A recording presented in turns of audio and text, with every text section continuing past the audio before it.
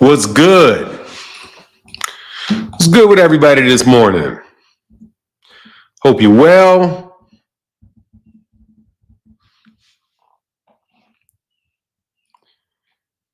Wait for some comments to come into the comment section because I can't see them. Can't see the comments yet. Let me pull them up over here.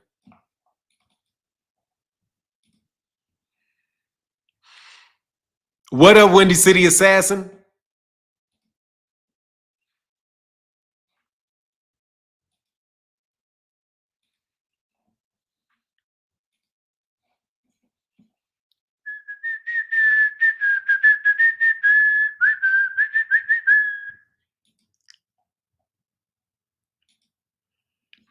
Yes, sir. Let me go ahead and put that out there.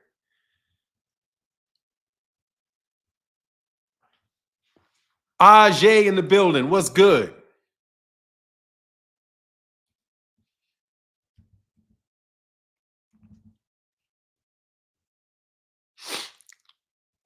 Man, I'm waiting for these. No wonder what's tripping. Bending over like that. Yeah, I'm waiting for these chats to come through. Go over here. Christopher Justin, what's up, man? Always a good start to the day with some good boxing talk. Yeah, man, let's talk this boxing today. Look, wow, that was some fun day of news yesterday. Eddie Hearn snapped. Eddie Hearn snapped, man. Eddie Hearn snapped, bro. Hey, man, I got to tell you, man, that was one of the funniest.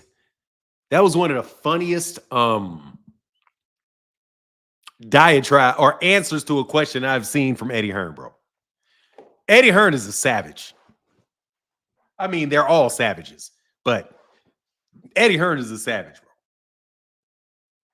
bro. He's a savage, bro.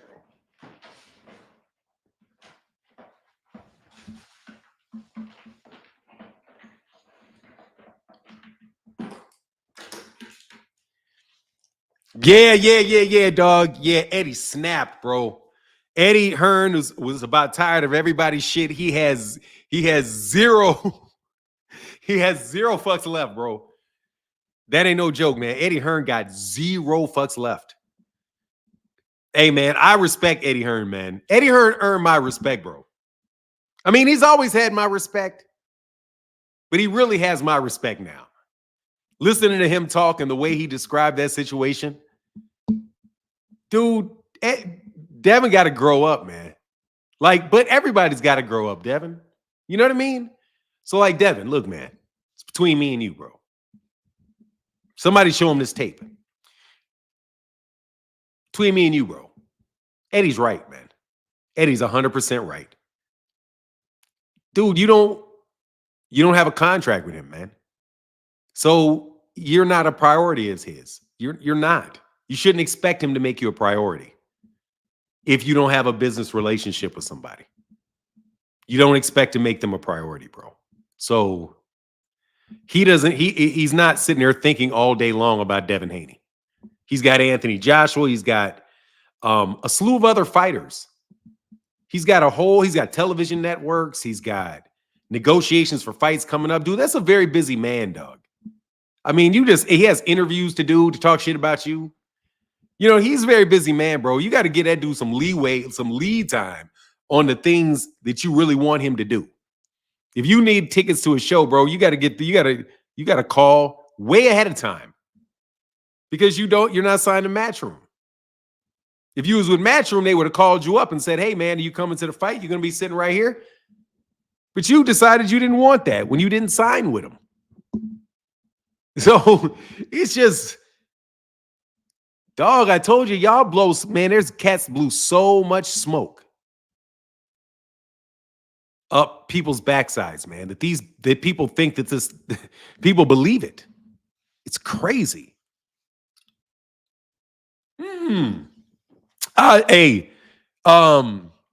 Ajay says, sounds like this loss really triggered him. I don't think so. I think it's Devin. What I think it is, I think it's Devin getting out there and starting to be his own boss for real. And I applaud Devin for that. Seriously, man, because he acts like my son. That's how my son behaves. My son is 18. He's what? 26, 27 years old. You know what I mean? It's going to take a little bit of time. People mature in different ways, man. Like he matured physically, he matured financially.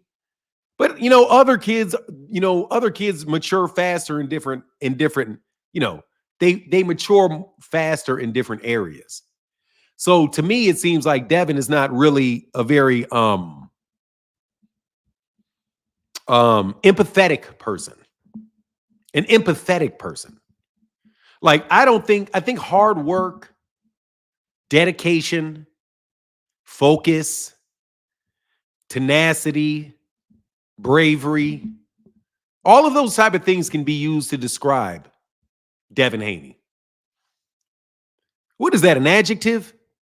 Is that an adjective? I'm not very good at the formal education. I think that's an adjective. Something that describes a noun, a word that describes a person, place, or thing. So the adjectives that I think would apply to Devin are things like the good ones are intelligent, fortunate, dedicated. What would I say Devin and Bill are? They have ingenuity. I wouldn't say they're ingenious, but I do believe they have ingenuity. And they ambitious. All those good things I would say about Devin. Empathetic is not on the list of those things.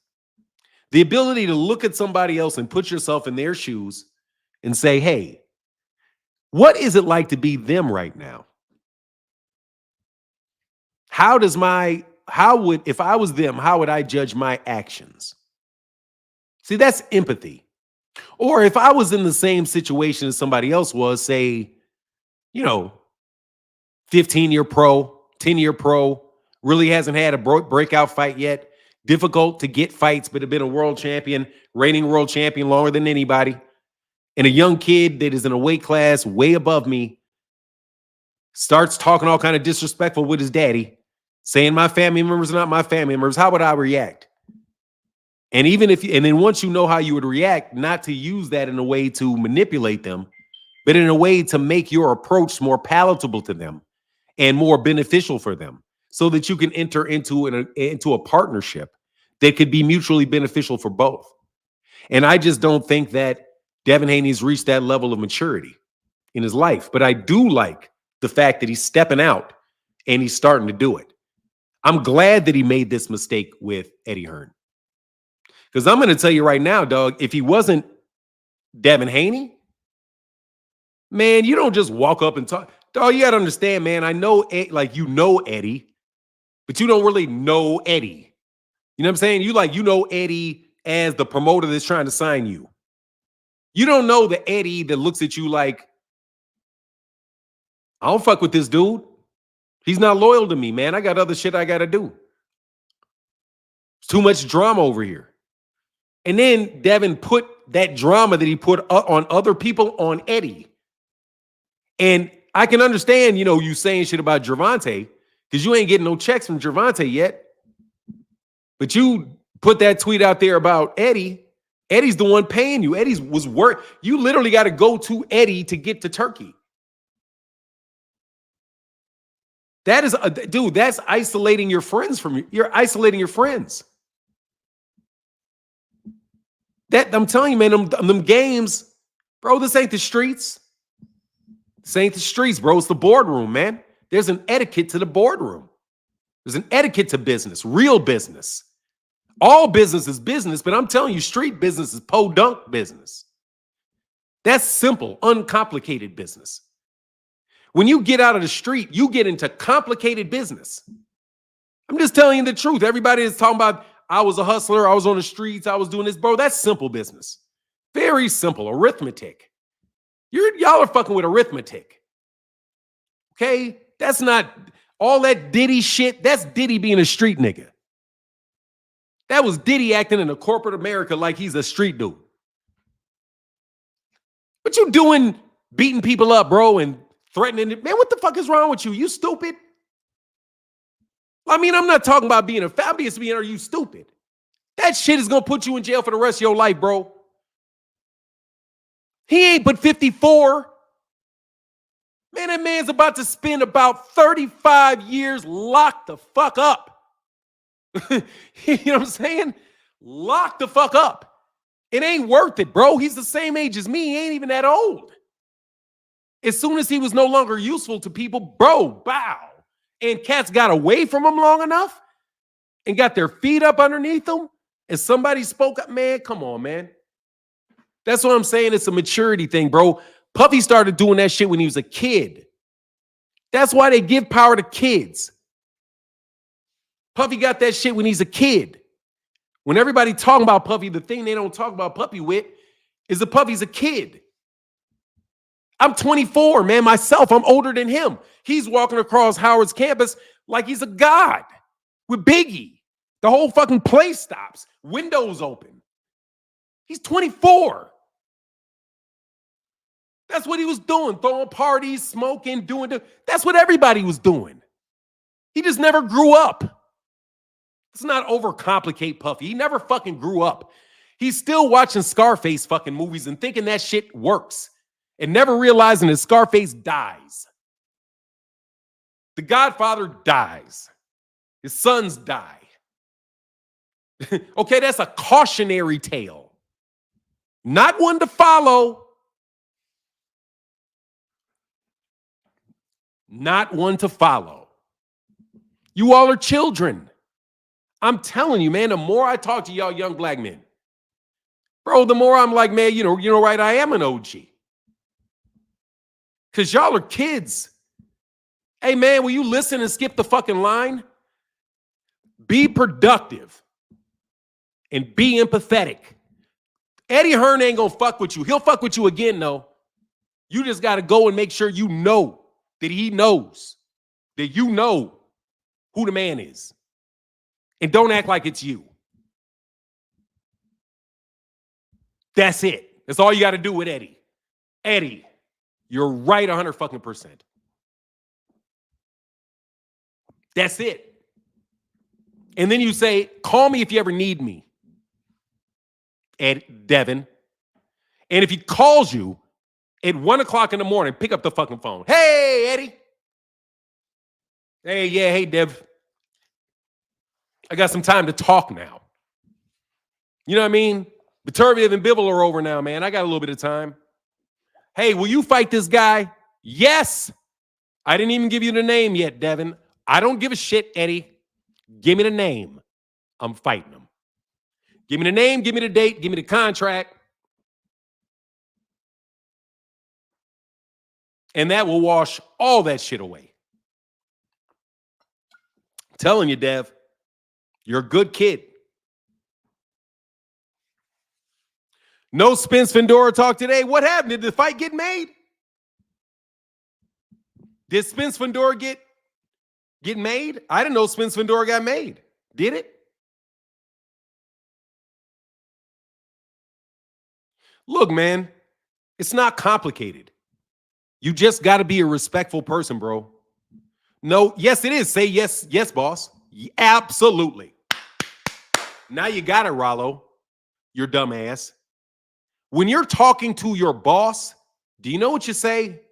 You say, hello, boss. You know why you say hello, boss? Because it's actually your boss.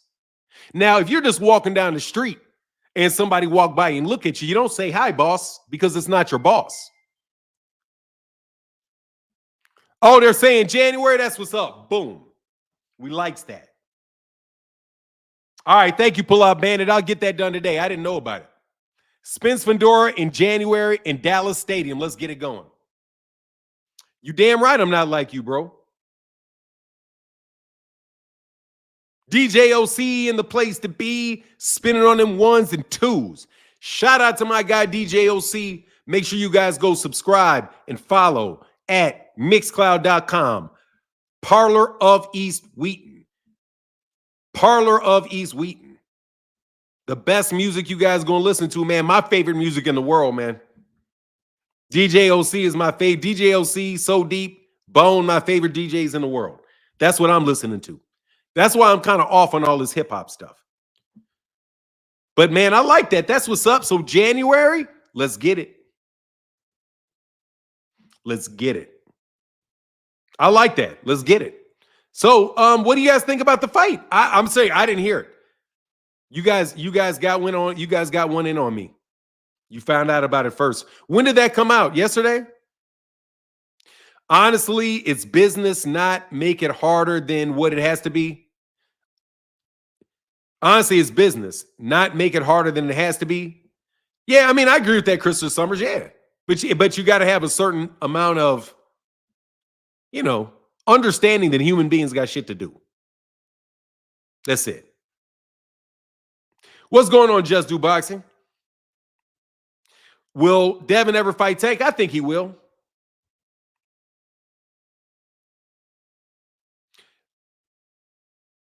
Oh, it was reported by Barbosa Box on Twitter yesterday. He never misses ever. Oh, that's what's up. What's Barbosa? Because hell yeah, everybody else missed like a mug. Whoop. They be swinging for the fences and all kind of missing.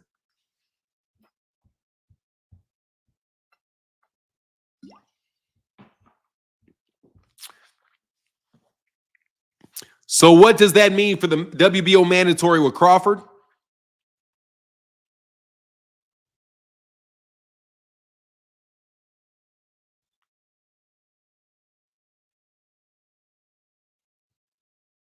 All right, I got you, Phenomenal Show. Yeah, I didn't know that. Okay, cool. Man, I'm amped in. Let's get it.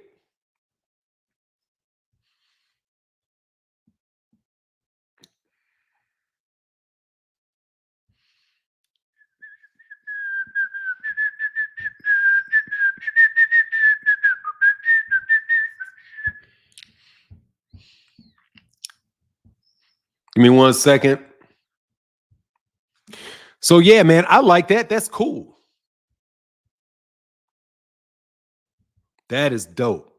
I like that, man. So now that we have an answer, we also got a lot of fights in November. They've said a lot of fighters are going to be fighting. They said a lot of fighters are going to be fighting.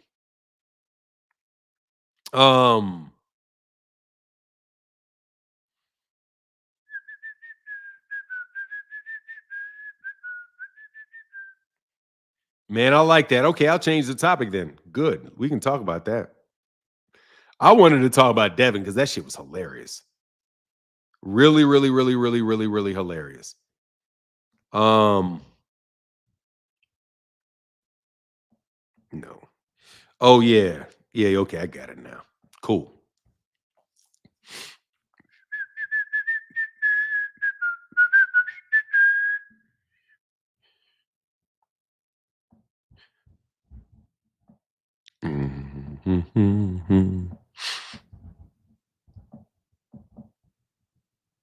Sorry, man. I got to do something real fast. I'll be right back with you. Right back with you.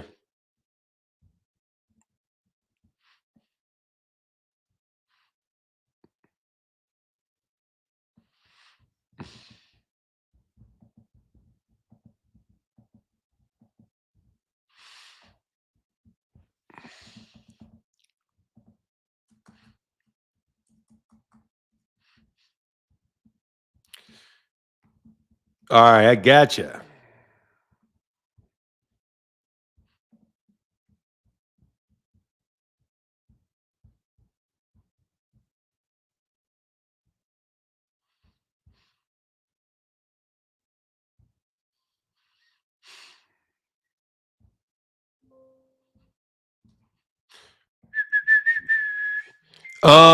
Have you spoken on whatever was behind Canelo after the fight?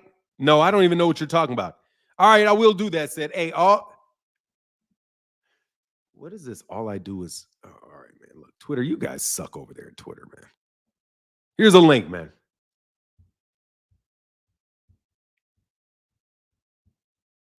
All I do is talk down on my own people. What's up, man? Y'all back? Y'all back trying to build it up.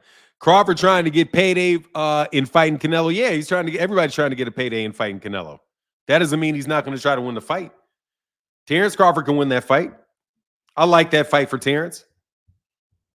I think Terence has a very legitimate chance to win that fight. I believe it. Make the fight and prove me wrong. Mr. Oh yeah. I will as soon as I can get over there though.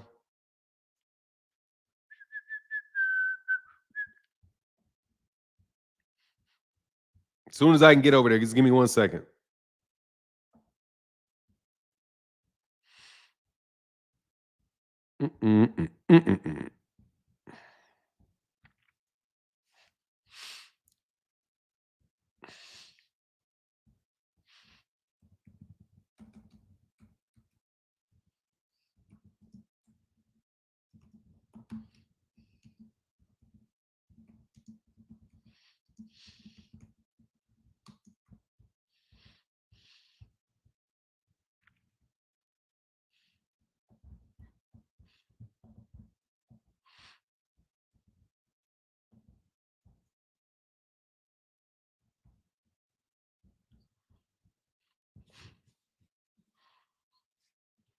All right, I got you. All right, I switched it up.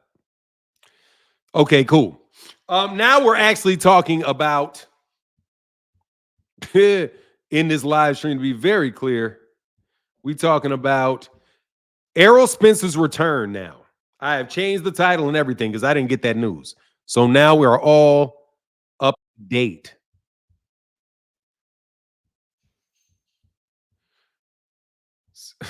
All right, hold on a second, C-Rob. C-Rob, how can I help you? How you doing today? I'm well, sir. How are you? I'm all right. I was just commenting on about I don't know what that was behind Canelo Alvarez after the fight, man, but it was some type of cryptoid creature or whatever like that behind Canelo. Oh, no. I'll go check it out. I didn't see that, man. Yeah, that's what I was talking about, man, because everybody's trying to figure out what was that. You got to put a link, man. Let me know. Somebody put a link in the chat so I can see it. But I hadn't seen it. I was gonna send the picture, but I don't know how to do all that. So oh, no worries. But hey, thanks, C-Rob. Just hey, when you get back, I'll give you a wrench and then you just put a link in. For sure. All right, man. Back. Appreciate it. Peace. Reality, man. What up, man? What's up, Mr. Martin? How you doing? I'm well. Long time no see. What's on your mind? Oh, man, I'll be here every morning, man. You might not see me, but I see you. All right. Thank you, man. Appreciate you. Man. So I just wanted to talk about, I'm happy to hear that Spence is coming back. Yes, sir. After, one thing about a true fan, like Spence took a butt whipping, but it didn't change my perspective on him. It actually did give Bud a little more respect, right? But the difference in the two, if you see, if Errol would have won that fight, and let's say he won it in the fashion that Bud won it, Errol would be considered the face. He would be making a lot more money and all that type stuff. And that's just the difference in like the two fighters as far as who they are. I think Errol really built. And I know Bud got a bunch of accolades and all that type stuff, but as far as like people actually seeing it and you know, like really feeling how Spence carried it, he's a big guy in the game. Also, I just wanted to touch on, I'll be agreeing with almost everything you can say, Mr. Martin, especially about the Devin Haney thing. I hate to hear when people try to say anything against you about Devin Haney. If they wasn't giving you the stuff that you report, then you wouldn't be reporting it, or you wouldn't feel the way you feel. A lot of times they come out their mouth, you know, talking just out their ass or whatever. So it's like you don't allow that. You know what I mean? You're not just letting people just say whatever. You want to address it. You want to say something. So you get a lot of flack from false people, I think, on that end, where they just hypnotized by whatever. But I'm just happy to hear. And Tank and Spence are my top two. I had my top five was always Tank, Spence, the Charlos, and Deontay Wilder. All of them fell off except Tank for the most part. But I'm still fans of them. Now the Charlos, I had little issues with how they've been carrying it lately. Deontay, I'm with him to the end. Like whatever happened with him, I'm with him. You know what I mean?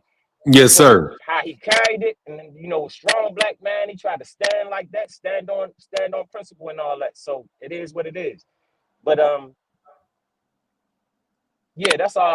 That's all I pretty much wanted to talk about. Hey, well, I appreciate your reality. And what I gotta do to get my wrench around here, man? What channel are you watching it on? MH Blackwell or Phenom? I'm on YouTube, Phenom. All right, cool. Oh, because I got 2 channels, so it's up on the secondary channel. Leave a comment. Just one last. Oh, I'm sorry. Go ahead. Just leave a comment, and I'll give you a wrench. Okay. One last thing. Now, I heard you mention something about music. Now, I'm 45 years old, and I know music earlier. You was talking about you only listen to. Oh, yeah. I appreciate when I was trying to correct you on my name, you took the time to write it down and said you won't mess it up again, and you never messed it up again. You was calling me Reality Pop. You can remember. But yeah, I remember. If you get a chance, Mr. Martin, just check. I'm a 45-year-old rapper that raps about my experiences, my life. I've been through a little bit. Check me out when you get a chance. I got the YouTube page up there. I put little videos and stuff. Look, like I said, I'm not a Bud Crawford fan, but I had made a little song and even used Bud Crawford because I respect him. So I put a little video up there called "Let's Go," and they got to do it, whatever. But yeah, if you get a chance, man, I think I've seen this. I think I've seen it. Haven't we talked about that before? No, not at all. I never talk about my music. As far as coming up, I come here, I talk to you about your stuff. You know what I mean? Okay, yeah. So just put the link in there, and I'll go check it out for sure. Oh, I don't really. When I'm saying it's my favorite music, it's not like my dudes are the ones making the music. They're DJs. Okay, I'm guaranteeing you though, you will appreciate my music. For sure. Yeah. I'll check it out, man. Just put the link in the chat. I'll get it. I'll check it out. I appreciate you, Mr. Martin. I'm always here, man. So I'll be watching. Thank you, sir. I appreciate you, man. All right, thank you. All right, man. Holler back. All right.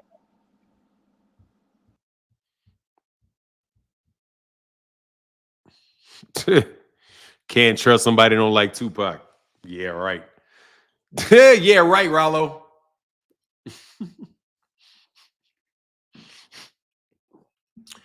Well, there's something wrong with you, boy. Rollo, you just dumb. I know what it is. Anyway, Vi Ferrer, what up, man? Hey, Victor says, thanks for pulling me up and giving me the honor to speak to Coach Kenny. Hey, man, no worries. My pleasure, man. Thank you for clicking the link. Yeah, Rollo just dumb. I'd be overcomplicating that shit with Rollo. I'd be overcomplicating it with Rollo. Rollo just dumb, bro. Big dog Wale. Haney is back, and the most delusional fan base in boxing are back better than ever. Expect some world-class capping and some incredible narratives. Boy, let's go. Let's get the bullshit started. Let's get that bullshit started. Phenomenal show, Big Newt, Brother Pole, Barbosa and Boxing, and Shava ESPN are the 2 Twitter accounts I check the most for breaking upcoming fights there in Mexico. They tweet a lot of the news in Spanish, so it doesn't reach the masses, but they get it right. They get everything right. All righty. So let me go to Twitter. Barbosa Boxer and Shava. Because they ain't playing over there. That's what's up. So I just gotta listen to the Mexicans to get the truth about schedules. Because I promise you, don't go listen to none of these black reporters. I gotta tell you, dog, we are so. Let me get that back.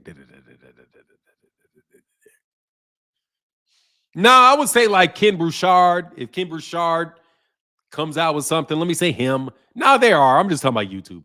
I need to make sure I check that because I don't want to do anybody dirty. Nah, there's that dude from both Tim Smith, Kenneth Bouchard. I think that's Kenneth Bouchard is good. He's very trustworthy. They're trustworthy black journalists, a bunch of them, actually. Now that I think about it. Not these dang on breaking news ass YouTube channels, though. Definitely not that, though. All right, bro, I get it. I'll check those out for sure, man. Thank you.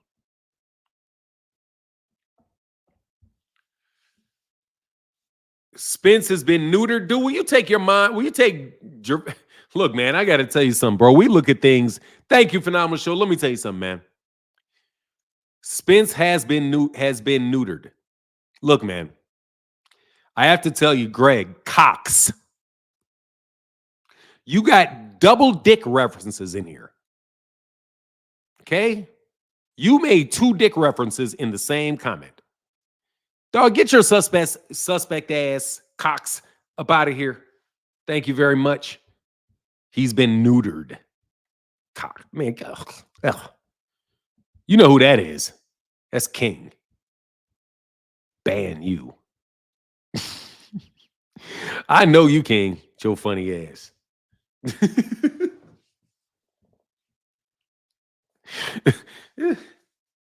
I was calling him that yesterday. Get your ass out of here, King.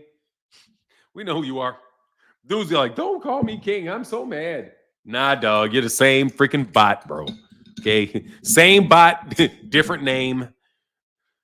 Same bot, different voice. Same fight, same bot, different voice. As far as I'm concerned, I know y'all shady as hell. I know it. So beat it. Phenomenal show. Salute, bro. Yes, sir. Man, did I not do this? All right, cool. I hate all 12 of Devin fans is ridiculous. Hate Bill even more. Can't wait for him to get beat up again. Look, man, dude, I'm telling you, if you listen to Eddie Hearn, bro, Eddie Hearn, oh my God, man. Phenomenal show. Did you hear what Eddie Hearn said yesterday? Honestly, to me, it's much more impactful than a fight.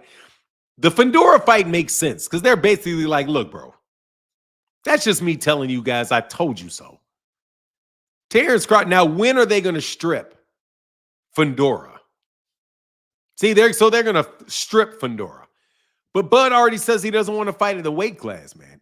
It's like the people that want to set up those fights for Bud, I mean, really can't get the fights for Bud because Bud doesn't want the fights, but he stays in position to get the fights. I don't want to get back onto the criticism of Bud because I spent a whole 2 days doing nothing but complimenting Bud. And how many of Bud's people heard that? None of them. Bro, none of them. Listen, man, Bud fans, so that's the problem with Bud fans. Man, as much as I talked about Bud over the last couple days, argued people down about Bud and how great a fighter Bud is, man, I was doing that for 6 years. I was doing that for 6 years. The only thing I ever said about Bud was that he should have signed that contract. And that negotiation, that's some fugazi shit. Okay, I'm sorry, man. Just for me, if I was doing business with somebody, that type of shit that's some fugazi shit. That's all I can say. It's just some fugazi shit. I shouldn't use that word. Is that the WBC belt in the background? Yeah, it is. I'm a champ. Yes, sir. That's the WBC belt. Let me say it right. You can't hear? I don't know what to say. Why can't you hear? I will reality. Okay, hold on.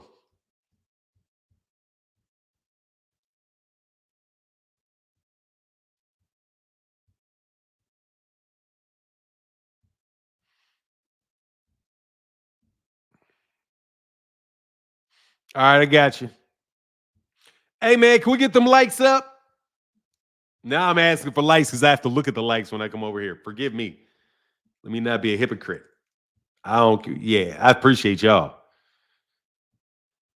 Did you hear him say that Turkey had reserved seats for fighters? That tells you all you need to know. Hey, yes, I heard the whole thing, bro. I heard the whole thing. I'm telling you. You guys need a coach, man. You need a coach. That's just a kid mistake right there. That's just inconsiderate. That's really what it is inconsiderate, man. That's the only thing I can really say, man. I will definitely check you out. Hey, you got your wrench too, Reality Re. It was just real inconsiderate. And then not only was the whole thing inconsiderate, at least if you believe what Eddie Hearn says, which honestly makes perfect sense, because I don't know how you. I mean, is Eddie Hearn walking around with a stack of tickets in his hand? Right? You want Eddie Hearn to stop everything that he's doing at 6 o'clock in the morning and give you a ticket?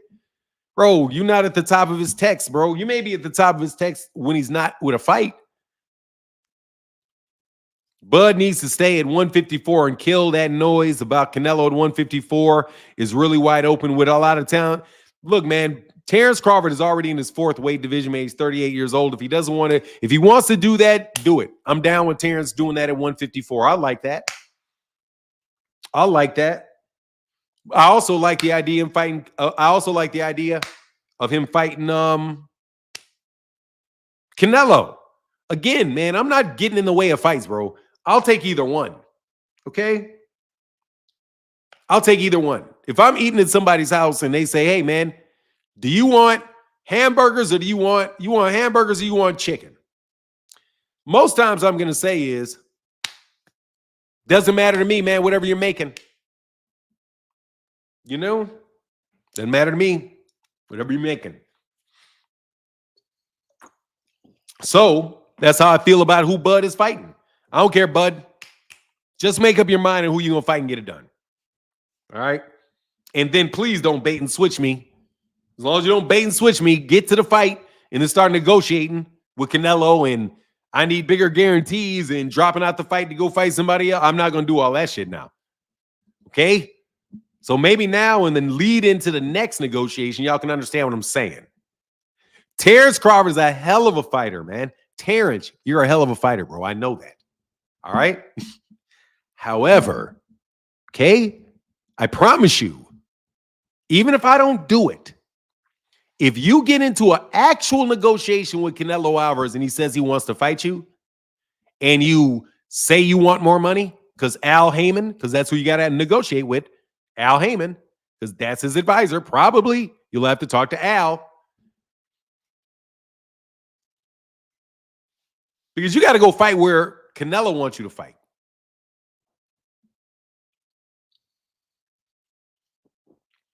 Canelo probably ain't going to rehab.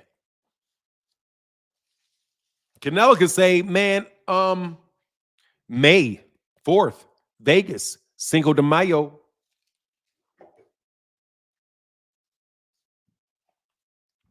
But anyway it goes, I'll take it if he decides to say it 154. But if the negotiations start getting all wild and shit, then I'll be like, I told you so. I told you so. Dude ain't got to make no concessions to Terence. Canelo ain't got to make no concessions to Turkey. Canelo ain't got to do none of that. It's fucking Canelo. Excuse my language, but it's fucking Canelo. Damn it. So how you think you're gonna negotiate with him, right? So if he gets there and it starts being that, then I'm gonna say the same thing again. Incredible fighter. I want to see the fight. Definitely can win the fight. Okay? Has an opportunity to win the fight. Legit chance to win the fight. Not a mismatch. Respect him. Obviously respect him. Shit, look what he is. Look what he's done. Never let you down yet. I'm not about to go betting against him, even though going there. But if the negotiations start acting funny, I'm going to say, bro, the negotiations is funny money. Because I'm being straight. I don't work for Terence. I might even call you boss, but ain't going to work for you. You know what I'm saying? What's up, boss? But that don't mean I work for you. You somebody else's boss. What up, Kamal the Great? Fadon, can you hear me? I can hear you very, very well. We have 431 people in the building. Can we get some likes over there with the 52 people watching on Twitter? Smash that motherfucking like button. Smash it. Hey, Twitter, y'all are always listening and never liking because we know, hey, man, I may actually find out who liked my stuff. Exactly. Okay, so over there on Twitter, when I've got several hundred of you guys, you executives over there, like my shit, man. if you're going to write my shit down in the articles that you've been writing for the last month, like my shit before I don't put this shit on Twitter no more. Okay, I'm tired of you writing articles off my shit. I'm going to be frank. I'm going to be blatant with you. Your article is my work. Stop it before I start fucking naming names or like my shit. Period. Okay? I know what my videos say, bro. And I know what my arguments are. And that's not your argument. That's my shit. And you're not giving me my credit for my arguments. You gave me my credit for my interview with Kenny Ellis reluctantly. You barely gave me any references to my interview with Shakur. Okay? So, like my shit, at the very least, if you're going to fucking steal it, I don't want to be your AI without you giving me my credit. I'm not a journalist. That don't mean you get to journalize my shit. You guys did not break down that shit with Turkey Al-Sheikh. I did. Stop stealing my shit. I'm telling you. Or I'm going to call names on your articles.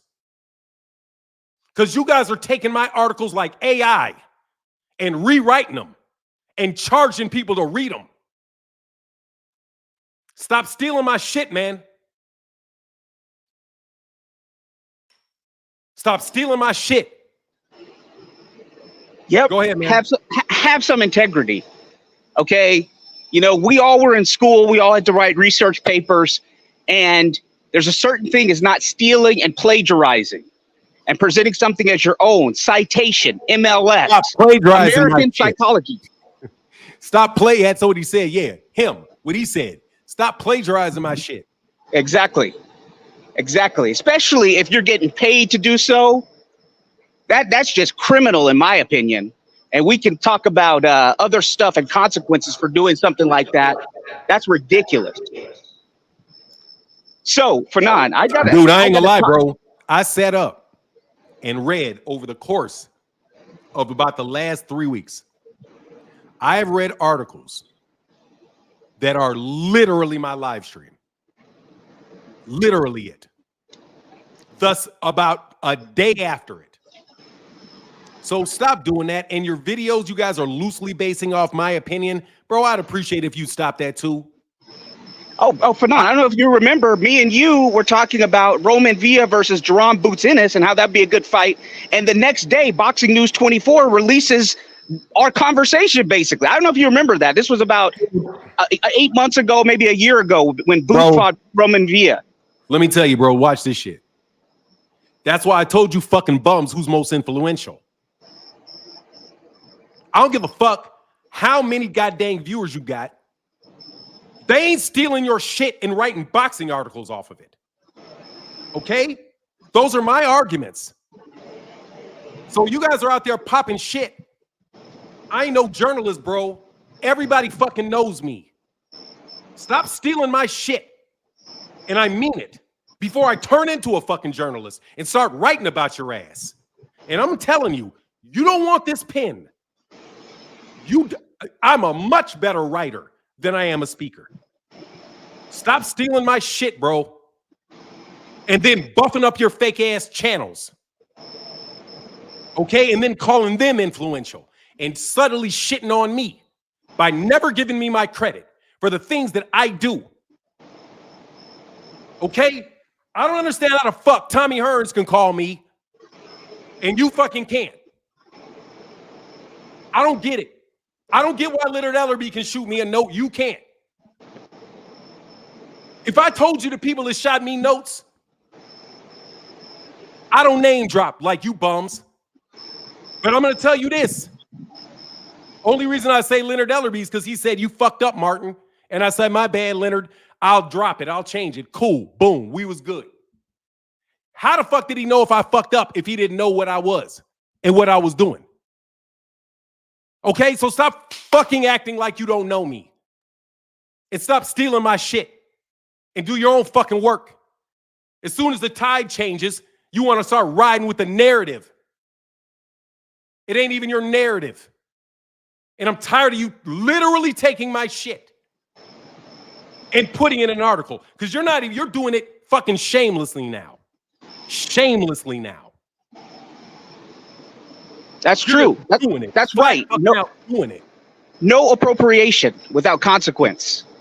Okay? I don't want to have to get lawyers involved because I've seen it firsthand with me and Fanon. Our conversations get put into articles without any kind of citation.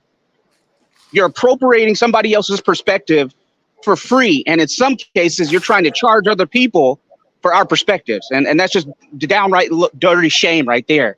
So Fanon, before I begin, I want to just say congratulations to main event Jey Uso.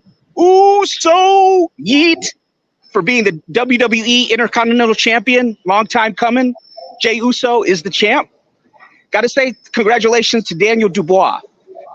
I've always, and this is something I haven't heard you or anyone else talk about, Fanon. Daniel Dubois is the only one in the UK, only heavyweight in the UK that gave Wilder his proper respect. He's the only one that never talked shit about Wilder. He was the only one that did when Wilder was supposed to fight AJ and Dubois was still kind of a prospect. He was the only one saying, let's go get the fight. He wasn't saying, oh, well, let's make Dillian White. Let's get Tony Bellew here and there. He always said Wilder was skilled. He never used terms like windmill or anything like that. So I've always been a fan of Triple D, Daniel Dubois. And in an era of boxing where if you have one loss, people want to write you off, and you have people like Canelo Alvarez taking easy fight after easy fight to avoid getting another official loss, Daniel Dubois proved that this is what boxing is about coming back from defeat, taking the tough fights, being trained, and persevering. And in my opinion, he had knocked out Alexander Usyk, and the ref totally blew that call, so he could have been a unified champion at that point with the Usyk fight. So that was kind of ridiculous in my opinion. So salute to Daniel Dubois. A lot of people were trashing the guy, saying he had no heart, he was soft, and this and that. And these are people in America, by the way. You know, and nobody's talked about how he's given Deontay Wilder his flowers at every step. And he's alone in the UK among heavyweights that were doing that. Okay, let me talk before I go, Fanon, about this Devin Haney situation. You're not going to tell me Gervonta Tank Davis is ducking Devin Haney because you're trying to flip the script like corporate media is. And I'm saying you, not you, Fanon, you general. Okay, corporate media and stuff. The fact is, Devin Haney is the biggest duck. Why? He dropped his belt to avoid Sandor Martin. And I didn't hear, I don't know if you made this in a video, Fanon, but the guy was online trashing Sandor Martin. And I'm like, what kind of generation is this? You ducked Sandor Martin. You first paid him step-aside money to fight Ryan Garcia. Then you ducked him by giving up your belt. And now you're trashing the guy on Twitter? That's a horrible look to me. I mean, I don't know who's advising these boxers from time to time, people like Shakur, people like Devin, with what they're putting out on social media, but it's just ridiculous. And then you go in from the WBC's perspective, you had all these three guys you've been talking about that were going to be in line for you. You had Sandor Martin, you had Puello, and then you had Gary Antoine Russell. And what did you do, Devin Haney? You did a DuckTales episode. DuckTales, woo! Da-na-na-na. You ducked those three guys, and after the fact that you ducked them, you want to go on Twitter and talk bad about them after you ran the other way from these guys? And now you're saying T.O. ducked you? Bro, you are the duck. We're not going to move the goalposts. You gave up your title to avoid legitimate competition, and you fought Ryan because you thought he was sweet. That's why you paid Sandor Martin step-aside money. So what kind of planet do we live on where people are oblivious to these facts? And these same people, Fanon, on YouTube, they were criticizing the WBC and Solomon for making a Lomachenko a franchise champion. They were the same ones encouraging and praising Haney for dropping his WBC belt to avoid competition. Did you notice that, Fanon, or am I the only one who noticed that? There's double standards. Oh my God. Yeah, man. So you're not gonna tell me that T.O.'s ducking you when you haven't even had a tune-up fight, bro. Last time we saw you, your booty was all up in the air like Bubba Sparks. Booty, booty, booty, booty, rocket everywhere, rocket everywhere. And I don't care about the Nandrolone or whatever. I don't care about any of that because that was the last result, and that people with PEDs does not guarantee that person's gonna win. Okay. So with Devin Haney, watch these bogus agendas, watch people trying to move the goalpost. Nobody's ducking a guy coming off a knockout loss who hasn't even had a tune-up fight. We don't even know if he's fully cleared yet to fight. So he's trying to they're trying to throw out all kind of narratives. Devin Haney, his commercial value's finally been revealed because he's been exposed. He doesn't like it. And I don't know if you did the video, and I'll end on this, Fanon. Did you do that video where Eddie Hearn said that Devin Haney needs to take a tune-up fight before he gets a bigger fight, but he doesn't know if he's amenable to taking like $1 million payday as opposed to 4 or 5 million? Do you remember that interview where Eddie Hearn said that that's going to be an issue? On that. Yeah, did you see the video yesterday, though? No, I didn't see it. I've been working. What was the video yesterday? Give me a second. I will give it to you. Just give me a second, and I will make sure that you get to see this. You are going to want to hear this. Trust me. Trust me. But I just hate people who move the goalposts and people who have moving standards. When it's their guy, oh, everybody's ducking him. This guy's a franchise champion. Then their guy is the hunted, and he's got legitimate competition that he's not going to outweigh, or he's going to be significantly younger than, and then you're telling him Operation Dump the Belt, drop the WBC. It's like, what kind of planet are we on? You guys thought Ryan Garcia was sweet. You thought you could do what Gervonta Davis did to him commercially and in the ring, and you were dead ass wrong, period. Dead ass. And you ran away from the heat. You ducked. Dead three ass, people that you had the audacity on Twitter to talk shit about. Sandor Martin, you ducked Gary Antoine Russell, and Puello. And you're going to talk shit about them, but you're running away from the smoke, bro? That's not where I grew up, Fanon. This young generation, bro, they're not built like the older generation, because that is some horrible public relations on the part of the Haneys. And just to go around saying people are ducking you when you're fresh off a knockout loss, where you got knocked down probably 6 times, to a guy you thought was sweet, and you only started the protest after the fight because you thought weight, all that stuff wouldn't matter. And that's why the protests are about weight, because you finally fought somebody that was around your size. And now you're trying to libel and slander other boxers, including the face of boxing, Gervonta Tank Davis, saying he's ducking you. Son, nobody's ducking you. You're doing the ducking. You caught lightning in a bottle with George Kambosos, easiest path to undisputed since in Undongo for Crawford. And you're not going to, these YouTube channels and the Haneyacks, you're not going to change the narrative and what me and Fanon see with our own eyes. With that, I'm out. Thank you, Fanon. Yes, sir. I'm loving that they're back. I was begging for them to come back. I really have. I have to disagree with Kamal. I am so happy that Devin Haney is back. I don't know what to do.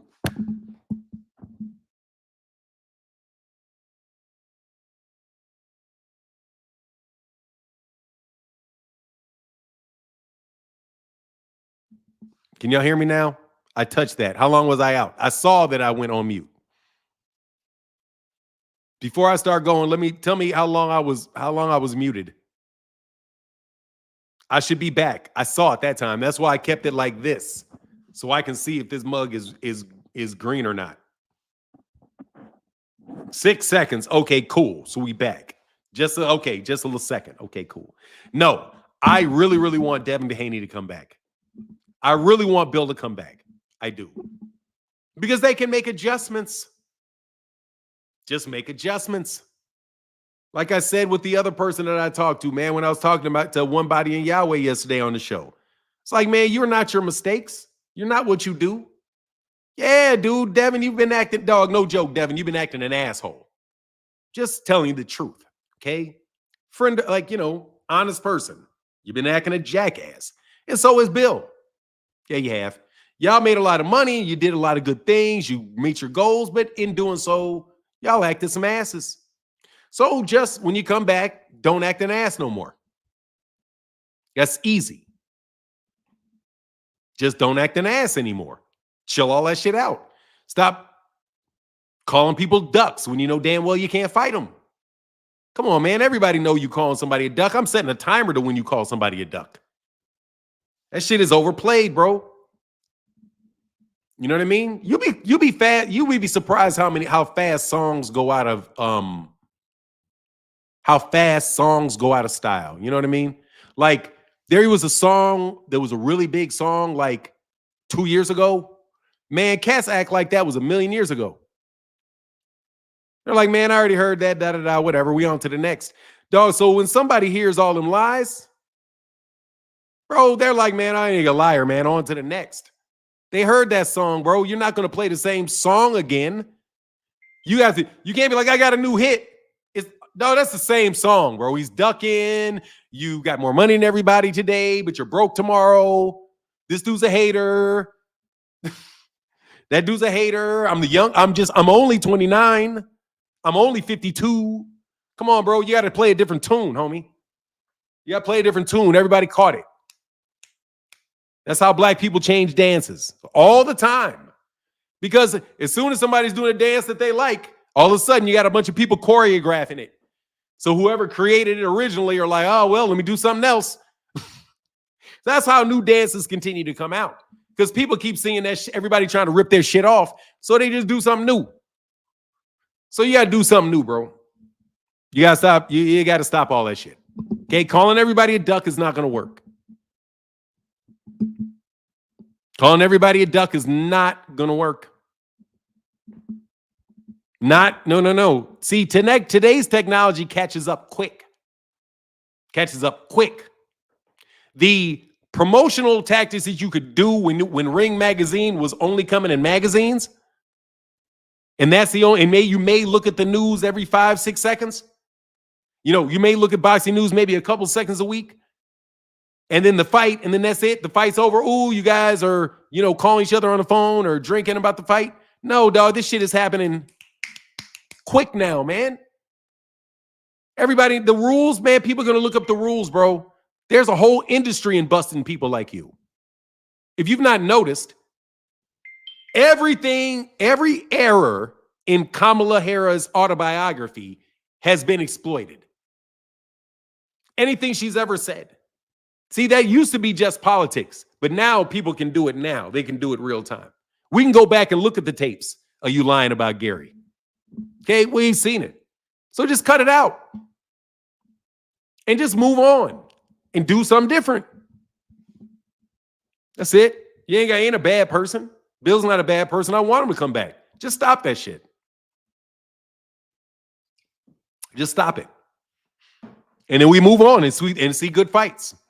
And I want to see Devin fight. I look forward to not talking about Devin's pay-per-views. But the only reason I got to talk about Devin's pay-per-views is because y'all lie about them. I mean, I would love not to talk about the replays and show the replays of Gervonta beating you up. The only reason I ever saw it was because you said it didn't happen and that you actually did it to him. That's the only reason I even know about it. The only reason I know that when you said Hector Garcia, you had dominated Hector Garcia, that, only reason I know that's not true is because you released the tape. I can go through damn near everything, and it's you creating your own problems because you're so aggressive. Man, slow down. Slow down, bro. You ain't got to be like you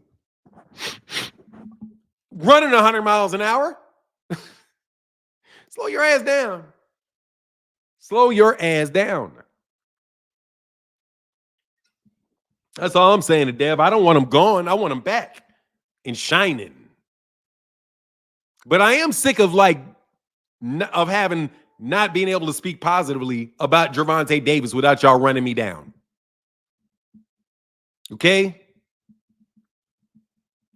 Yes, I did. A frequent flyer. I saw the full sparring session and Devin got beat up.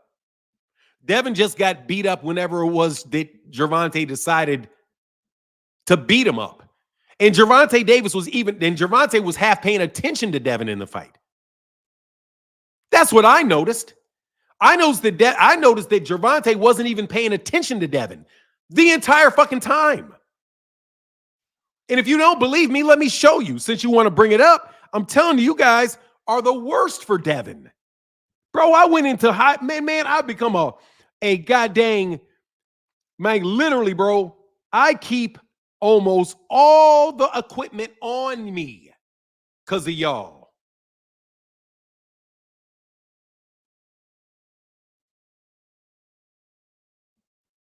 This.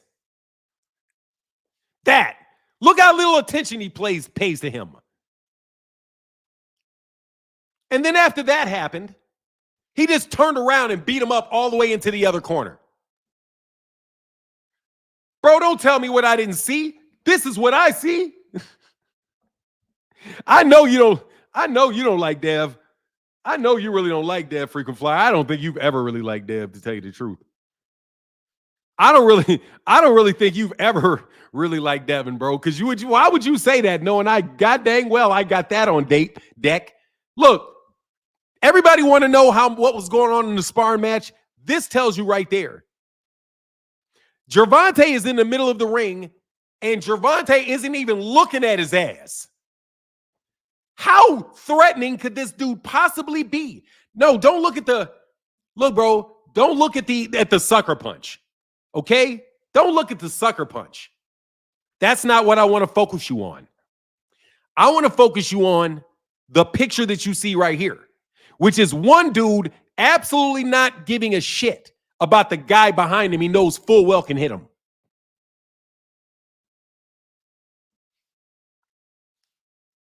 He didn't care. That's why they say he was taking it easy on Devin. He don't care. He's walking and talking to somebody yelling at him, man. How much can he really care? How much respect can you give somebody if you turn your back on him and walk away? And then he does this.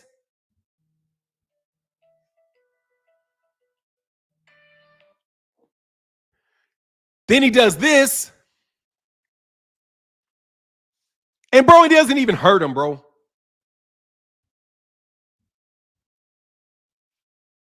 Thank you for hating on your boy. Nah, bro. Nah. That's an ass whooping over there. That's a kid fighting. That's a kid, like you said. That's a kid fighting somebody who would whoop his ass if they took that headgear off and put them gloves on and was whooping his ass anyway. And he wasn't even in training. And he was tipsy. And he came off a plane. And Ryan whooped the shit out of Devin. Twice. Because we saw the other tape of Ryan that you said nobody ever mentioned that Ryan whooped Devin's ass like that before. That's why Ryan was like, yeah, you're going to come stand in the middle of it. Yeah, right. Excuses. I like your frequent flyer. Pow. Pow. God, that's terrible, bro. I'm sorry, bro. Honestly, bro, that's terrible. I got to remove that. That was absolutely terrible. Not because it wasn't terrible that he hit him. It was terrible that it didn't even do shit. That's the problem with that punch. All that right and wrong. Hey, man, to protect yourself at all times. And he said, don't worry, I'm protected. Protect yourself at all times. Hey, bro, I'm protected. Yes, sir. I'll check the Cash App. Thank you, man. I missed. Anyway, here's the link, man. Like the dude at the bar. What is that? Oh, yeah. No, not the guy at the bar. You're talking about the guy at the amusement park? Hey, man, Tank said, man, I ain't worried. Just walked away from him. Dude, this is a professional fighter. It's the dude you guys were saying were whooping his ass. And he literally just walked away. Got hit, and it didn't even hurt him. And then he went in and whooped him all around the corner for sucker punching him. Kind of like he turned it up on Tio once Tio started talking in that sparring session. It's almost like these guys are kids in the ring with them talking like they did some shit, but they didn't really do nothing. It seems like it's almost a fashion to say you beat up. You heard Keyshawn? Keyshawn out there talking with Shushu. Shout out to Shushu Carrington. Shout out to the young man. Shout out to the young Keyshawn Davis, who I do like. But Keyshawn also said that he thought that Gervonta Davis just walking forward with his hands like that, man, he's target practice for me. Target practice. Yeah. Target. Hey, thank you, man. Much love for the $2 holla. Hey, Martin, they not like Tank built Cal before it's up. Thank you, bro. Appreciate you for that $2 holler, man. Yes, sir. Look, man. So, Montana Love gave Tank some work. Why didn't they post the clips? Look, bro, first of all, man, I don't care about that sparring stuff. These guys are professional fighters. They're all good fighters. If we get rid of all of this marketing stuff and blow all the marketing stuff out of the window, and you're not forced into a conversation where you have to pit one guy against another for the sake of the argument, and you just eliminate it and say, hey, man, I just want to see these fights. Because I'm not going to lie, bro, I'm tired of having weekends with no fights. I'm just honest with you. Boxing is a year-round sport, and we do not have year-round fights. It's year-round. Year-round. There's fights all year, and we don't have fights all year. Every other basketball got all year. They got all year. UFC got all year. I don't give a shit about, they got it there all year. So I don't have to wait for the next big UFC card. I don't care. I don't watch UFC, but the advantage over the UFC card is that they just, you don't have to wait around. That's it. You just don't have to wait around. These guys plot and got all kind of shit to try to keep everybody from fighting. The number one people that are breaking up talking about fightings are fight fans on YouTube. Constantly talking about, we don't want to see this fight. Like, dude, you don't want to see? Let's be honest. Take the marketing shit out of it. Are you telling me in your hometown right now, where you live, if Gervonta Davis was fighting Lamont Roach at your local arena, and there were $100 tickets available, that you wouldn't go? Yes, you'd go. You'd go. That's why the arena was full for the fight with Hector Garcia. Because people wanted to see it when it was around them. It's you nagging ass people that want to keep acting like if you don't do a $35 zillion gate, you're a failure. If you don't do 10 million pay-per-views. If you don't have 10 Muhammad Alis on your resume, it's not enough. You haven't done shit. I literally sat up here and talked to Enrique with a fucking, I put it up on MH Blackwell. Go check out the video. This dude literally argued with me about what Terence Crawford has never proved. Dude, if Terence Crawford hasn't proved anything, dog, there's not 3 fighters in the goddamn sport that have done anything. Jesus.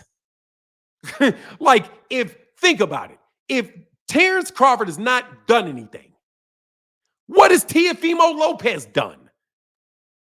What has Jermell done? What has Gennady Golovkin done? If Terence Crawford has never done anything, what has Gennady Golovkin done? Nothing. There's nothing Gennady Golovkin has done that Terence Crawford has not done many times over. But nobody was saying that this dude's never done anything. You guys got all kind of people talking about Win Charlo fighting Janabek. What the fuck has Janabek ever done?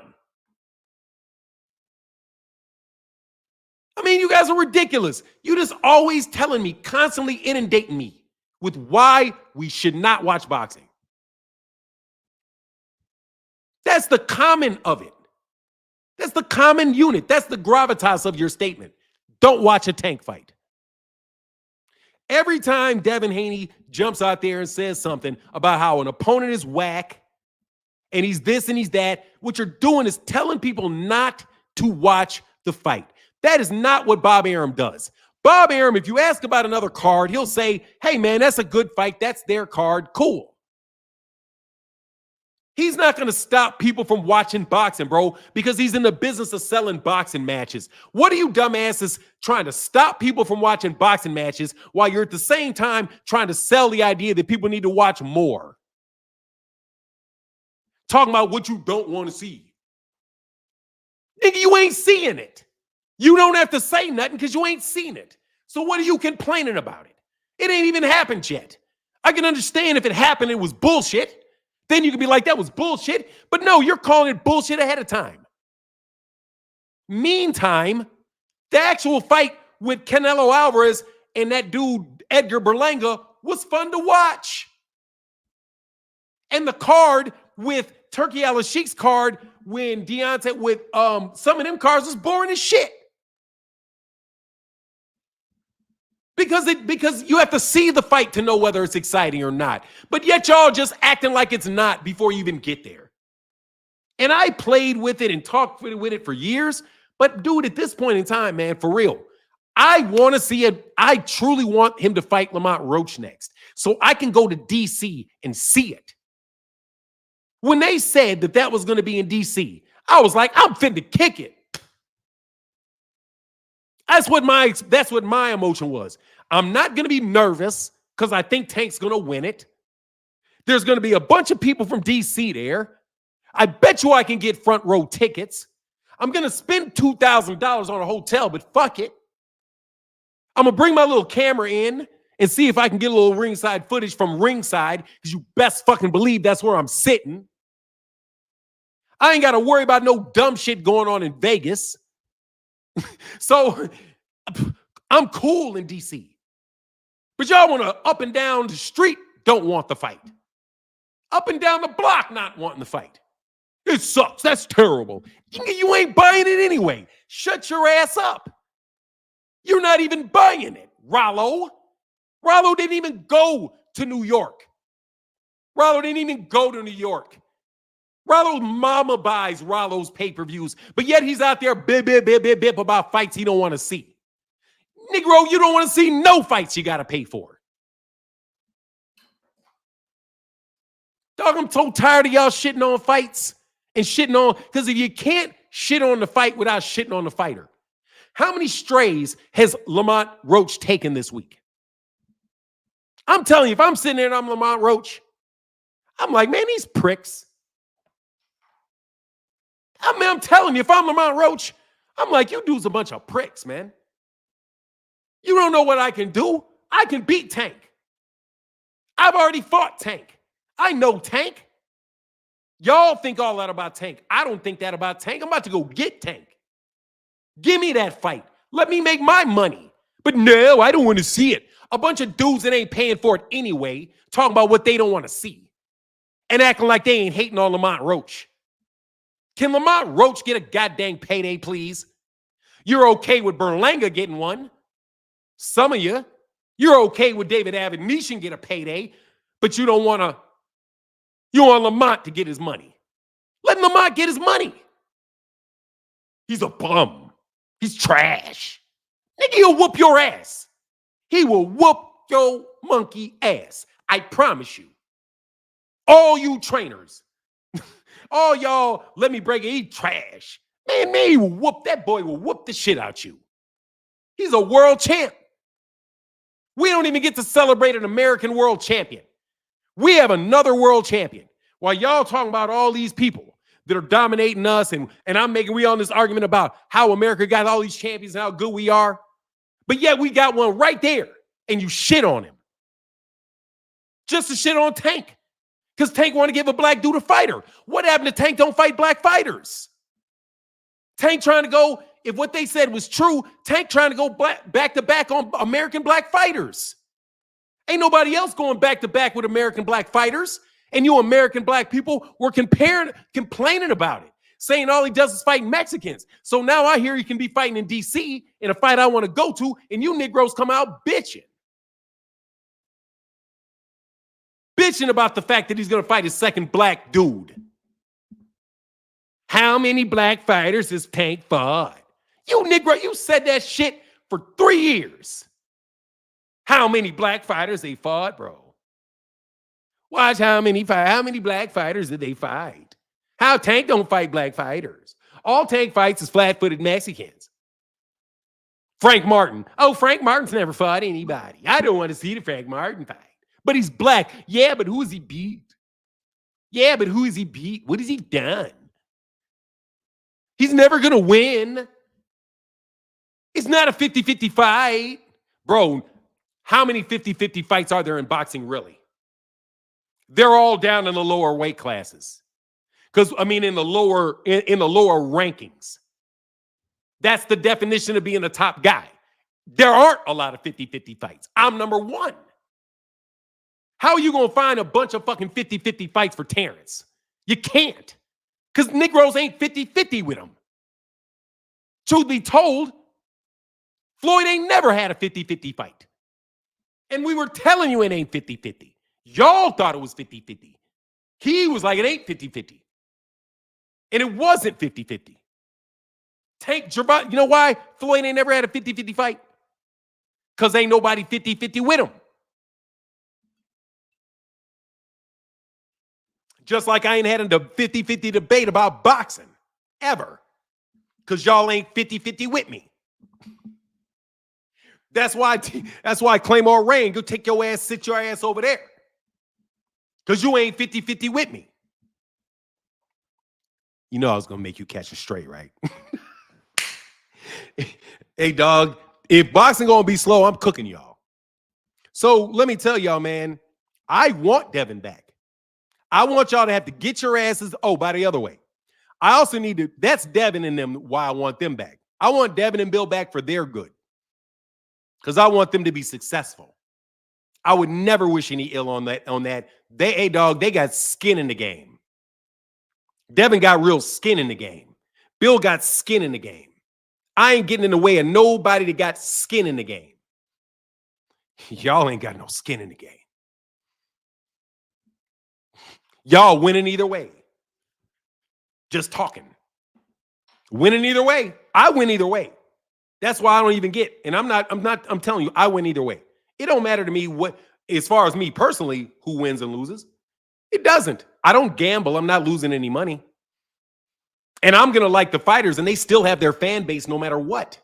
Fighters don't lose their fan base because they lose. That's a myth. Their fan base is revealed when they lose. When you lose is when your fan base is revealed. Yeah, it is. Your fan base, you find out your fan base when you lose. Because all of the bandwagoners, all of them leave. They all leave because you lost. So, out of sight, out of mind. But your true fans, like Canelo's, hey man, when you fight next Canelo, hey Errol, will you hurry your ass up and get back in the fucking ring? Man, come on. Hey Manny Pacquiao, get your ass up. Get your ass up, face planted ass. Come on, fight somebody else. I need to see it. Dude, you guys are living in this. I'm telling you, these guys are media guys. These are marketing guys. So I'm thinking, let's just break the whole lie open. The whole lie open is that these people don't want fights because they're working so hard to kill their competition that by killing your competition, you're draining the pond. Everybody sinks. But when your competition is shining and everybody's doing well and everybody's working to make then a rising tide lifts all boats. But sometimes you're right. And guess what else? When your tide rises, so does theirs. It does. You can't escape your contemporaries like you think you can. But anyway, that's, a different conversation for mature people. Not kids. Not kids that think a 55-year-old man is old. Bro, y'all can get all the equipment you want.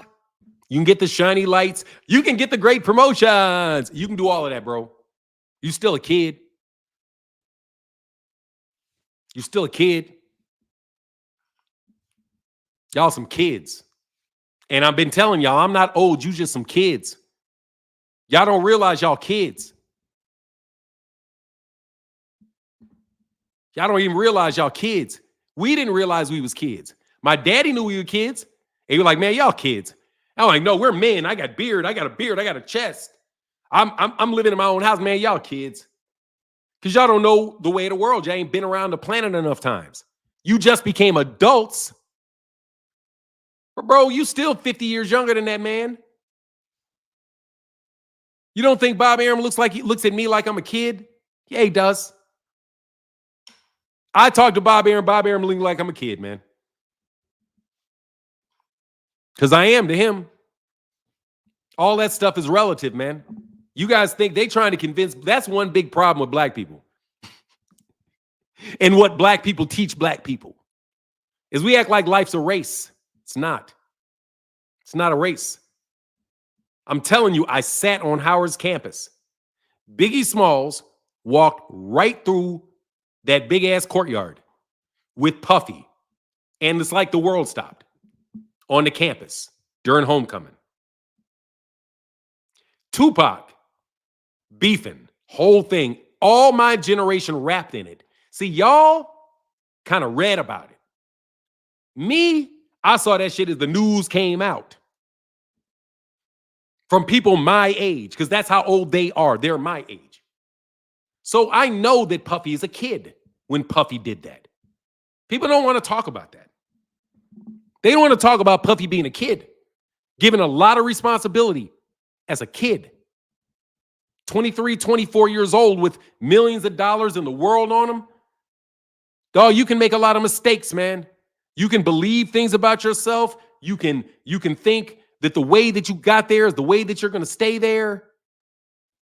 Dude, his brain ain't even fully developed when he's kicking at these parties, seeing these people do this, seeing people do that. Puffy's a product of the environment which raised him too. He ain't that different. He ain't no evil man. All he did is he never fucking grew up. I'm looking at him like, nigga, grow up. You got all kind of money. I got that. All kind of money, bro. But you sitting there talking about things and doing things that if you listen to the mentality of being hot, trying to be the hot artist, bro, that shit's over in the 30s. Dudes in their 50s ain't trying to be hot. We ain't trying to be hot. We trying to be stable. We ain't trying to be hot. We trying to be stable. We know we ain't hot. You really know it. You see the young dudes. You ain't trying to compete with them. Not trying to compete with them. You're supposed to be in an area where you still competing. Nah, but Puffy is a product of what he saw. But y'all thought he was successful the whole time. I didn't. I was like, man, this guy is in his own prison and keeps, I'm telling you, man, you guys watch this shit. Y'all read, what is that book? That stupid ass book y'all love. What is it? 7 Rules of Power? What is that shit? 48 Rules of Power? 49 Rules? It's 48 Rules of Power. Bullshit. Bullshit ass book. Got some points though. But the whole book is about what you shouldn't do. Not what you should. Dummies. Y'all read that fucking book like, oh, let me go try these things. Dude, you're not Charlemagne. You're not fucking Charlemagne. You can't get away with that shit. Sorry. These dudes are talking about actually fucking with literal kings, not your neighbor. That's completely different dynamics than that bullshit they sell you, which makes you so obvious in your attempts to get over on people. People see that. That's a rule you shouldn't do. That's how I see that book. Other people see it as a rule to do. I see it as rules not to do, but to see what other people will try with you. If you try to send me a girl to my Instagram, I am going to delete that and throw it away because I wasn't looking for it. I'm sure there's a rule out there. If somebody gives you some bullshit that's bad for you, don't take it. So fuck that.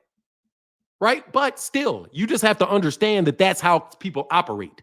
You read the 48 Rules of Power to understand how other people operate, not you. You take a better tact, a longer tact, a more stable tact, which is to be ethical and constructive. For you to be morally ethical, morally and ethically sound and fundamental, because that way you're not rocking all over the damn place. You're not fucking around doing pink dust and watching people be up on tables doing that shit, because you know that is ethically wrong. That's morally wrong. So I can't, because I have to value that person like I value myself. The only way that he can do that is if he bought into the idea that he is the God that the media made him out to be. So he, in order to prove it to himself, has to do it all the damn time to convince his damn self when he knows full well he ain't nothing but a dude from New York City stressing out every fucking day. Okay? Like every fucking body else. He just climbed to the top of the mountain, figured out, damn, this shit ain't nothing like I thought it was. Yeah, right. So now what do you do to make yourself feel good and be where you think you should be because you don't spend the time trying to figure it out?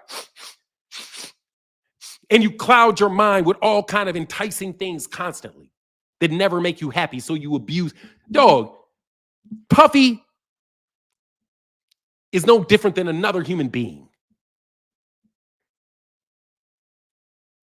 That's when I'm listening to this Puffy stuff. Like, bro, I know, I don't know Puffy, but fuck, if I was in New York, I'd have known Puffy. You know, we'd have known, hey, what's up, Puffy? Hey. If I was at Howard, if I had went to Howard instead of going to Dillard originally, I'd have known Puffy. What up, Puffy? Hey, what's up, Sean? Hey, I'm good, bro. What's up, man? Take that, take that. Oh, no. You know what I'm saying? That's what that would have been, because he's just a normal human being like everybody else. But you elevated him to this level. And he had to himself figure out how he could really believe that he is what he claims to be. And the same party ain't the, hey, you got to get, the party's got to get better.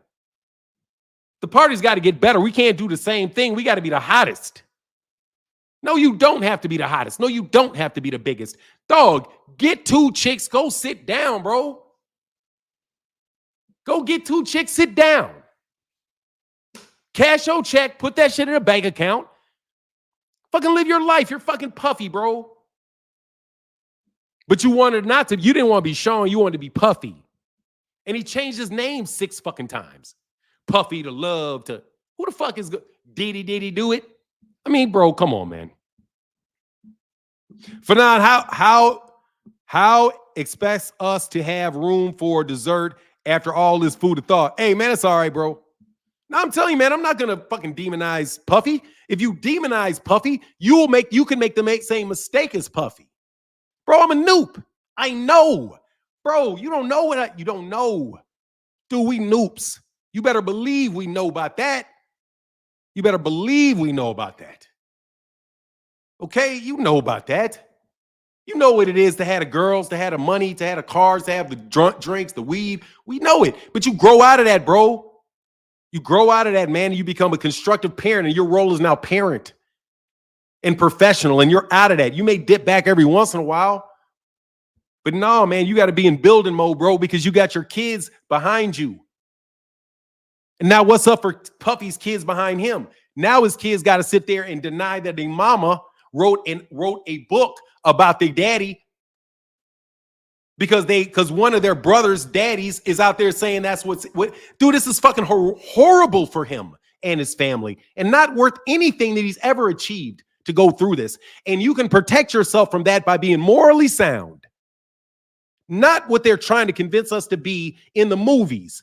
Dude, 48 Rules of Power is a cautionary tale. Don't let people do that to you, but don't do that to anybody else. It's mistreating them, and you know it. So don't mistreat them. If you don't know quite what to do, err on the side of not harming someone. That's morals. And Puffy would not be in that situation right now if he had them. But somebody didn't teach him, either by telling them or showing them. And you never spank a kid. They're going to continue to do the same shit until the government comes in and whoops his ass. And y'all want to talk about all these companies and all that stuff that are conspiring to get him? His ass did that. Because he accepted the roles that society put on him that he sought. And then he exploited other people because he thought that's what the role does. That's what real G's do. That's what leaders really do. Like, I want to be like the Godfather. I want to cause this guy pain and that guy pain, all for my own little crew. And throw big parties, bigger parties than everybody else. This dude is literally living a Godfather scene.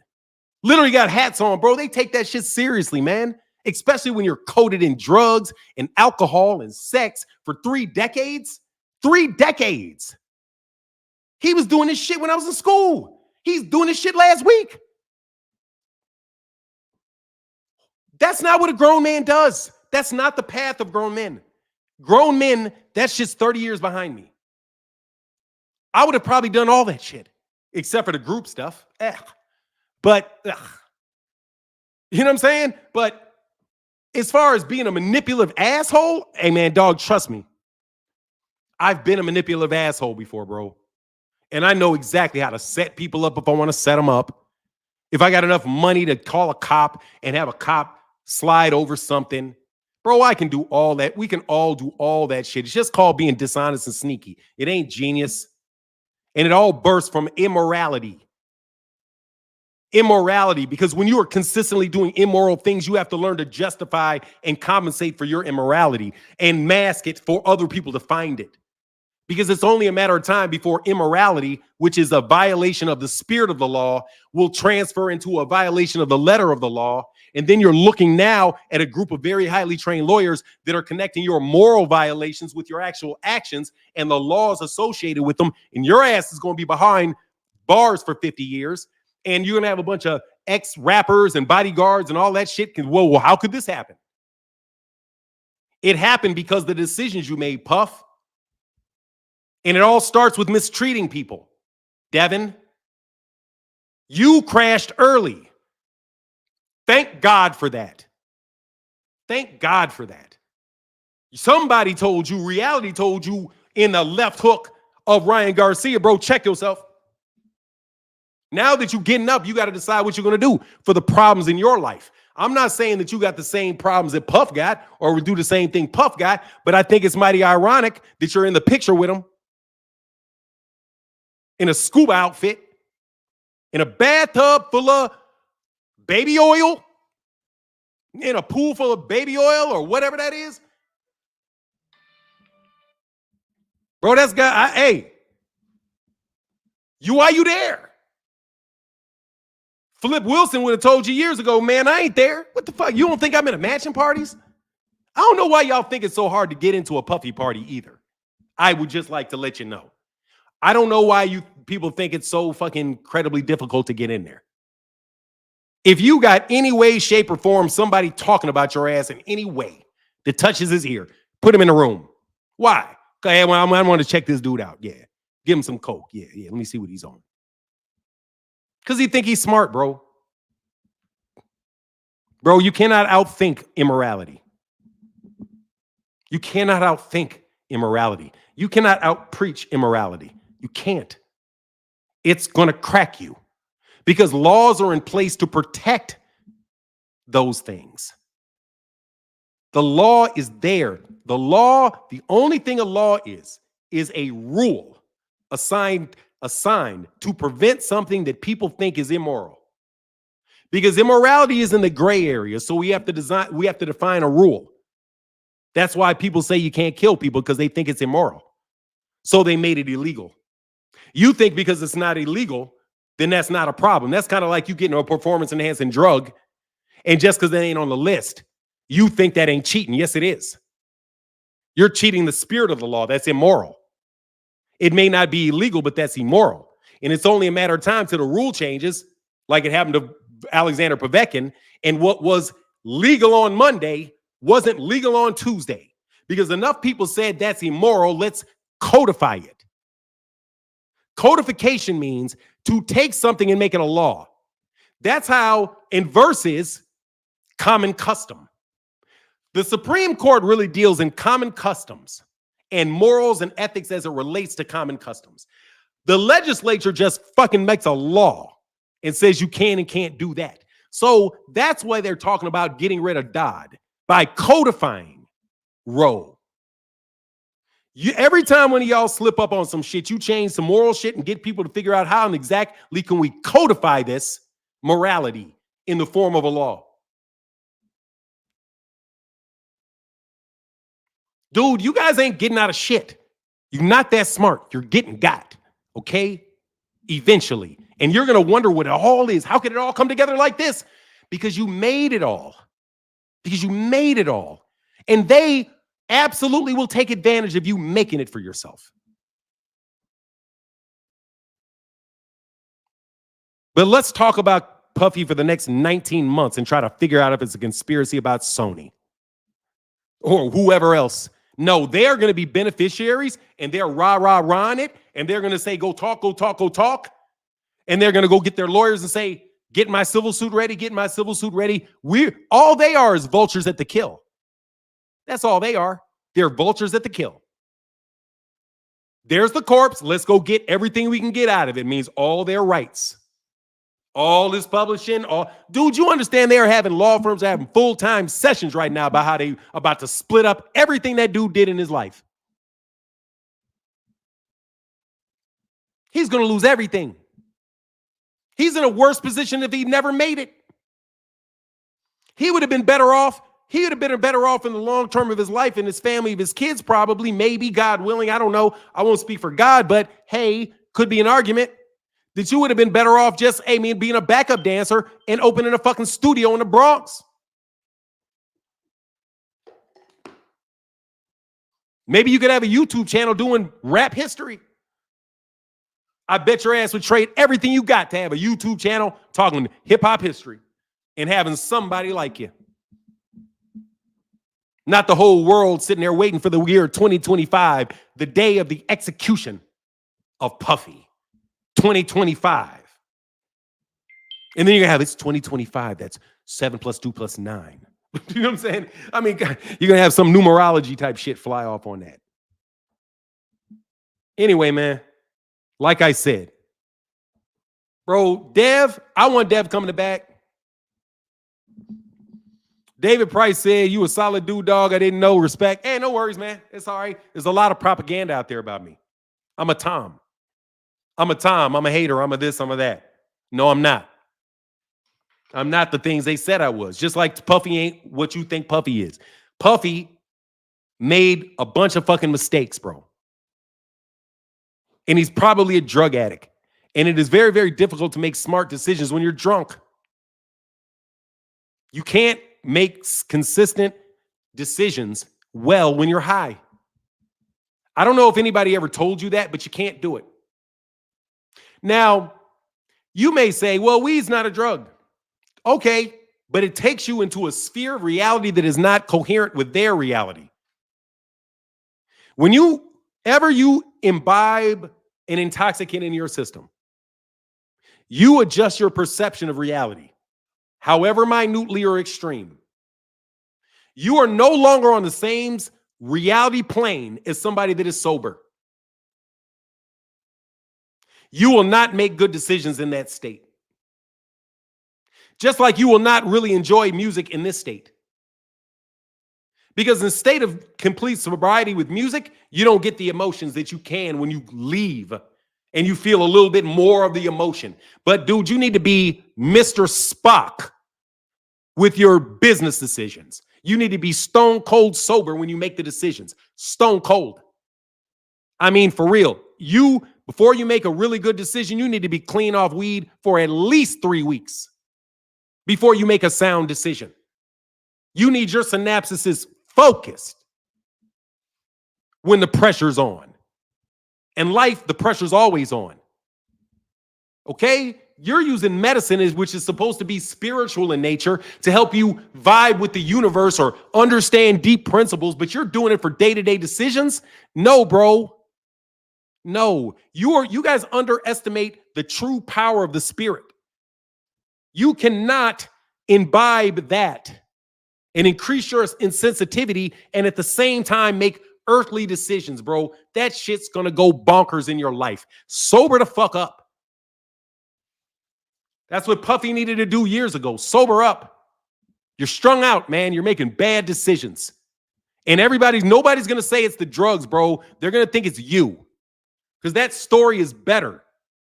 I'm gonna make way more money talking about you being the demon versus you being the inevitable conclusion to the decisions that are encouraged within the black community.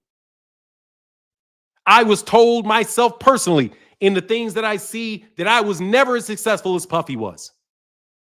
And every black man in my whole generation knows that's true.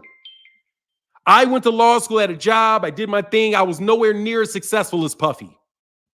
If I was to compare my life to Puffy's life every day up until 3 weeks ago, My decisions would have been worse than his decision. Why? Because it got him to financial.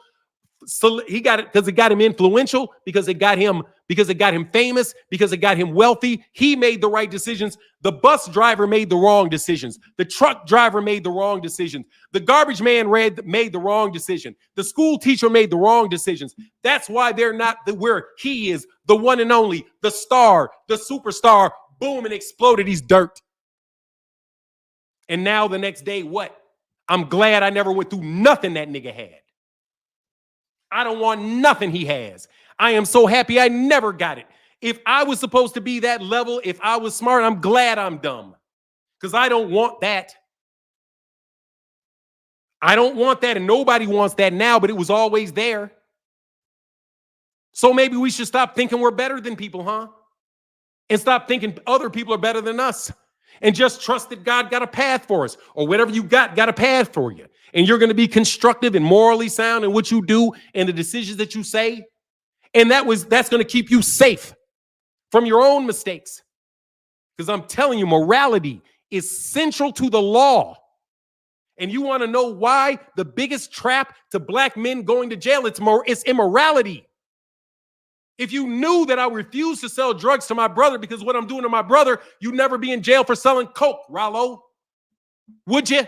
No. If you said, fuck it, I got to work at McDonald's instead, I'll work at McDonald's before I hurt that dude. Your ass would never go to jail for that. Right? And we all make decisions and all that stuff, bro, but it's in the morality of it. It's not in the Bible. You don't need the Bible for morals. You know what Jesus said. Do unto others as you would have them do unto you. That's right there. It's the golden rule. And you're in church. You don't know the one thing. And you don't act on the one thing. That's the essence. It's the gravitas. Come on, man. Puffy ain't no surprise. And the next one ain't no surprise either. If you live in that life. If you really believe you're better than somebody else, if you really believe you're a star, if you really believe that big ass house that you're in is anything other than a bunch of fucking big version of the same bullshit you live in, and that drink ain't nothing but an overpriced fucking version of the bullshit you drinking at home anyway, and the woman you chasing after's got the same shit your girl got at home, mine plus some shit you don't want on you. Come on, man. Let's not double down. Just like, I'm telling you, bro, just like, this is my opinion. Just like when my guy got up here and said, man, I was drinking, I'm going to be better. Let me show you how big my house is. Bro, I don't care how big your house is. And I'm not saying I don't respect you, but I don't associate you with your house. That's a bunch of wood, bro. That's a bunch of wood and nails, bro. I know what your house is. It's wood, nails, plaster.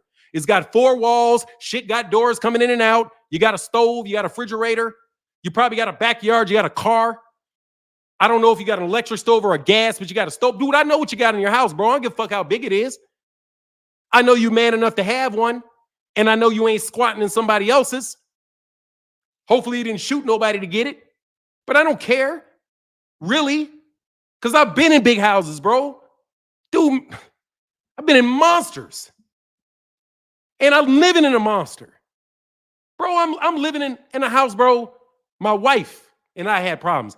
I want you to go live in a house, bro. I'm telling you, I got damn near 4,000 square feet, floor, crib to myself.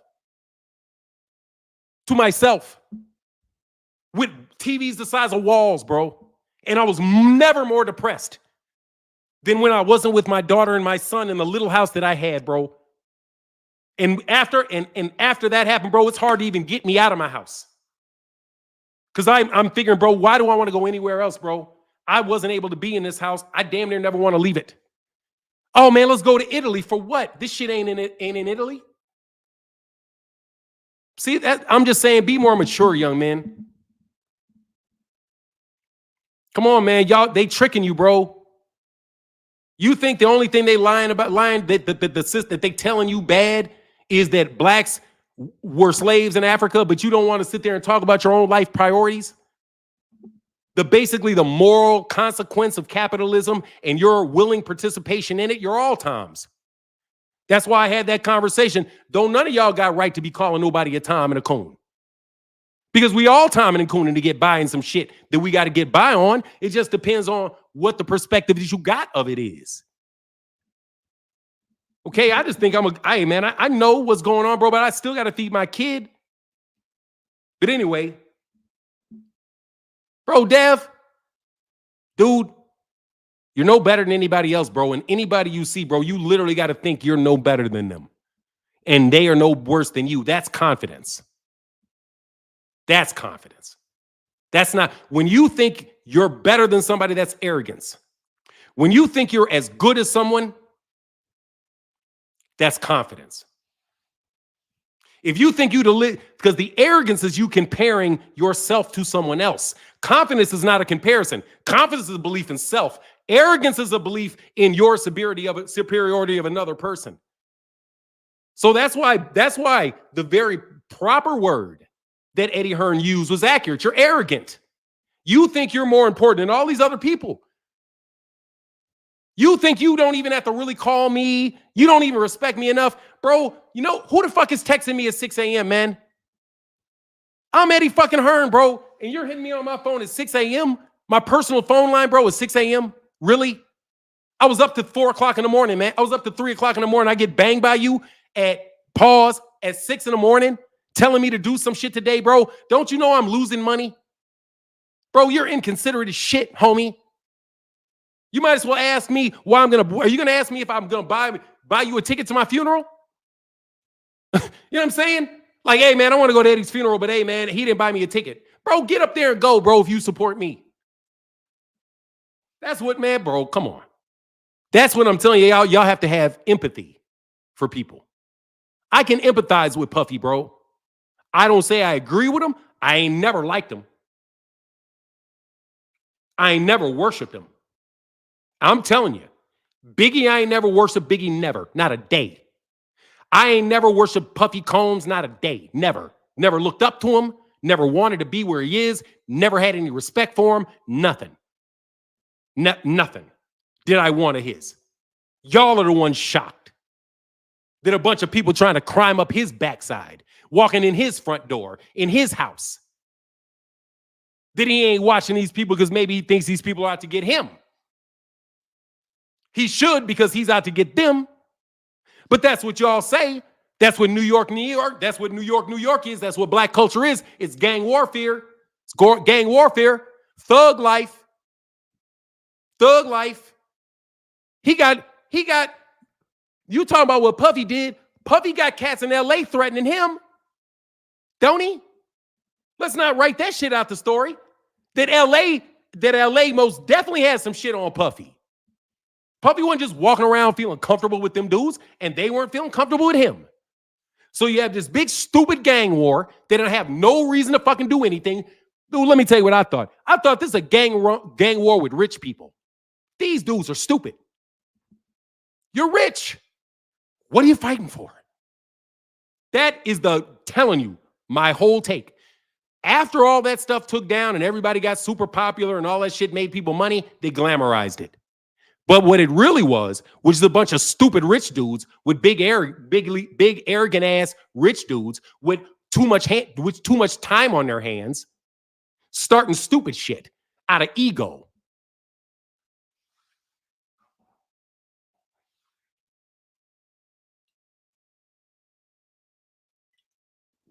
But y'all want to break down and nah, bro. I don't see too much difference between Devin and Puffy. Other than the magnitude of it and the level that they are in their life. Because if somebody could have caught Puffy when Puffy was 25, 26 years old, see all this shit kicked off in the 2000s. That shit didn't kick off when he first came out. Dude, Puffy had been around since at least 92. He had been around since at least 92. He bumped up in 91. Didn't none shit happen to him. They talking about shit that's taking place from 2009 further. This is shit this dude did. This is shit did dude way out. Savage Killer, you tired of talking about him? No worries, here.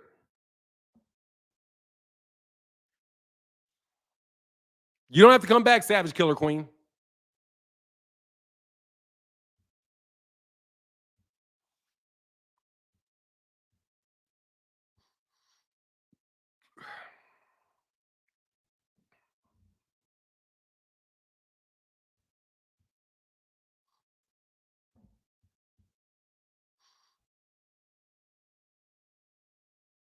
No, I said he was doing shit in the 90s, bro, but the most of this stuff is after the 90s, bro. I did all the math on it, bro.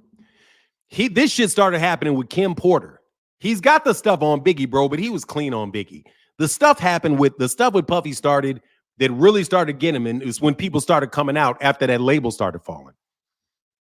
Anyway, man, I don't appreciate y'all telling me to talk about something else, so I'm going to tell you ahead of time. You're going to get what I want to talk about today. Okay? If you don't want to talk about the particular thing I want to talk about, hey, man, I'll be here tomorrow. And I mean that with respect and as much love and respect as I can give. If you really don't want to listen to what I'm talking about right now, then go on ahead, go somewhere else. Because it is what it is, bro. Because y'all are Devin Haney fans, bro. You're not supporting me. So just feel okay. I'm okay without your 0.01 cents that you gave me for pressing that button. Thank you. Hopefully you can hit the like on the way out. But trust me, that's really not worth you manipulating my thought processes. Go find somebody that's talking about what you want to talk about. Here's a link, man.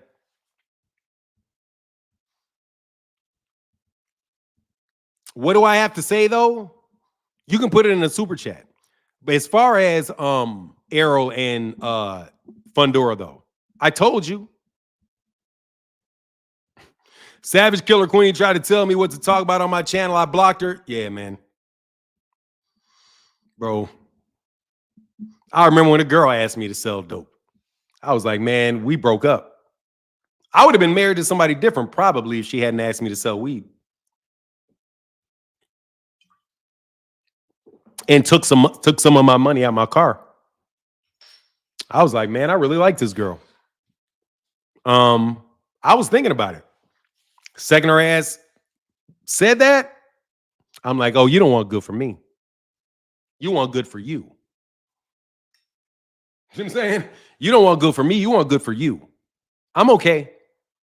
I'm all right. I don't need that. I'll call my dad if I need some money. Matter of fact, I'm okay because I got money.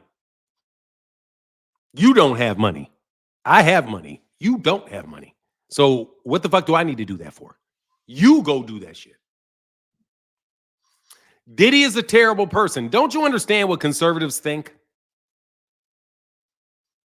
You know what is funny?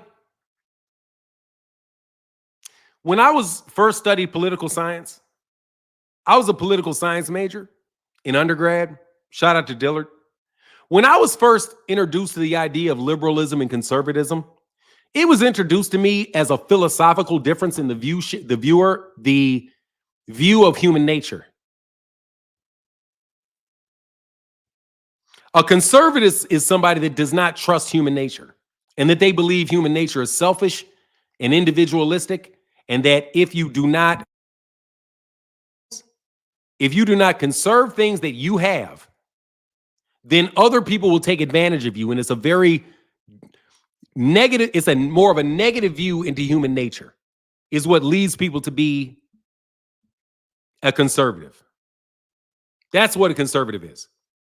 When people talk about conservatism, liberals, left, right, and all that, bro, look, man, a conservative is somebody that believes that human nature is selfish and believes in the individual person and the individual liberties of individual people.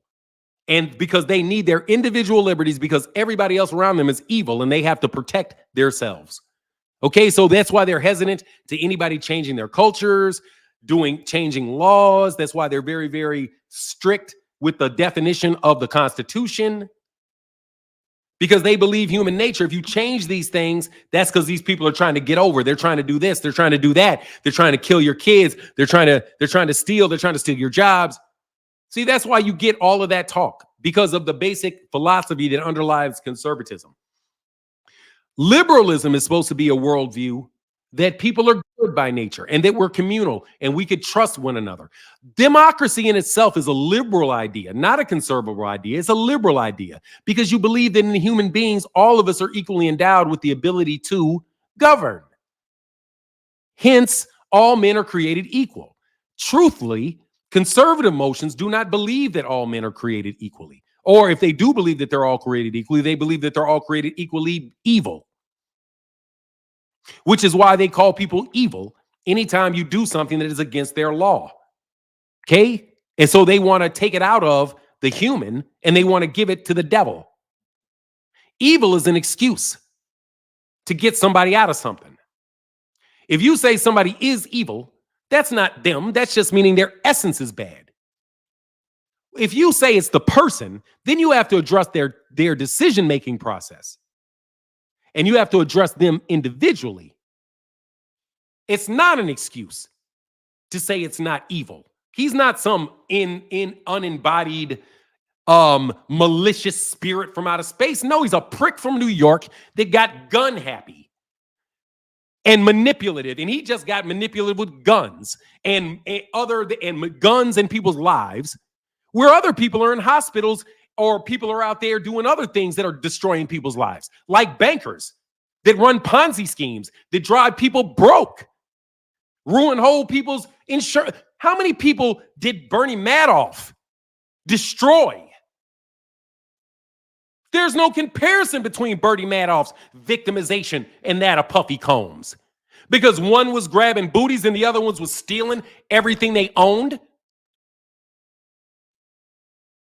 No, dude, spare me with the evil shit.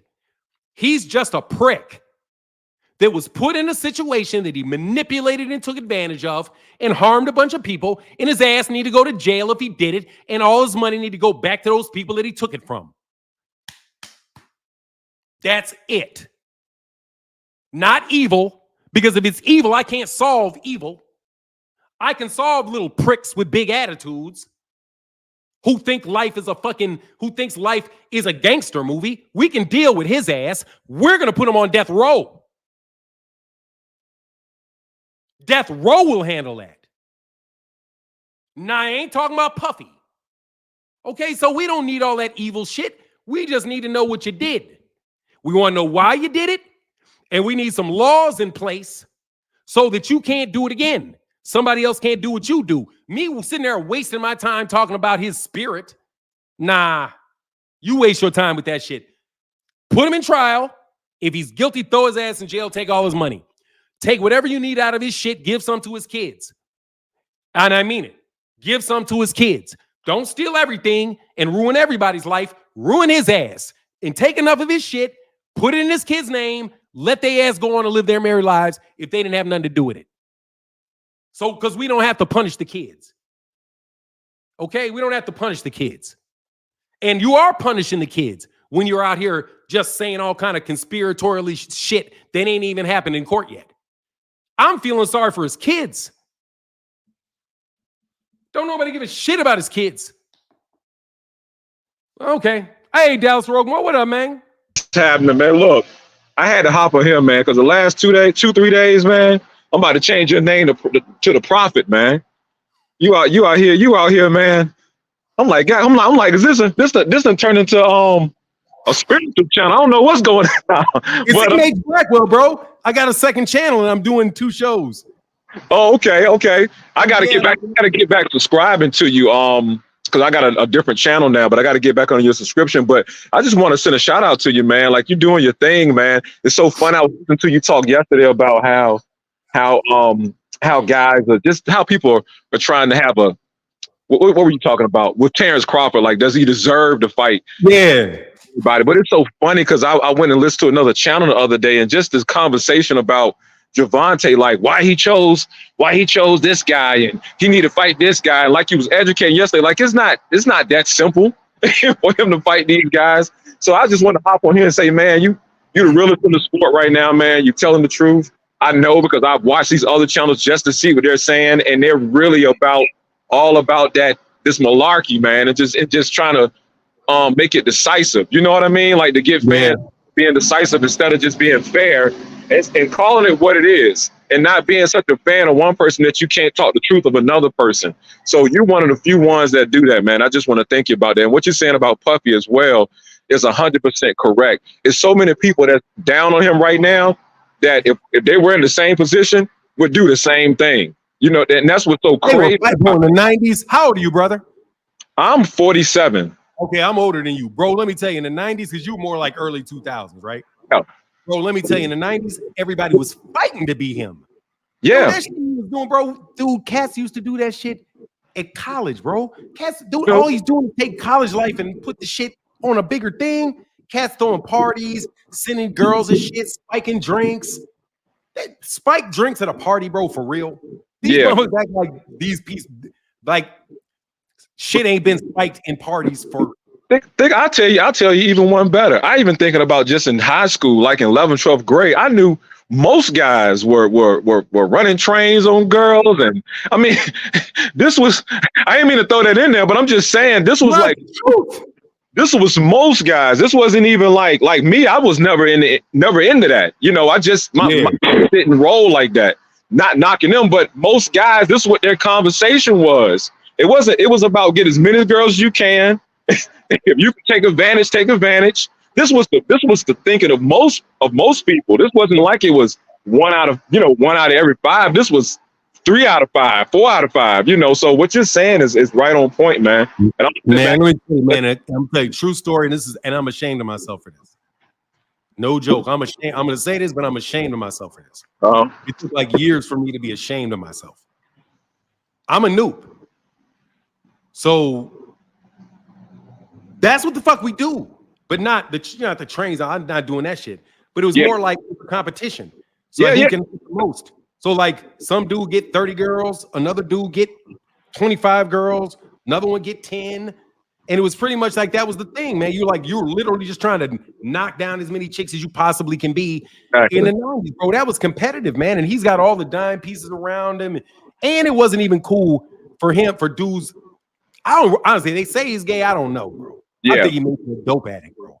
And you don't know what these cats gonna do when you done that shit for 30 years. Because early 2000s, like think about it, man. You partying like that from the 90s? He was partying like that in the 80s. Yeah. He was kicking it like that in the 80s. Like you said, he was very young at that time and had with a lot of money. Yeah, it was the 80s because he graduated from high school he didn't get out of college, but he had to be at Howard in around 1989. Yeah, like 1988, 1989. So he was partying and going back and forth to New York then. He was already on internships and on that scene. When he got to Howard, he just dropped out and went back because he got that A&R stuff. But yeah, Puffy was known, bro. It was like, he's no different than a lot of people were, man. He's just. Yeah. And then you look at how many guys, I look at how guys used to jock these celebrities. A lot of people, I'm not a person like that, but a lot of people jock celebrities like they want to be in that spot, you know. And then even when it comes to race, it's a situation where it's like we have this thing where it's like it's not that many of us that's rich, so you got to let them. You know what I mean? They're trying to get them, you know. So you got that whole conversation. So it's just a lot of things, but I really just like what you're saying today because I think people need to hear that. Because as soon as the person gets knocked down, then it's like everybody's like, yeah, I told you that was doing. But it's like most of y'all support that lifestyle. You want to be in that lifestyle and you want the cars, you want the house. Like that's what everybody seems to be striving for. But now when it's flipped up and they get in trouble, then everybody's like, this person's evil. Like you said, they got demons in them. And when really it's just, he just distorted. And we can all become distorted. Man, that's a tough race too, bro. Because them dudes, like, they have, like one of my boys, I think I got one dude that's really like a friend of mine that's really in that. And man, it was several years ago, man. But he was like, man, first of all, he said, and I mean, I'm not gonna give any particular things out, right? But of the people that I knew in Hollywood, bro, I had a heart to heart. He's like, man, you'd be really surprised, man. Like he was talking, they were talking about girls like, you remember not Rosario Dawson, but it applied to Rosario Dawson too, but like Sharon Stone and Sharon Stone. I remember Sharon Stone and who's the other one? Anyway, he was like, man, basically like you'd be really surprised at how incredibly insecure women in the movies and the entertainment and singing how insecure they are.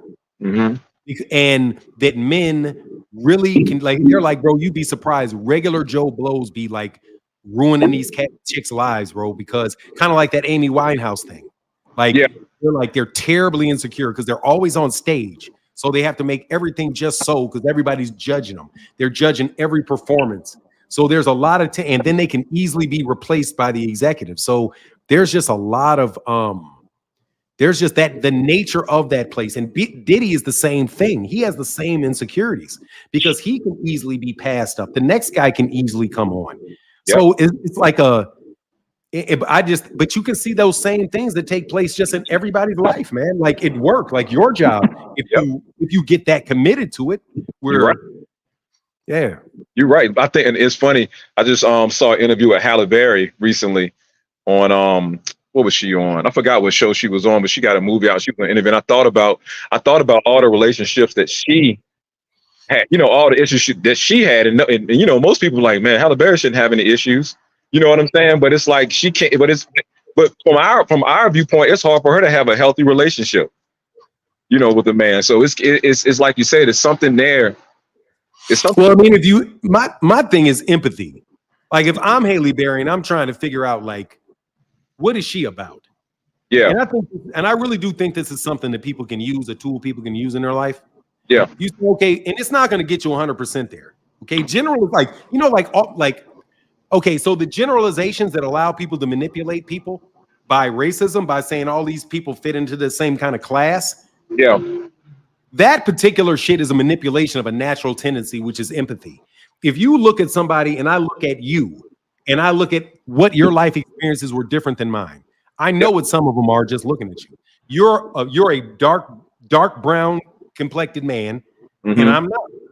So I know within the Black culture, I can frame some of your experiences and some of my experiences and how I might take something and how you may take something.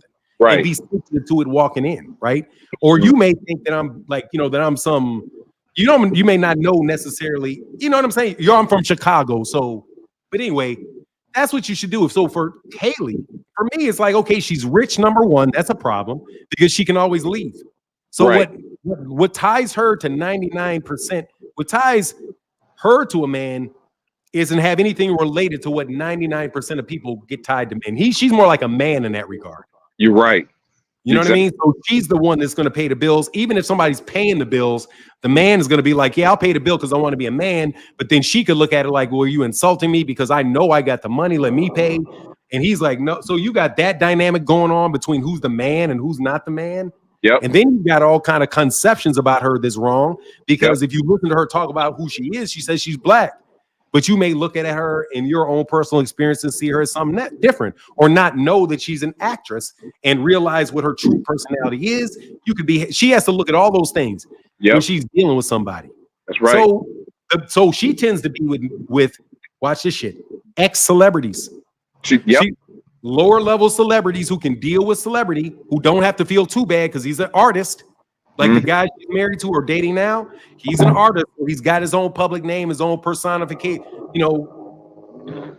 But so that's the deal that she's going to have with them. And so she's not going to fuck with most dudes, man. You're not going to power play. How you going to alpha male? Yeah. Anyway, I'm sorry, I went on a little bit. No, you're good. You're good. I'm about to hop back in this gallery, man. Yeah, man, I just want to holler at you, man, and keep up the good work, man, like you do, brother. All right, yeah, you see me. Hold on, what did I say? I can't even see it. Is that Bosco? Oh, yeah. Yeah. Yes, sir. I'm in a gallery right now. We had a private event at this nice gallery that has some really, really dope work, man. So that work like that is in there. So it's just super cool to be a part of it. Do you like his work? I do like his work. Only thing I have an issue with now is, and somebody called this out, is that as an artist, and I see other young artists coming up, because they see his work being valued so high, everybody feels like their work has to look like that for people to buy their work. So everybody, everybody's trying to make their work like that. And it's like, nah, that's not true. That's Basquiat. You know what I mean? That's Rothko, any of these big guys you see selling getting a lot of big sales at these auctions. But I like his work. I think his work is dope. I think he's different. I think the way he displays his message is cool. It's just I don't like when people just feel like they got to be like that person because that person is so big. Yeah. I can understand from the artist point of view and the new creations coming on. Everybody, you may miss a Basquiat. You may miss a Basquiat looking at Basquiat. Because this is what it is, but none. I promise I'll let you go after this one. But no, you're good, bro. I got time today, bro. Hey, if anybody feels like supporting the channel, I'd appreciate it. But dude, I'm on every day, man. So conversations like this is like really the only way I can take a breather. okay, cool. So what happens is what I see a lot of times. I see a lot of artists stealing his style, a lot of them, and it's because what they do is they look at Basquiat's pieces and they say, oh, it's not technical, it's not real, it's not like technical skill, even though he has technical skill. It's just what he decided to do. They look at that and then they say, well, I don't have to have any skill. I can just do some lines, draw a skeleton or a skull on the picture, and then I can charge thousands of dollars for it. And it's like, no, you can, but that's not what it's about.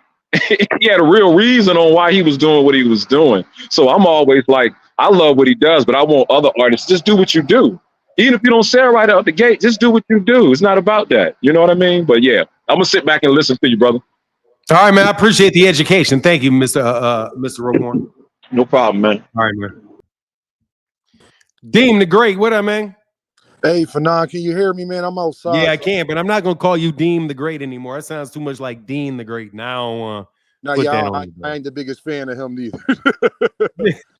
Hey, Fanon, I wanted to say, man, I wanted to tell you thank you, man. I know I ain't been up here like that. My birthday was Monday, Fanon. Happy birthday, man. I appreciate that, man. I turned 33, and I just wanted to say, man, I think I took a vow to stop smoking and drinking and really get my life together in a lot of other aspects. That's probably why, Fanon, you ain't been seeing me up here. I ain't been posting on my channel as much.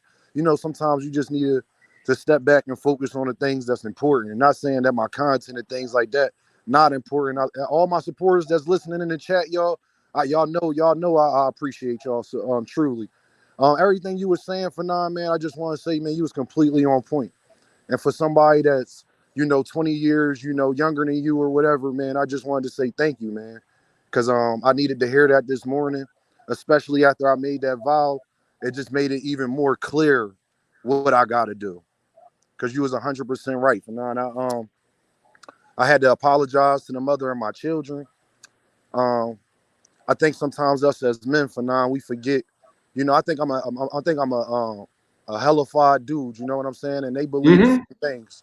And I was wrong in a lot of aspects. No matter how good of a person I am, we don't understand the power we got over women sometimes, especially when you're a good dude and you're not just like everybody else. I'm pretty sure you understand that with your wife, where we gotta check ourselves sometimes, Fanon, and we forget that we forget how much better we can be. No matter how good we think we are, man, there's always things that I can improve on. No matter how good of a father I am, I could be a better one. No matter how good of a co-parenting I'm doing, I could do a better job of doing it. I had to learn from that I need to shut up sometimes and truly listen.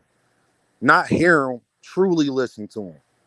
You know what I mean? And I just wanted to say thank you, man, for supporting me, Fanon, my content, giving me the idea, you and Knockout and a bunch of other content creators, man, putting it in my head to go make that content, and people really and it worked out, Fanon. It's really working, man.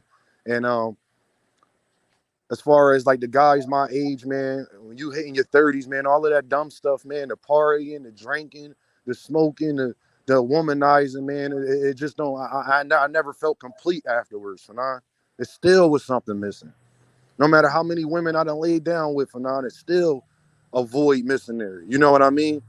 And I just think that now I'm on a different path as far as just trying to be a better person, man, and understanding. Like when you said that about Puffy, like all leading up, you would think that you're making worse decisions. Not until today, not until last week.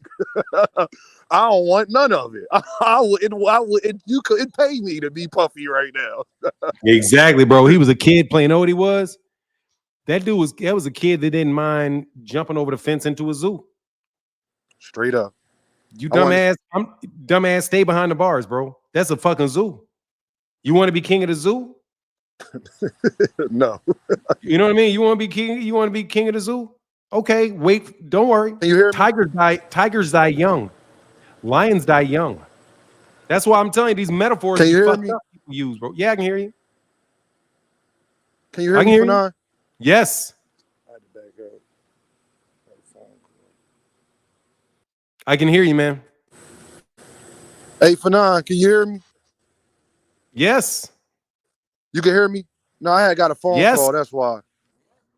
Okay, yeah, I just wanted to say, man, when you was something you said, just that one sentence when you was like, grow up. That struck me right there.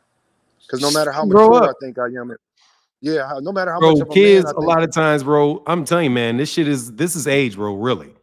A lot of times you're growing and you're fighting and you're growing and you're fighting and you're growing and you're fighting.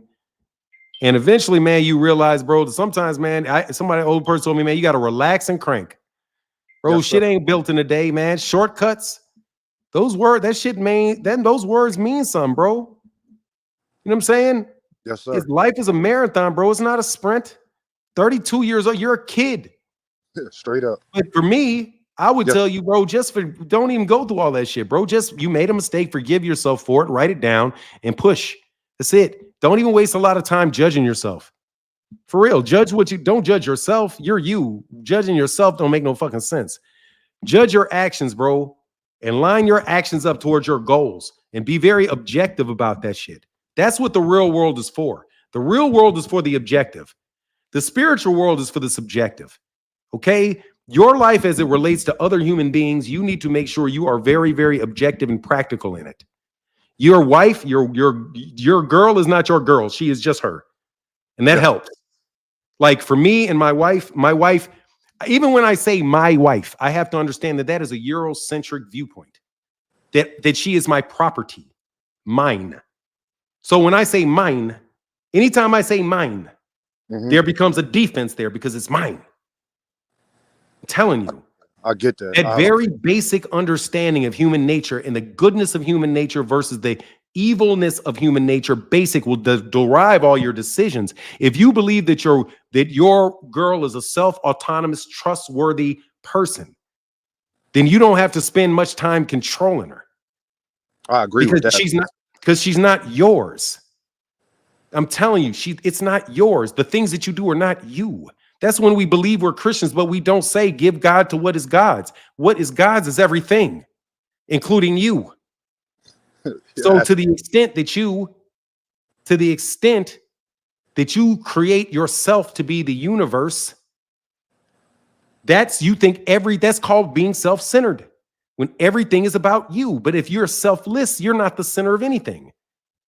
Selfish means you're the center of everything. You judge everything based off its impact to you. Selfless is you look at what the action is and you don't take yourself into consideration.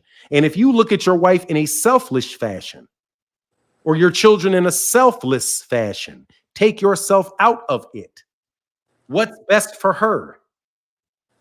You may realize that your wife may be better off without you. If you're acting in a certain way, so make so that your actions keep her in a better place than she would be if you're not there. It's once you begin to put her in a worse position than she would be without you. Problems. But don't keep her down. And that means I got to control her. That means I got to make sure she doesn't go outside. She can't work. She can't do. No, that means she grows the way she grows, but it's selfless. It's her. She goes wherever she does. She does whatever she does. You do whatever you do. And you're in a relationship supporting an autonomous being, not something that is yours because a church said you are forever bonded as long as you pay me dues. That's why a lot of people are naturally against the idea of marriage because they see it as some state-sponsored thing. No, marriage is a spiritual thing. You are together, but you are individuals at the same time. That's why that whole alpha male thing doesn't work for me, because alpha means first. If you're first, that means they're second. If they're second, they are subservient to you. That is selfish, because it's you versus them and their position vis-a-vis you. That's why I like the Sigma, because I'm just me and you're you. I'm just me and you're just you. And that's that Neely Fuller Jr.'s talk about being unified in the concept that we're independent. I am just like our YouTube the relationship that our channels have, Dean, is this. Me and you are partners, but we are completely independent of one another. If I need to call you and ask you to come up here and provide a conversation with me because I'm tired, you'll do it. You'll help me out. And if you need help, I'll help you. But what I do is completely for the good of you. And what you do is completely good for the good of me. And that's what trade and marketplaces are supposed to be. But when you have this conservative ideology of the evil of people necessitating the conservation of all things you consider to be good at the detriment of their desires and their wishes, you get all these problems. And then you got a bunch of people talking about liberal and conservative that really don't even know what the words mean. And why something is conservative. It's conservative because you believe that this person is by nature evil. And it is only by the grace of God that you are saved from the sins, but you are a sinner. That is conservatism. That's why it's so connected to Orthodox Christianity. But while you have Buddhist principles and things like that, which are more leaning towards liberalism. And even within the Christian religion, there's still pulls away from that. The nature of man is evil because they brought in the New Testament. And the New Testament was Jesus saying, I died for your sins, so now you're forgiven. And you now can commune with God. Really, without intermediary, should be the case, but, you know, it's religion. So, man, look, bro, forgive yourself, man. I'm telling you. Just forgive yourself, bro.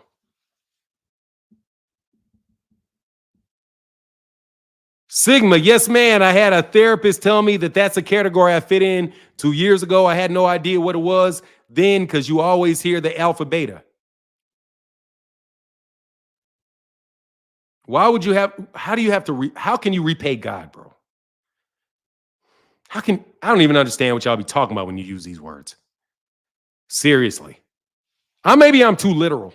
I guess I don't need to read so much. I don't need to be so literal. You guys don't be literal. No worries. Anyway, y'all want to talk about the boxing or are we good?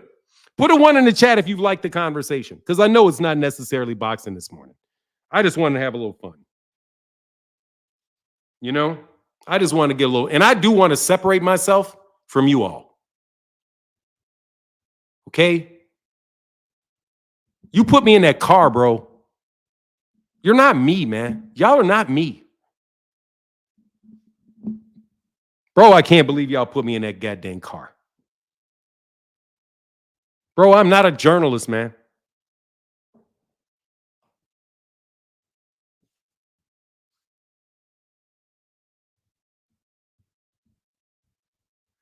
Bro, we do not have 318 people and we got 600 in here, bro. We got 600 people in the building because we're on 3 different platforms. Thank you, man. I'm glad you enjoyed it, man. I want to have, you know, but please, man, if y'all listening to me, man, you YouTube channels, please don't copy me. You can't do it. Let's just be honest.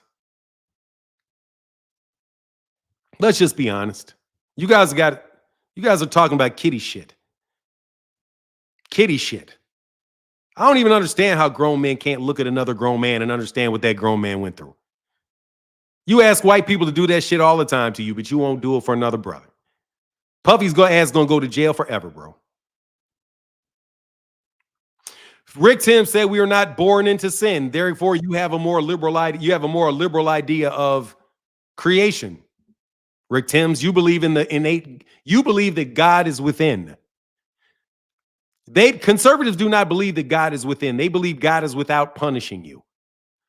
We believe, or I believe, that God is within and God is everything. So therefore, there's nothing to repent for. How can I repent for something that I have no true control over? And actually, I'm along with the ride, learning lessons. Because that's all we ever really do in our human life is learn lessons.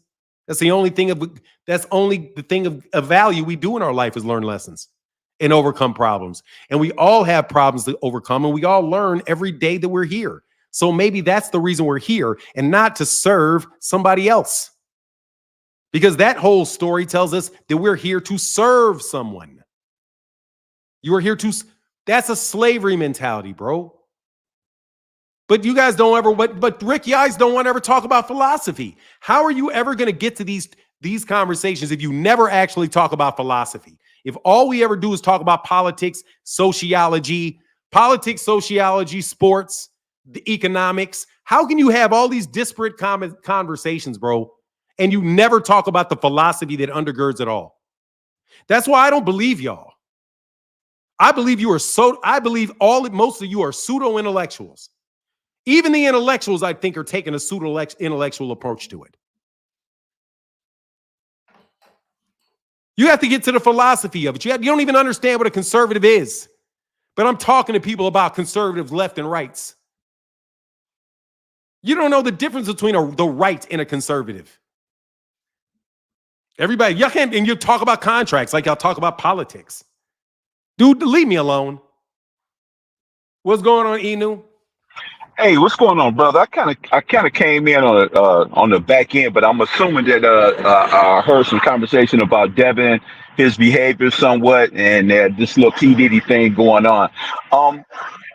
The thing with Devin, I'm gonna kind of put a little blame on his father too, to me, because I think his father put him in some precarious, situations, kind of talking him up, kind of so to speak. But I do remember watching him on a YouTube video or something like that on a social media channel. He's kind of like mimicking some of the things that Floyd Mayweather do. Like he's got something like an identity crisis type of thing. And it kind of took me, I kind of faded me off of him a little bit as far as a boxer, I think it's either Benny the Butcher or Ransom. One of the rappers, man, they got a lyric that says that money don't make you or act a certain way, it just enhances and shows that person that you really are.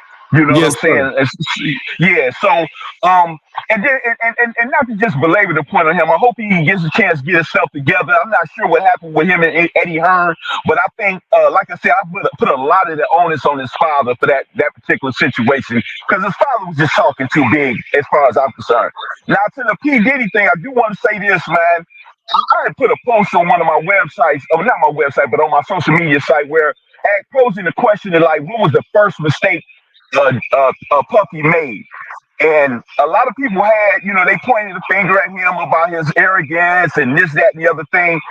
And in my opinion, one of the first things, and he's not the first person to have what they call them Diddy parties or anything like that. If you look at if you remember an old school movie, Wall Street, Charlie Sheen, what's his name? Michael Douglas played in, and you remember it was a party that was had that Charlie Sheen ended up falling in love with dating the hooker or the young one of the ladies of the night that they bring around to these parties. So these things go on. These things take place. Puffy's not the first, won't be the last. I think the problem that he really truly made was a mistake he made was you can't do what others do and not understand your place as a man within society. I'm not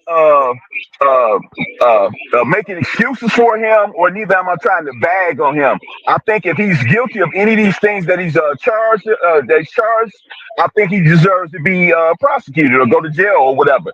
We had and I'm gonna leave you on this. We had not the same situations, but I'm from Detroit, man, and I don't know if you remember. We had a young man by the name of Kwame Kilpatrick. I know Kwame. Okay, yeah, and I was no lie, I was a big supporter of his, even doing the whole thing. And I would tell you, a lot of people think that he was arrogant and he did this, he did that. I do believe Kwame deserved to go to jail for his foolishness. Again, you can't do what they do, but that's the way the political thing was. My only problem was they gave him too much time. He didn't deserve the time that they gave him. You know what I'm saying? So I think the biggest thing that I want to get across, I hope people, we how many times are you asking me a question or are you trying to get something across? Because you said you had a question and I'm trying to figure out the question. Or are you just trying to say something? I was just getting that across, man. I just hope that, the young men and women, take this situation and learn something from it. And I hope we don't have to have these stories again about Puffy and the disrespect like the Devin Haney, not being arrogant and different things. We got to turn a corner and stop doing this. That's basically what I want to say. That's all. I appreciate your time, brother. All right, man. I appreciate you, bro. Peace. All right, peace. Okay, there was a question originally, is what I think his first mistake is. I don't know, man, because I think that's who he is. I don't know when that first time he saw something that he should have done, that he shouldn't have done, and he got rewarded for it. Probably. First time he did anything like that in miniature. First time he ever knowingly set somebody up and was celebrated for it. And decided, okay, that's what I want to do. I could have been a lawyer putting people in jail. I remember the particular point I was like, no, I don't want to do that. I decided not to do moot court. I remember the day I did it. Only he knows the answer to that question. Is when he decided to go full on board with that. And after a bit of time, you don't even really see it. I don't think any of the mistakes, I don't think the issue is really truly with what he did. Like, that is the harm that he caused. But his issue is, why did he do it? Because none of that is fun. And it's a mix between him being I just think he's a dope fiend. Probably the first time he got high. Probably the first time he got high and worked. There you go. Probably, if I had to guess, the first time he ever went, let's talk business. Probably right there. Whenever it was that they rolled that thing up and you was sitting back talking about what you was going to do next like this. That was probably the first mistake he made, because that's when you start making decisions and you're not in reality anymore. To make a decision, you got to be in a mind state to make a decision. And I've made that decision. I've made that mistake before. That's why when I had my issue, I got off for 6 months, because I was like, dude, I can't talk. I was like, man, I can't talk. I'm not ready to talk. I can't do it. This is just not the time. I just got to sit down. So you sit down. He should have sat down. He should have sat down. If you got a drug problem, bro, solve your drug problem. And once you got your drug problem, you're going to be a completely different person. You're not going to be as emotional. You're not going to be so sensitive. So probably once he started relying upon drugs to start making decisions that were fueled by them. It's the only thing that I can think of, to be honest with you. That doesn't apply with that, because I don't know anything about him personally. All I can say is look back to my life and the first time that I actually ever smoked something that got me high. Yeah, that shit caused me problems from that moment on, until I separated myself from that. Then everything got better. But the second you go back, shit gets sideways again, because you're not making sound decisions. That's what I think it is. I think you guys need to sober up. We talk about, especially the rap industry, guys need to sober up. Don't go into boardrooms drunk. If you guys are rappers or boxers and you're high going into dude, you're tripping. I don't care if it's even a little bit. I don't care if they offer it to you, don't take it. Didn't you see the cake that got passed around, The Godfather? I see you. You see how they passed around that cake to The Godfather and the gold phone in Godfather 2 around that table? Michael Corleone got that gold phone and did this.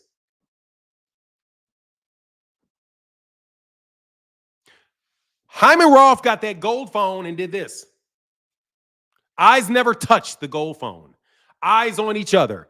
All those other idiots were looking at the gold phone. They're looking at each other. They're sober. They did not let money confuse them. Hyman Roth lived in a little house and would have never got caught until he fucked up and underestimated a young dude because he took something personally. You guys watch movies, you got to understand, like, most of these guys that you celebrate are really failures.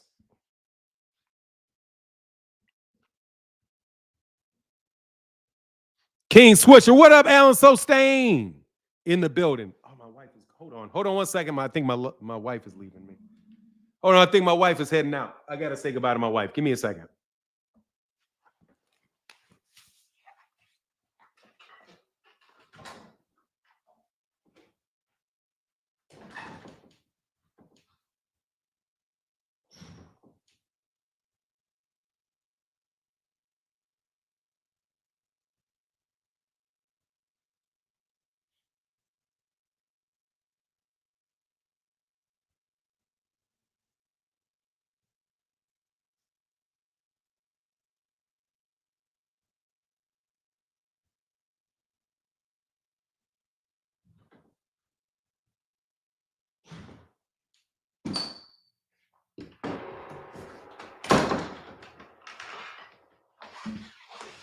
All right, I'm back. All right, I'm back. Juan in the building. What up? What up? What up? Good morning, everyone. I was just listening, but I wanted to jump on this in regards to the Diddy thing, where people talking about doing what they can't do and arrogance and stuff like that. It's just something that I don't subscribe to. That's like, oh, you got to be a good old boy, and They can't do that either, bro. They can't do that either, bro. Dude, they can't do what Diddy did. Ain't nobody getting away with doing what Diddy did. Just Diddy's stupid. Okay, these other people might have been doing some stuff. They get caught for that. That dude is so out open in the front with that shit. Yeah, and it's a lot of things. I'm not gonna act like I looked into it or read the indictment. I just don't. It's not that deep for me. It's just I don't want black people to have a mindset of, oh, you got to be. If you feel confident or if you have a bravado about anything, I feel like that's instilled for us to turn that down. That's just a personal conflict I had in myself, like being overly humble, especially when hold on, bro. What's that got to do with Diddy? What's that got to do with Diddy? No, not him specifically. It was the last caller. He was like, oh, they getting that Diddy because, oh, he was too cocky, he was arrogant and things like that. Okay, bro, look, bro, you talking to me, man. Yeah. Okay. For real. Okay, all right. So I stay on subject. His issues don't have anything to do with that. Bro, you didn't even read the indictment, man. You got to go read the indictment. Go read the indictment, bro, and tell me what his problems are. Because you have to read the indictment to know. So he's in jail because he's bro, you don't know why he's in jail, bro, because you didn't read the indictment. Go read the indictment. You said that you're not in it enough to read the indictment. If you haven't read the indictment, then you shouldn't talk on it because you don't know what the situation is. You got to actually go read it. So go read it. And then when you read it, you'll see exactly what he's accused of because that's what Diddy deserves. He deserves for everybody to know exactly what he's accused of. And that's it. What is he accused of? He's accused of doing 1, 2, 3, 4, 5. What are the facts?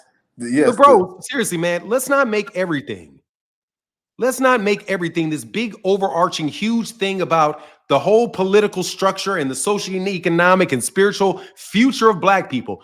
P. Diddy is a podunk ass dude who got over doing some cornball crooked shit and his ass got busted. And there's a bunch of other people just like him about to get busted. Preach, that's them. Yes. That's not black people, bro. Yes, preach. That's what I'm saying. I think. Okay, I got it, bro. So I'm gonna preach, bro. I'm gonna let you go. Because, bro, you haven't read the indictment. No, I gotta hold you. Hey, Juan, you're my guy, bro. We talk. But you know what the deal is, bro. I'm gonna look at the facts, bro. I'm not looking at shit but the facts. I want to know what he's indicted for. Did he do it? Did he not do it? And what's gonna happen, bro? Dude, P. Diddy is not that big a fucking deal, bro. Like, for real, he's not some special ass dude. All he is a nigga from New York. Listen, please. He's just a dude from New York, bro. That's it. It's just a dude from New York. Everybody got a camera on him. That's it. He's Sean Combs, and he fucked up. That's it. He is not a reflection of all black people, their confidence. We ain't got shit to do with Puffy's fucked upness. His fucked upness is his fucked upness himself. Preach. That's what I'm saying. So that's what I'm saying. So I don't want to preach. No, preaching is a... The last caller Juan, I got was a bro. making it like that. Juan. You're my guy. But bro, you are definitely disagreeing with me and you don't even realize you're doing it.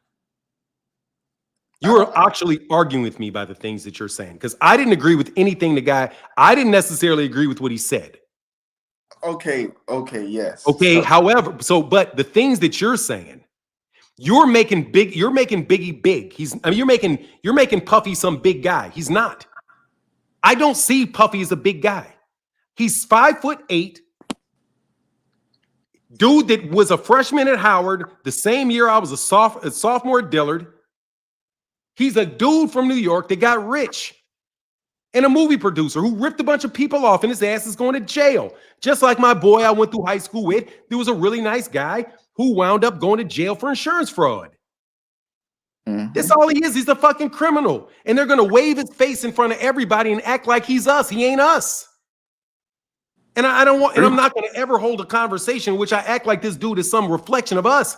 He's a reflection of society. He's a reflection of himself and the consequence of him and him alone. Nobody's giving all black people credit for the money he made. So I damn sure don't want all the fucking credit for all the blame for my nature for the shit he did. He's just a little ass petty ass dude. That's it.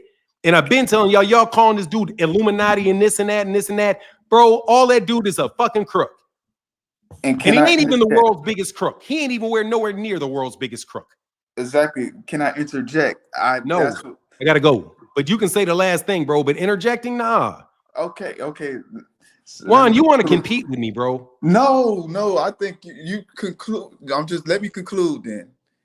In conclusion, I don't. Bro, you're talking to me, bro. But you jumped up here to give a speech. But you're talking to me. I feel like black people being confident is being conflated with what's going on with him. And I have an issue with that. This has nothing to do with being confident, being proud of anything. What he has going on is his own thing. You are not on agreement there. But that's not what he said, bro. I'm saying I'm not in agreement with you, bro, because that's not what he said. Okay, let me tell you what the guy said so you can respond to what he said. Okay, man. Okay, because that's not even what he said. First of all, I asked him what his question was. He had a question that I answered. His first mistake was this. The rest of the conversation was really even about Puffy. It's just about black people not being able to do the same things and commit the same crimes as other people because we're going to be looked at differently. He didn't talk about confidence. So, bro, just listen a little bit more carefully, man. And I don't mean to be rude, but everybody wants to be heard, and very few people want to listen. He didn't say that. Okay. Then I'm not a person that's like too proud. Well, then I apologize for being misinformed. No, so exactly what is it exactly that you want to say? Well, it was that, but I don't care. I'm off that. That makes sense, bro. So I want to make sure, bro, that I understand what you're saying. So we can have a conversation. Because I do want to have the conversation. I like the conversation. All right.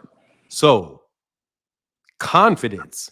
What do you perceive to be the issue with the perception related to black people's confidence? When it comes to black people being confident and proud, I just feel like there's always someone saying, "Oh, you being too boastful," or you being too loud. It's just like that. It's like okay, so I'm okay with that. So you basically think that when we are happy and we believe in ourselves and we are proud, that's not arrogance. That's just belief in ourselves. Exactly. Yeah. We don't think we're better than you. We just believe that we're really good. That's why we can both say the same shit to each other. I can talk to my friend and Bray and say, I'm the baddest dude. I'm the best debater in the world. That's what I'm doing when I say that. I don't really believe I can whoop everybody in the world at a debate, but I'm just talking shit. So they're fucking up us talking shit and with us really not having respect for other people. But I would respond to your position with this. The problem is when you're dealing with people that think they are better than you, that when you act as if you're their equal, they consider that being arrogant because you're paying above your station. See, the issue with people thinking that black people are arrogant is not that they think that they're, the best in the world. No, the arrogance is that you even think you're equal to me. That's arrogant. If you tell me that you're in a debate or that we talk about contracts, you don't know shit about contracts. I know about contracts, and you tell me you're as good, you know as much. I say that's arrogant. That's arrogant. Yeah, you know a little bit, bro, but you don't know what I know. You're arrogant. That's what they're saying when a racist person sees in a black person acting happy or acting like they've got something nice.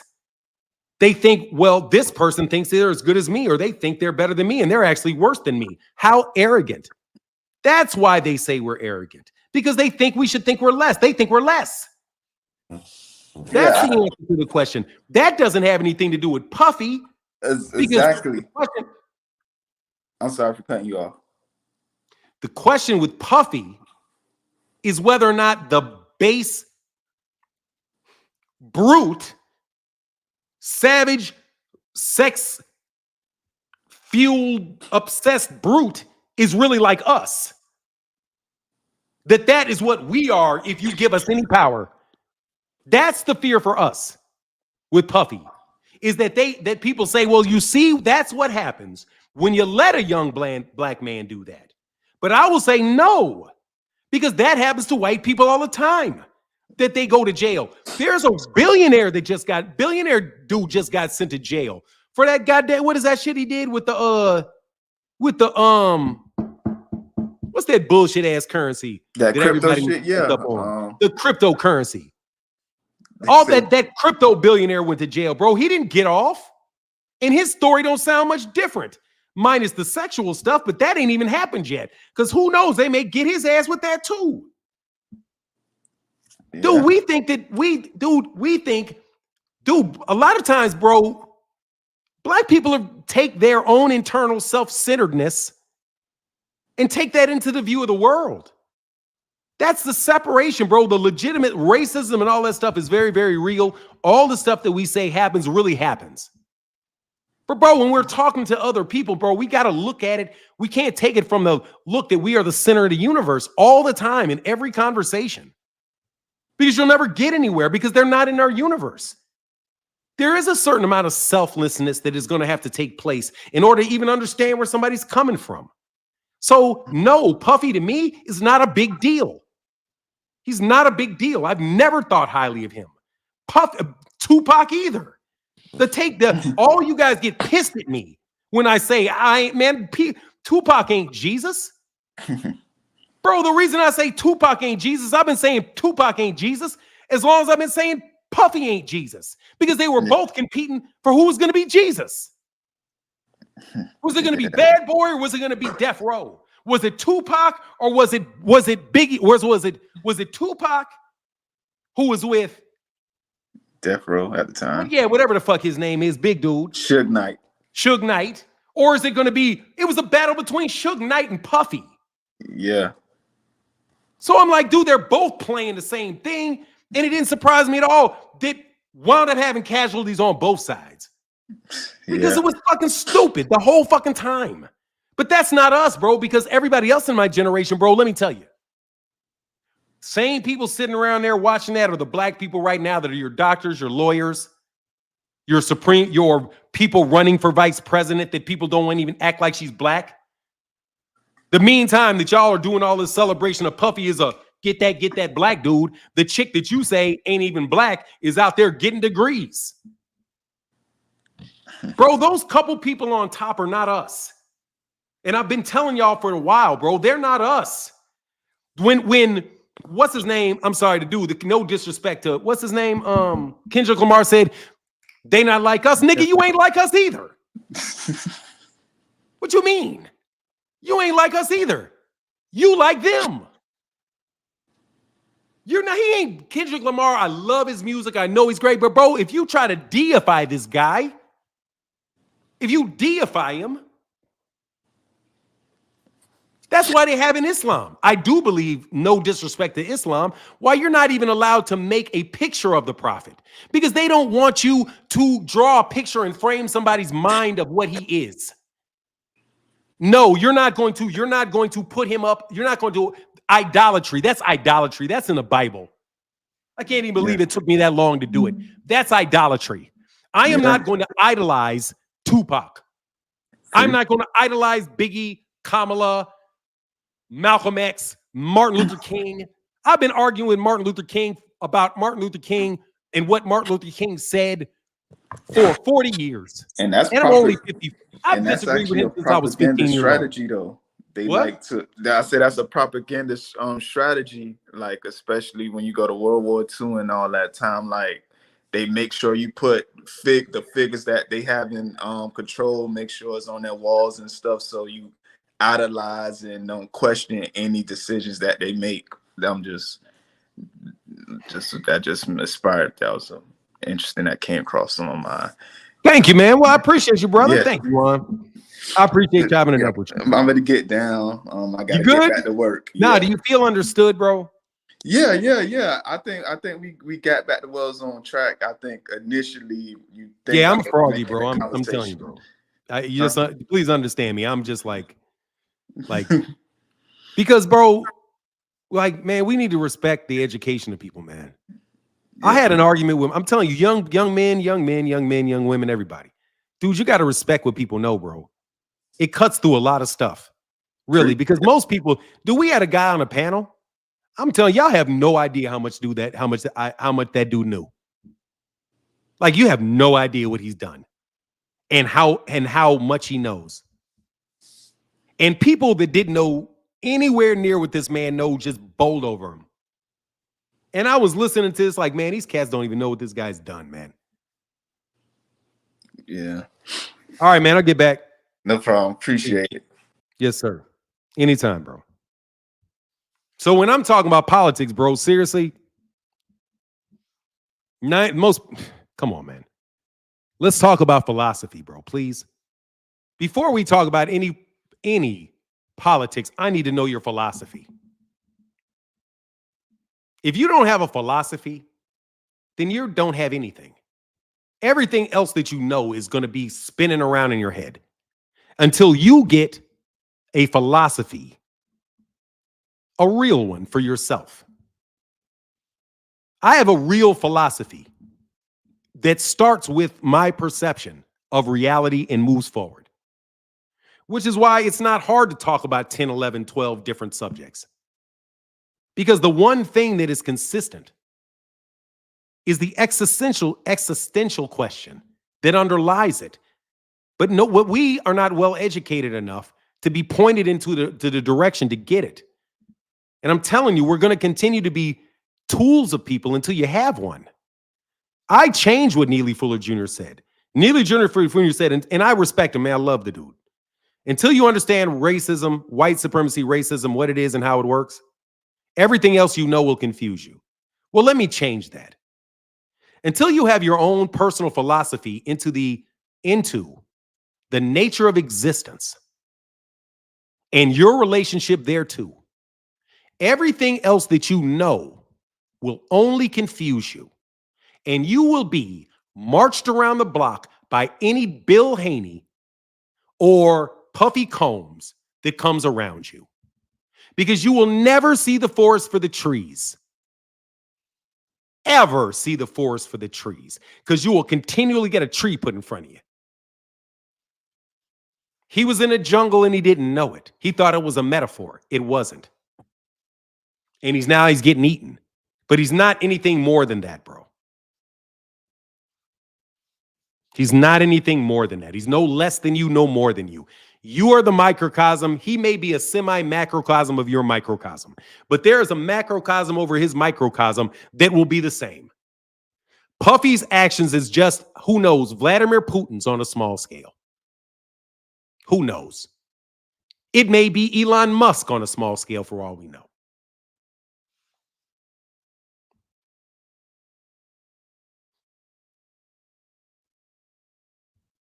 Anyway, one more call, then I'm going to get out of here, man. Anybody want to debate me?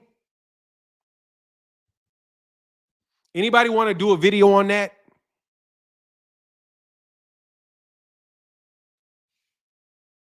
Go ask your favorite YouTuber to impersonate me again.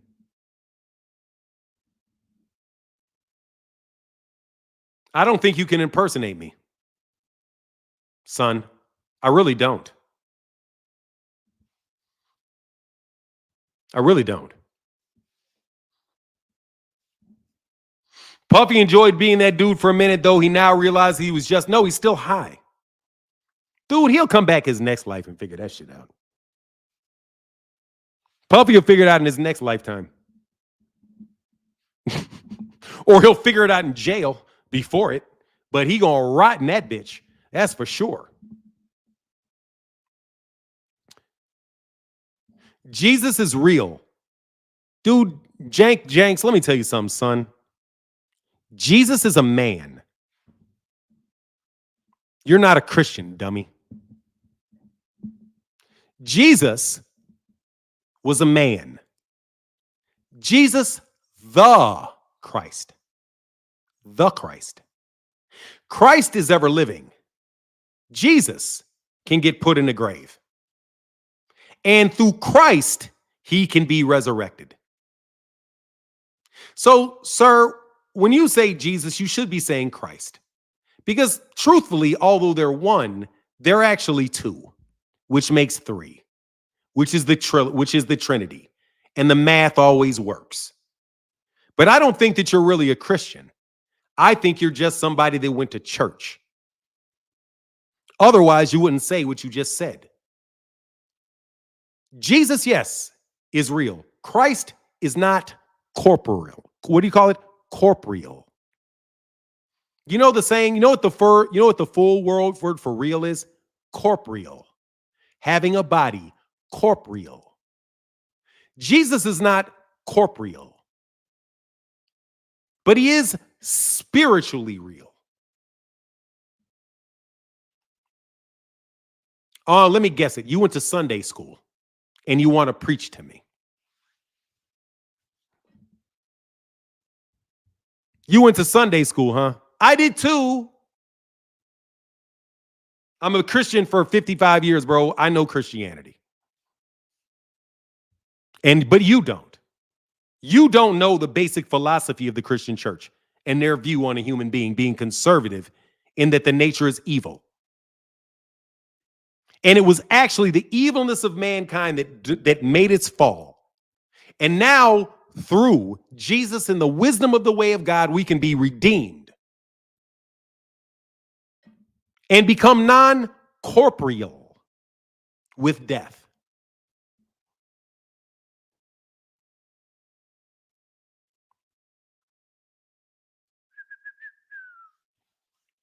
Hey, Jesus is real. Hell yeah, they about 5 Jesuses. There's about hey, Jesus is real like a mug. Jesus is probably listening right now. What up, Jesus? What up, Joey? Bro, I'm all over the place, but I still got 600 people listening to me. What about you, boy? Dude, I want to prove to you I can talk about this shit for 3 hours and still have 600 people watch me. Yeah, I'm a clown. Here's the link. Anyway, so I challenge any of you. Go ahead. Challenge me. Tell me that that's not Christianity. That the name is not, it's not Jesus-anity, dummy. Is it? Is it Jesus's? Are you a Jesusin? Or are you a Christian? Or a Jesuston? What do they call it? His name is Jesus, but you're a Christian. Why don't they call it a Jesusin? Because it's Jesus the Christ. The man is not the important, relevant part. The relevant part is the Christ, the Christos, the wisdom, the gnosis. The wisdom that allows you to do anything that you do any day. It's what enlightens you and lets you know that you are your own unique self versus an undifferentiated mass of space. I don't think you guys are Christians. I think you're Jesusins who read the Bible like it's a history book instead of reading it like it's actually trying to teach you something that you can use. Dude, that is not opinion what I said, brother. That is facts. You're a Christian. You're not a Jesusin, dummy. I appreciate you talking to me, but you're not a Jesusin. You're a Christian. It's Christ. It's Christmas. It's not Jesusness. It's the birth of wisdom. That's why it's Jesus the Christ. And why there were Gnostic Christians that believed Christ is wisdom that was bestowed upon the body of Jesus of Nazareth. It's a metaphor, whether true or not, that is useful in your life, that wisdom, not the physical body, reigns supreme. And that wisdom can only be gained with the acknowledgement of the Father, of the creation of the Father. I don't think you're a Christian, homie. I think that you're a preacher trying to get over on people. I've been listening to people sell that same bullshit for decades, and I am not giving them another dime. I studied what they taught me in church. And that's what that shit means. So I don't get why you guys are still all trapped up about a man shall not lay with a man as he lays with the women. Okay, so what does that mean? That they're going to burn in hell? Or it's just a bad decision that you shouldn't do for some reason? Like it's unhealthy to have feces on your penis. Because that is unhealthy. It has to be. That's not what it's meant for. So I'm thinking maybe that's why they said that, because it's unhealthy. Like Leviticus. When Leviticus tells you do not eat the animal with a cloven hoof. Why? Because they carry parasites. Now, you may sit around and wonder why you shouldn't eat a pig. Dude, a pig is an omnivore. Omnivores are like carnivores, carry parasites. But if you would have listened to Leviticus when they told you not to eat omnivores and carnivores, you would have never got all those goddamn parasites in your stomach that these YouTube channels are telling you to get out your system. Right? That's why you don't eat the blood of an animal. Not because it's evil, but because it's going to make you sick. But you guys don't want to act like God is telling you some things that are actually going to help you. But it's all, man, please, you don't take literally the things that are literal, like don't eat that, and because there's a reason, to being... What up, Joey? Yo, what up, Fanon? I'm chilling, brother. You know, I'm taking a day off. Hey, man, it's a good day today, man. It's a good thing to be alive, bro. It is, brother. It is. And by the way, I owe you an apology. What's that for? I'm rocking with Danny Dubois. Yeah, you got to rock with Daniel Dubois. We'll get to that in a second. I'm just telling you, bro. No, he's up and coming, and he seems to be the real deal. Look at his last couple of fights. You know, he fought. No, he's a battle, and he's gotten better. He's gotten better because of the things he's been through. I'm going to support Joe Joyce. I'm not going to talk down on Joe Joyce no more. I was just fucking with you. I'm happy for Joe Joyce. Not Joe Joyce. I'm happy for Daniel Dubois. Oh, no, you didn't even give me a chance the last time we spoke to even speak about Daniel Dubois. That was actually one of the reasons why I came on the show to speak about how happy I am with him. But you dragged me into this damn Anthony Joshua nonsense. Like, hold on one second. Hunter Young, I know that you can get parasites from veggies, but lions don't eat hyenas because they don't want the parasites. Like, that's why if you notice, like, a lion will kill a hyena, but it won't eat the hyena. It'll kill a dog, but it won't eat the dog. That's because the lion doesn't want to get parasites from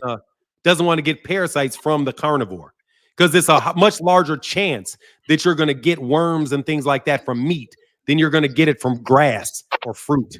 So that's why, that's why they kill the herbivores, because the herbivores are not going to, they may get parasites, right? Because you're going to get the parasites from the meat, but you don't want to eat a carnivore. You know what I'm saying? You can eat meat, but you don't want to eat a carnivore. A carnivore can have all kind of shit in their system, bro. Like, for real. As a matter of fact, carnivores will have pesticides, amazing amounts of pesticides and stuff in there for people trying to kill them. So nah, man, don't fuck around and eat a carnivore. That's the real reason that I say I stay away from pork now, because I'm like, that's an omnivore. It can eat all kinds. Not that it eats dirty necessarily, but because it will eat something it can really hurt me. I'm not. Bro, they've got no sweat glands. They can't even get rid of the stuff that parasites. Yeah. You know who taught me that? My legal, one of the smartest dudes I've ever met taught me that. He was my professor in property, And he said, man, he was reading Leviticus for fun. And he's like, man, it's crazy how people don't understand that Leviticus is just telling you how not to die from your foods. And if you just do what it says in Leviticus, you'll be perfectly fine as far as your health goes. But you know what, though, Fanon? You know what you're gonna have? Yeah, you're gonna have these guys who claim to be Christian and say, you know what? The Old Testament is the Old Testament, and we must go by the New Testament. And because Jesus Christ died for our sins, everything in the New Testament cannot come to pass, provided that you allow God and Jesus Christ into your life. It's the most dumbest logic that you could possibly come across. What is that? I missed what I missed the logic. The logic is many Christians that I've come across will say that the Old Testament is irrelevant because the atonement of Christ and him dying for our sins. Period. So therefore they go ahead and eat pork, and then because they bless it in the name of Jesus Christ, they cannot anymore suffer from any of the parasites that's in there or anything. They just turn and die because came across. Well, look, bro, I'm gonna tell you right now, I'm a very pragmatic person, man. Like, understood. Just very pragmatic person, bro. If somebody says, hey, man, first of all, my understanding of it was this, that basically Jesus ushered in the era of vicarious atonement. And as long as you work with the church, that you can be forgiven and you won't be executed for shit you used to get killed for. That's what I always thought that was. So we are going to be more forgiving. It's not eye for an eye, tooth for a tooth. It's not this, that, and the other. But anyway, man, like I said, man, I understand the Christian. I believe I am a Christian, but I'm not like, dog. I put it this way. I think God that God is so great. If you can find him, you can find he, she, it in a blade of grass if you look at it long enough. So there's plenty of examples of it other than Jesus. Absolutely. There's plenty of examples of this other than that. So it's not the only one. It seems to me that Christians are looking at one example of salvation and completely eliminating the idea that it could occur in any other way, shape, or fashion. As if the one message delivered to you is the only message that can be delivered to anybody else. And that's the myth of being God's chosen one. And that's why they say that they're the chosen one, because God only gave them the word. And anybody else that God told something to, they are infidels, and they can be reduced to servitude. But it is completely possible that the same God can have conversations with three different people in ways that work with them, and all give them jobs for the people that work for them, and not have a problem. It's a set of rules. That's what a religion is. It's a set of rules. It's a set of rules of do's and don'ts. Do go to church, do tithes, don't kill. These are the rules that our community are going to use. There can be a totally acceptable, governance placed somewhere else. But again, they say that we're the chosen ones. And the reason that Christians follow behind that is because we're in the same line of David. And obviously they're the ones and not you, because we came from them. But we're just different and better than them. So even though God chose to give them the original word, God chose us to give us a different word. So now that we have the different word, you can ignore the original chosen people, because now we are chosen because God gave us one of them, and that one left them and now is with us. See, if you look at it like the whole, just the archetype, just the high level argument that they're making, instead of getting stuck in every single solitary verse versus verse and chapter versus chapter, and look at the general thing that's going on, you'll see that that's the relationship, and it's historically similarities. Right? Yeah, no, it's historically backed. Basically, what you had is even with the Ottoman Empire. I mean, it's all related to geopolitics, and it's a historical conversation related to geopolitics, and it is an explanation for how we got from the beginning to where we are. That's why it starts with Christ. That's why all of them start with creation, doesn't it?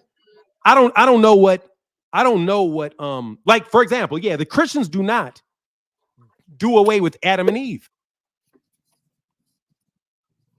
Right? They don't do away with that. Even Islam. If they were going to get rid of the entire Old Testament, they got to get rid of Genesis. They're not getting rid of they don't get rid of the original sin. So clearly they don't get rid of the whole Old Testament, because without the Old Testament, there is no sin. The only question when Christ comes in is, how do we adjudicate it? How do we adjudicate your sin? Do we do eye for eye, tooth for tooth? You kill somebody, you die. No, that's really not good for growing your church. We can't execute anybody every time they sin. So what can we do? We got to forgive them. How do we do it? You got to acknowledge that God stood in for you, because you should have died according to our rules. Let me ask you this, Fanon. Let me ask you this, right? So, you got church and the state, right?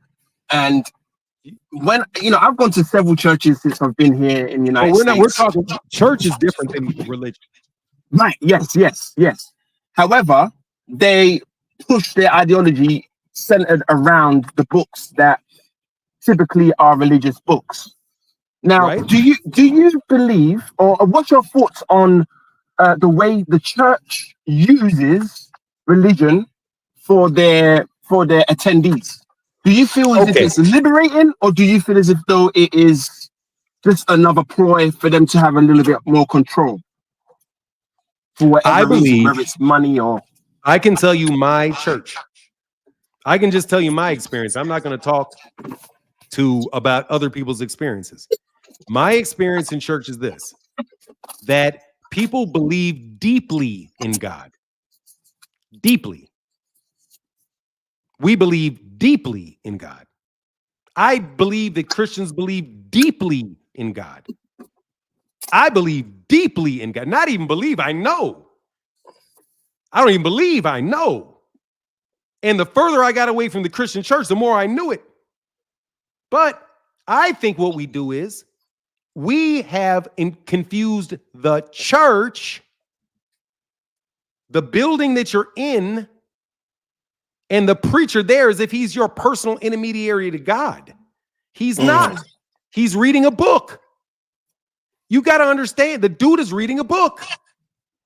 And we're having a conversation. And if you make it any more than he's reading a book and we're having a conversation, if you take it to the level of he's God incarnate, or the closest thing that I'll ever get, and he actually can forgive me for my sins, you're going to wind up getting diddled. Okay? Because he's just a man reading a book. But of course, because church was really the state, because remember, the Roman Catholic Church, the Roman Empire morphed into the Roman Catholic Church.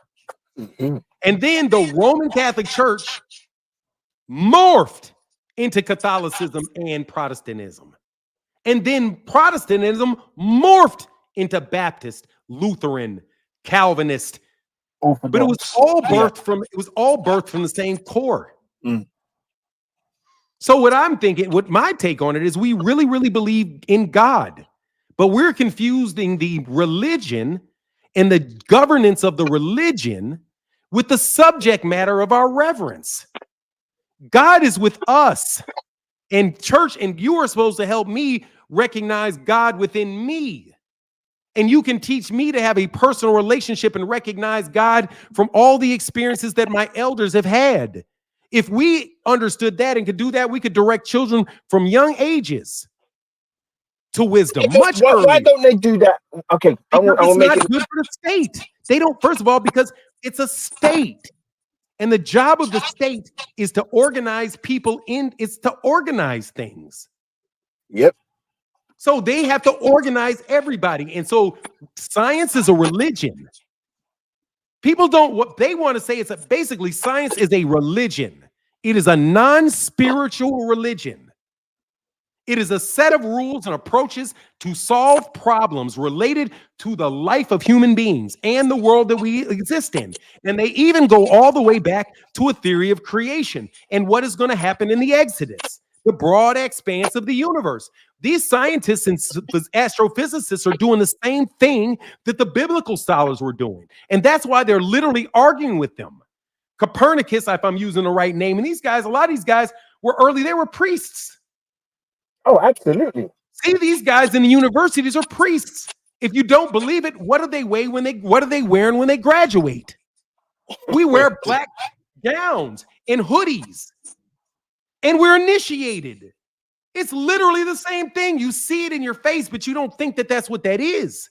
Same thing with a preacher when he walks in with his robes, with his stars and his crosses. He's initiated. But he's initiated to guide you through the mysteries. He's not the mystery himself. The mystery is, where do we come from? Why are we here? And everybody, before they give you any rule, has to address that. And every society runs it up to God, with the exception of science, who claims atheism. But then people don't listen to what atheism is. Atheism is you don't have a religious explanation for the phenomenon, but you still are looking and seeking an explanation of phenomenon, aren't you? You just don't call it God yet. Yeah, I think that but you will when you find him. even some of those top scientists, when they have exhausted their physical, logical explanations of what they find, they attribute it to God. Even Albert Einstein said that. Like, so, you know, when you say science are atheists, yes, there is a level of atheism, but once you all get to some it's complete atheism, because theism is based off a theology, which is a concept of God. They have no concept of God. So they don't have a concept of God being one unifying power. They are what you call reductionists. See, the philosophy of reductionism is when you take anything that you see and you try to break it down into parts. And it's only when you can break it down into parts, basically tearing it apart, do you see how it works. So science is constantly looking to basically reduce anything that they see into a mathematical formula or some type of repeatable scenario in a lab. That's reductionist. But to your point, however, you said that you can find the Most High or the Creator in a blade of grass, right? Yes. So even when they break it down to those, you know, those microscopic mathematical equations, etc., they still find the same thing. Bro, you listen. Always are going to find out. You're always going to end up at the same space. Listen, no, they will not. They will not. Yes, okay, here we go. Go ahead. Go on. Because they are reductionists. They are going to play in the mud until they get to the center of nowhere. They are searching for the center of nowhere by going in and continuing to break everything up. If you want a reductionist says, how does a car work? Well, let's just take all the parts of the car apart and then put it back together. That's how it works. If they want to know how the body works, what do? They get a cadaver and they cut it up and they start looking at all the different places in the brain, naming them, separating them into a bunch of different things. They have no idea of wholeness. They're not working towards unity. They're looking towards diversity. And diversity of perception is ignorance. It literally is the arc of, it is literally playing in the mud. I agree with that. And listen, they're going to listen to me. That's why I'm saying that they're never going to get out of it, because they're going to dig in the mud forever, because they're going to find that thing that will break into pieces. As long as you're trying to find something you can break apart before you can find it, you're going to keep breaking everything apart forever.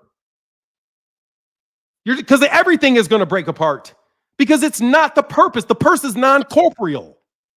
So if you keep trying to break down things that are nothing but a manifestation of the spiritual to understand the spiritual by breaking down the physical, you'll never get there. You have to go the other way. You have I think that. Finish. Go ahead, bro. Man, I might get on flows, bro. Trust me. Yeah, I hear you on the flow. Go ahead. Just bro, seriously, bro. That was like I had something nice, bro. Man, You just clicked me here on the I'm just sitting here. I ain't saying shit. I'm listening. God damn it. Bring me into the conversation. Here, I'll bring you into the conversation. Here's the final answer. Hell no.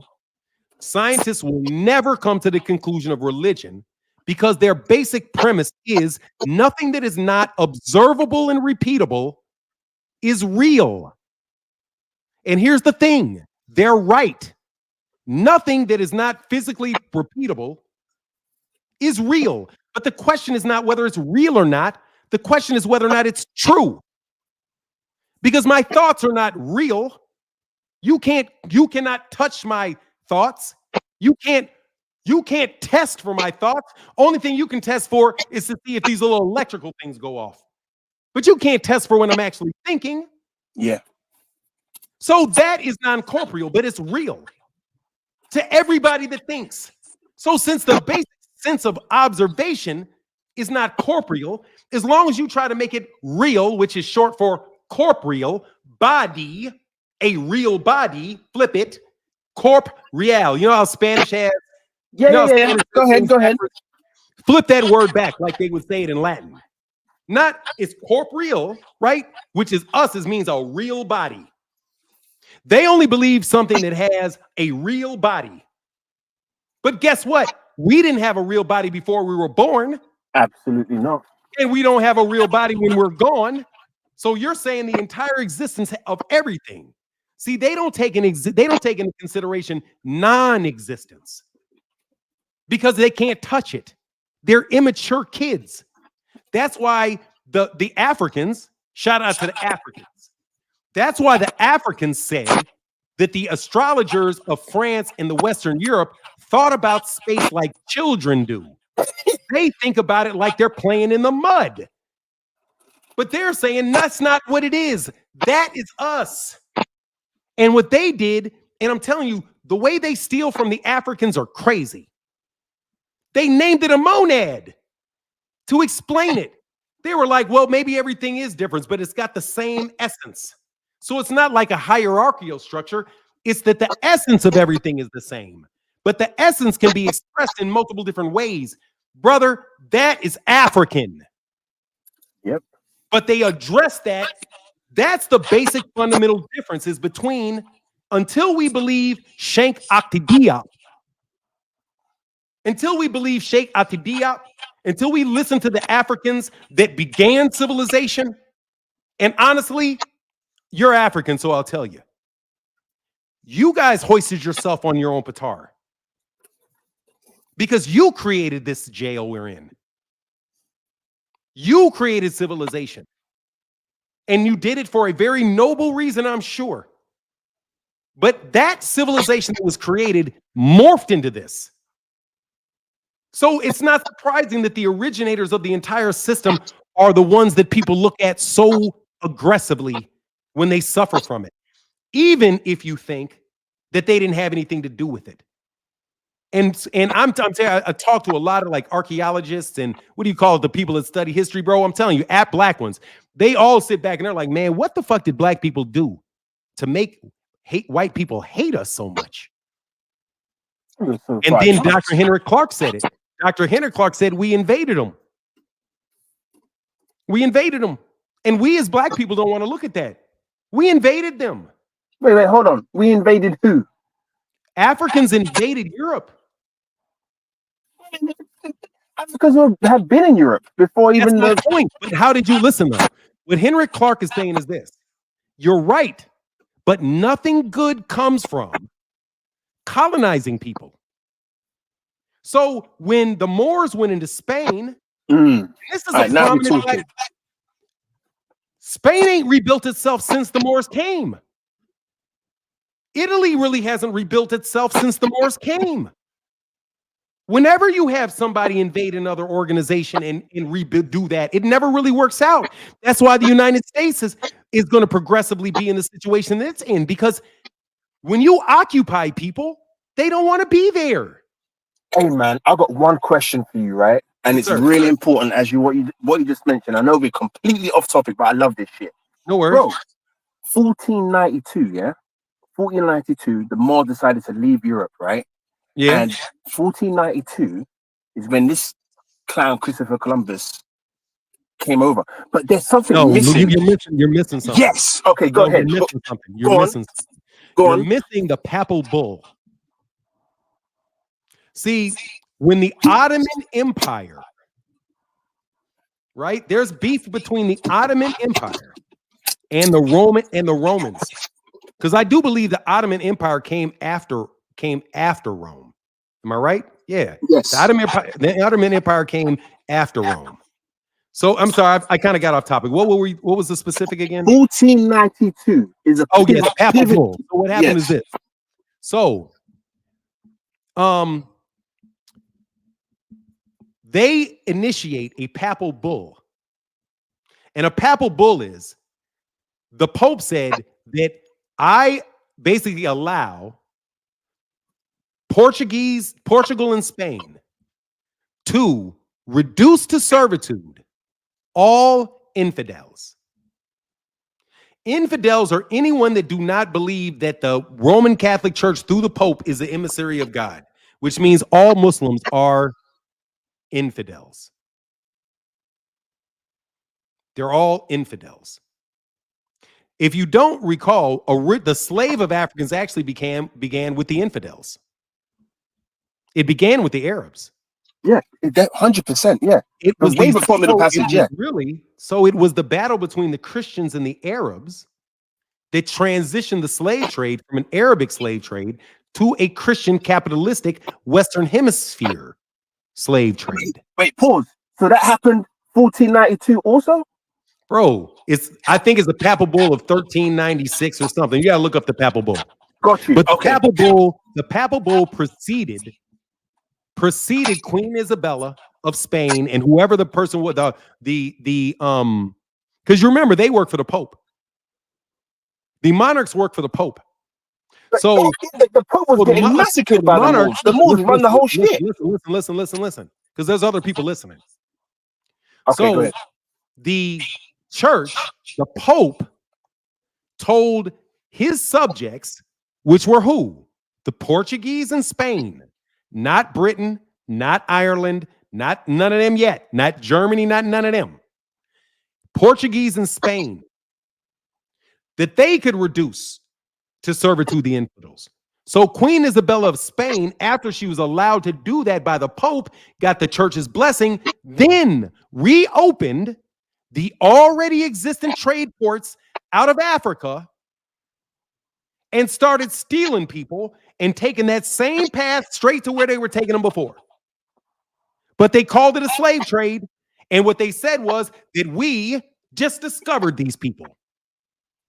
Those ports and that route, those shipping routes were open from before the Arabs had invaded. Africa had been gone from its peak probably for 10,000 years before Europe showed up. That's what people forget. Africa is old as fuck. Africa, they keep talking about how long ago things are. We have no idea how long that shit is because they want to keep making it look like they just showed up. No. Do you have any idea how long it would take to learn to create a pyramid? Think about it. Think about the institution, how long the institutional knowledge would take from going from building something small to something like a pyramid and sphinxes. Yeah. See, people don't understand how Africa worked. Africa worked like this. Egypt didn't have the money. Egypt was the trade. The black Africans that were in Egypt left and went out west. In Indus Kush. And Indus Kush. We went every direction. What they did was, but then they started the gold trade. Right. So they were like, fuck it, you guys spend gold? Oh, we're out. We'll just go get the gold. So they went and got the gold. That's how you got Mansa Musa. Mm-hmm. Because Mansa Musa, those groups like, we know where gold is. Shit, they like gold. Oh, shit, out west, we got all that shit. So they just went over there and they started dealing with the Europeans even at more arm's length. But it was only a period of time when the Arabs and the Africans took over the trade, which is what? The Mediterranean Sea. The Africans, the black Africans, went way away from that shit. And then they just eventually followed them over there and captured them, took their gold and shipped them even further west. But people don't look at history like it's a story. We want to sit here and act like we want to talk about little independent things. No, look at the body of it. The body of human history, we do not know where the beginning is, but we know it's in Africa. And Africa is old as shit, way older than anybody knows it is. Africa may be 100 times older than the oldest memory of it. Right. So You we know don't know because they didn't write but how did you think about it, bro? How long would it take from you to go from figuring out how to plant food to learning how to build a pyramid? So check this. I want to say something before I leave, right? That shit could take 10,000. That shit could take 100,000 years. So what they have, when I say they, these scientists have found, right? So we've got an equinox, 25,000, around approximately 25,000 years is for you to determine that a particular star is going to be arriving in that exact same space, right? But scientists don't believe them. Sorry? Don't believe them. Yeah, but hold on. Sir, can I help you with something before you say it? Do you even know what I'm going to say? I know what the answer is. But I wasn't going to ask a question. Go ahead. I was just going to say, that let's just say that Canis Minor, Canis Major, whatever that star constellation is, it takes 25,000 years, right? You would have to wait and observe that for another 25,000 years to then say, oh, actually, it's a possibility. Then another 25,000 years to say that, hey, this is actually, it's actually happened 3 times. That's 75,000 years just to determine one simple thing. So to say, or if anybody believes that, Africa is this young place and our brilliance is young, no, it's hundreds upon thousands of years old for us to determine and for us to arrive. Bro, it's seriously, dude, this shit's fucking dumb. Like, African is shit I don't even understand. I mean, seriously, bro, it's so much more than Greek. It's so far beyond Greek philosophy. It's so far beyond it. So far beyond, definitely beyond the English, yeah, because it's all bastardized off of them. But anyway, so let me tell you what, why I say that that's not the case. If you look at it, what's not the case? Listen, watch me. That it would take 25,000 years. I don't think it would take them 25,000 years. I think it'll take them a lot faster. A whole lot faster because they already have the technology that we have. The math as well. No, they have the understanding that the human body is capable of anything that the universe can do. Mm-hmm. So once you they figured out one thing, basically they figured out everything, which is why they were able to create language, fire, food, agriculture, and all of these other things that they have, which they all equated to God. Because once they found God, they were able to do anything with it. Because the African is the master of pattern recognition. When you test IQs, you test somebody's pattern recognition. Yeah. Listen to me, bro. There is not a people on earth that can pair with Africans in pattern recognition. Pattern recognition, for you to have such pattern recognition that you can say when exactly a star that you can't see is going to do something. You are a master of patterns. When you can put out music like that, you are a master of patterns. If you can put out music that will make me do this, and I can't help myself, brother, you are brilliant. Because that's pattern recognition and the use of patterns. All of the information infrastructure in the universe is based off that. But because they have the proper view of the world and Europeans do not. Europeans, because they didn't create it, have to break it apart to understand it. Because Africans didn't create it, they don't have to do that. And they can accept it in its whole, which is called soul. When you accept the soul, you accept the whole part. The concept of a soul is understanding the whole and not just the physical, which is why the soul does not resemble. Africans will teach you, voodoo will teach you that the soul does not exist within the body, that the body is a byproduct of the soul and a mere reflection of it. Man, Not I love you, bro. not Keep going, it bro. in Keep going, actuality. keep going, keep going, keep going. Not it in actuality. Brother, I understand African philosophy. I do. And it is other level. And it is Voldemort. Like, bro, if you read Harry Potter, bro, and you try to get back to the one thing they said about Voldemort, they linked his ass to Africa, bro. They said there's methods in alchemy known in Africa that is unknown by the European wizard, of which they came the Horcrux. And what's the Horcrux? A Horcrux is the mistake of breaking a soul into multiple things. You know that Oedipus thing? Like all of the world was a man broken up in parts, spread throughout. Yeah, bro. Yeah, see, that metaphor tells me that it's basically that of the microcosm and the macrocosm, which is not what they believe. They believe that the essence of one is in the essence of all. That's why you can grab stones, throw them up in the air, make them land, and you can tell what time whether it's going to rain next week. Because they understand the soul. They understand that the reflection of all is reflected in that thing as well as it is in the rain. And if they continue to focus within for 10,000 years, bro, they'll tell you what you're thinking. They'll tell you what you're thinking. I can't imagine what society would be if it was led with the mentality that began that one is all, but from the very base of your perception of reality. It would be so much way. Bro, you think about what the human body is capable of.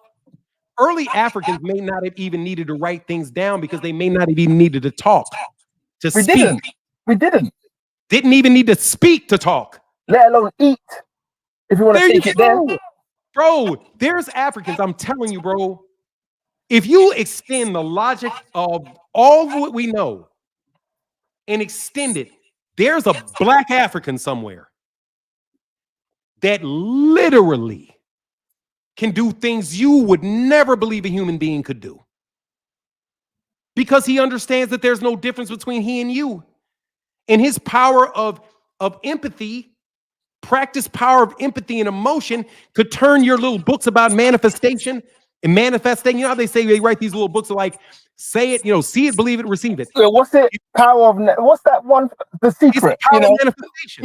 Yeah. Secret. Bro, dude, that secret shit, dude, all that shit is just based off the way that they see that the Africans saw the world. Dude, and they got these guys like, dude, this dude pissed me off, bro. And it took me a long time to figure out why. I was like, bro, that was some stupid shit you said that sounded super fucking smart. What's the dude named Tyson DeGrassi? Oh, Tyson DeGrasse, the astrologer. Yeah, go ahead. Yeah, let me tell you what I'm telling you why I said, dude, this is the fundamental problem because I had a hard time getting around to what I didn't like about what he said. I mean, it took a lot of work and a lot of thinking, bro. I really did. What do you call it? Meditate on it. There's a lot he says that I don't disagree with, but there's some things that he says which I'm like, okay, kind of cool. But go ahead. What he did. This is what he did, and this is why I was like, nah, dog. Now I see you're just arrogant. He's arrogant. Now, I'm not saying he's not confident. I'm telling you, Neil deGrasse Tyson is arrogant.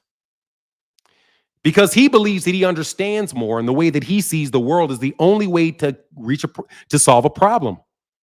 That's arrogant. The scientific method is not the only way to arrive at a truth. That's a religion. He's as dogmatic as any conservative Muslim is within his religion of pure physical manifestation and there never being a true rule until you can see it. But what he said was this. He talked about how he didn't believe in remote viewing, but not remote viewing. Dude, remote viewing is obviously real because all you got to do is picture your mother and there you go. You're viewing her remotely. The problem is you guys just think it's more complicated than that. It's not. Hey, man, I see your picture right now. I see my mother. I hug and I kiss my mother on her cheek. I can smell her.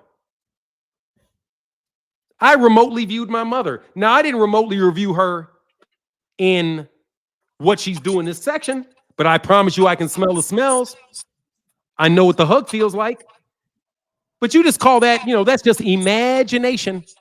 Oh no, but hey, go ahead. But watch. So here, anyway, man, let me get to this. Let me get to this.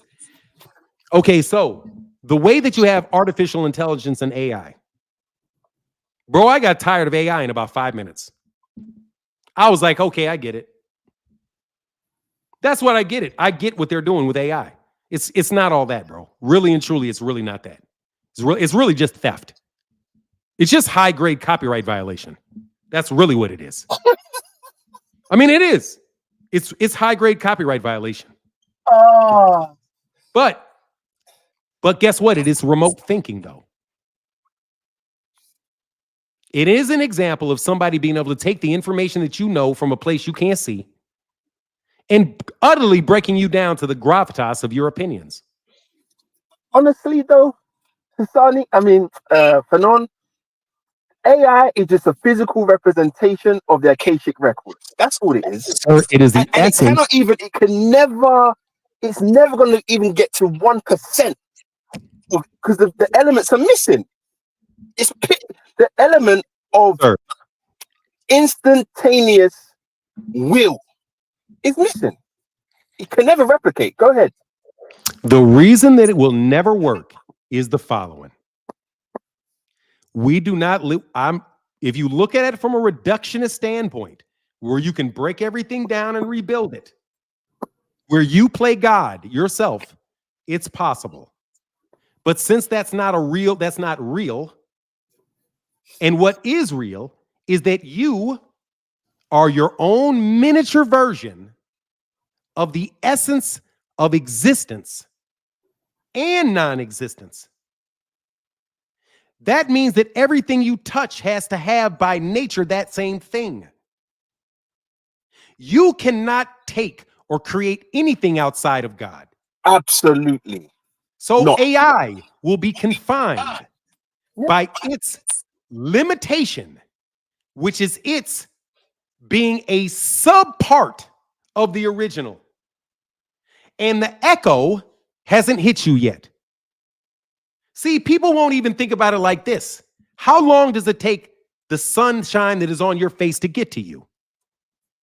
Well, you know how long they say. When you walk outside. 12 seconds and 48, was it 8 minutes and 12 seconds? That's what they tried to say. What you looking at the sun happened 8 minutes ago. And see, that's why I wanted to say that's why I wanted to tell you about the years.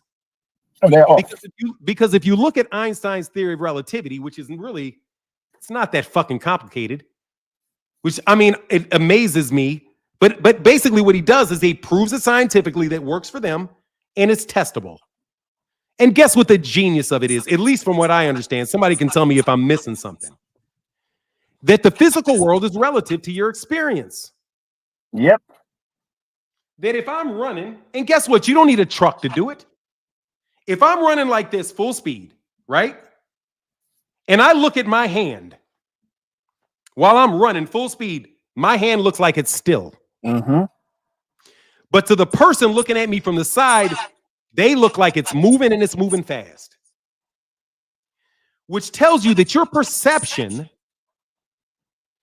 is not the same reality as someone else's perception. It's relative to you. The theory of relativity, that I can have a truth for me, which is that my hand is still. But that reality is different for you because you're outside the train and it's fast for you. Couldn't that same theory of relativity, if it applies in a monadic sense, also deal with time and space and distance? Everything. Yes, because it's relative. So to the way that you think, 25 years may be 25 years to you, but to somebody like a mountain, it's like that. Yep. So you can't, so that's why reductionism doesn't work. Reduction doesn't work because especially if you're trying to that's like trying to reduce God to different components is like is literally, bro, that's what they do with water. They break it down into no, that's not water. Let me tell you what it really is. What it really is 2 parts hydrogen and 1 part oxygen. Well, what's oxygen made up of? Well, the oxygen is made up of these 50 zillion parts. They're using scalpels. Yes, To- hey, yeah. They're using scalpels to explain the most simplistic thing. And no, bro, they're just digging in it the creates money. a lot of confusion. Dude, no, it's looking for diversity. Yeah, scalpel. They're cutting shit up. They got Isn't that what the Tower of Babel? Hey, listen, isn't that what the Tower of Babel is? Thank you. That's the Tower of Babel in a metaphor. Yeah. It's the dude, you guys don't even know what the fuck a woman is right now. It's the Tower of Babel. There's literally no common language, which is logic. That's the Tower of Babel. Once the logic of God is missing, you're going to be reduced to a bunch of shit that just is a bunch of words that nobody really understands or knows what to do with. Which is why nobody... I need to, because you know what? You're dropping some serious stuff here, right? And, you know, based on your school of learning... Yeah, I'm dropping it for free, too, just so you know. Exactly, right? But I think, you know, and I'm sure there's a lot of people in your chat that appreciate... bid on my champion. So bid my championship. You don't deserve that championship, man. That last conversation, anyway, we'll get back to that in a second. But I do want to put something out there, and this is the edification of you. Yeah, we'll end the conversation on this. I hope you guys enjoyed the conversation. Now, hold on. What this man, Fanon, has been blazing down today in the past 30 minutes since I've been on here is lesser mysteries, right? And if anything that you found difficult to grasp, you can actually find it in a book pretty easily, right? Number one. Number two, right? When you're initiated or when you are learned, right? There's a saying, it's an old adage. Don't throw pearls at the feet of swine. Hell no. Yeah, but what that means is that when you're on a certain level and you share certain things, you make sure that you ain't wasting your time and effort with a swine, with a pig who don't even understand or even comprehend. The sheer fact that you're able to do this on this channel and be so diverse in your conversation is a testament to you, bro. Thanks, man. And I really big you up. See, there's so many things I want to say, but there's a time to say it. Bro, you gotta, bro, look, man. There's a time to say it. Here's the thing, man. Oh, go ahead. Finish what you guys say, bro. I don't want to, I'm sorry, I'm sending you off. No, it's okay. There's a time to say it, right? And I feel like your ministry through boxing is literally, you've created this MH Blackwell thing. I want to see more on that side, bro. Yeah, I mean, that's all. Look, bro. I see a lot more. Look, man. Here.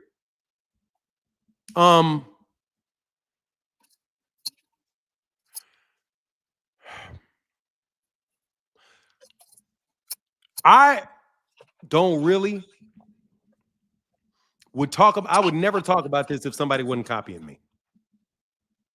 I'm just being honest with you, brother. I would never talk about this stuff if people didn't copy me. I do this when people copy me. Because I don't want any of y'all to think these dudes are me. I have a real sense of my own brilliance. And I'm sorry if that makes me sound arrogant, bro, but dude, my IQ is significantly over 150. And I have been told I was a genius. And I was punished for it. A lot. And I'm insane. And they're connected. And it's not been easy. So, bro, even me having these conversations is not easy for me. Because I have to wonder whether or not, you know. Nah. You're on it. You're on it, bro. Let me finish, bro. I know what I am. Go ahead. I know what I am. I'm God's child. And there's nothing God's child can't do. You can't tell me nothing. It's God. And he loves me. And I know it. And I worked so hard to know it. That everything anybody ever told me about it, I'm telling you, man, I prayed for wisdom. They said it's so dangerous to pray for wisdom. I prayed and I prayed and I prayed and I prayed. And I suffered and I suffered and I suffered and I suffered. And I'll be damned if I sit up here and listen to kids who haven't. I'm telling you, I paid the price for what I told y'all. I paid the price. I'm not rich. I will never be rich. I thought it was a curse because they said be a professor. I didn't want to be a professor. But every time I want to talk boxing and be cool and just chill, I get some bozo impersonator trying to steal the spirit that ain't even mine to give you. But you steal it and you take it for yourself. Somebody right now, I gave out a lecture and I don't give a fuck what you niggas say. You know I gave a lecture better than any of you niggas. I will not even write it down and I'll get you. You know it. And everybody's known it about me for years. So what did they do? They killed me. Well, they tried to. They don't pay you for that. Yeah. These people say, nobody, there are people that know this. They're just never going to tell you. Because you know what happens, bro. But hey, man, fuck it. They keep you in ignorance. They want to keep people in ignorance, man. Bro, no, what I mean is this. What I mean is this. You see that people listen to me. You see people listen to me. And you want people to listen to you. That's what I mean. Not that what I think is intelligent or brilliant or anything. That y'all can't even understand this shit. It's going to take you 4 months if you tried real hard to get past the first 5 minutes, you fucking morons. You're being too kind. Yeah, I am being too kind. It may take you another fucking lifetime to understand monadics. Yeah, I understand monadics. You don't understand monadics. There are PhD level philosophers that don't understand the application of monads. Much less be able to relate it to information systems technology and boxing. I know what I am, and you niggas ain't never gonna tell me that I'm not what I'm not. But dude, I'm no smarter than you. I'm no better than you. You ain't no better than me. And then white people ain't no better than you. And then white people ain't no better than me. But I always got black people acting like white people are better than me. And because you don't think black people are any good, you think you're better than me. So you think you can steal my shit and impersonate it. Because like it has no depth. Like it has no depth. Just like he talked about Michael Jacquin Basquiat. You ain't him because you can put a fucking skull there. That's what that artist said.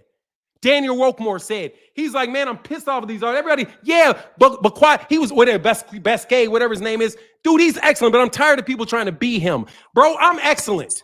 You can't fuck with me. You can't fuck with me in philosophy. Not none of you. I'm a philosopher. Do you know what? I'm gonna. No, bro, Nah. no, for real. No. You're not a philosopher, bro. No, I am. No. Let me put it out there. You're a polymath, bro.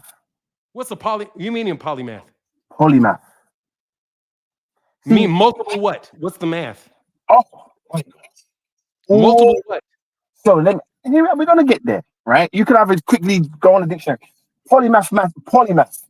A person who knows and can arrive to the same conclusion, whether they're a scientist, a mathematician, an engineer, a gardener, a botanist, an arborist.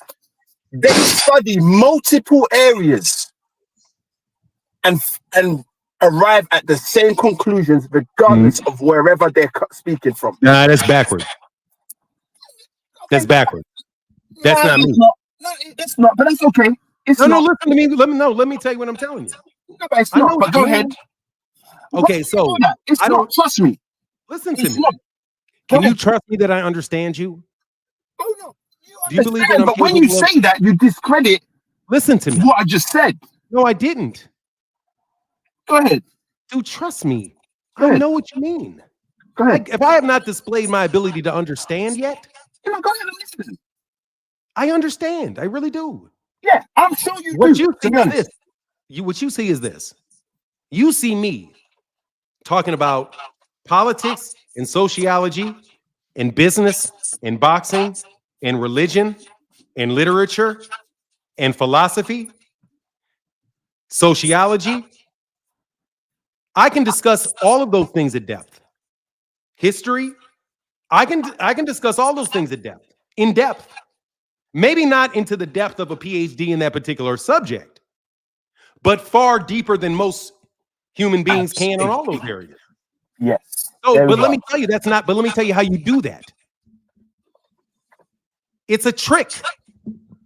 You have to start from the philosophy. You have to start from the root. You have to start from the knowledge. nature. Yes. No, not knowledge. Root, yes, root knowledge. You have to listen to me. You can understand the leaf.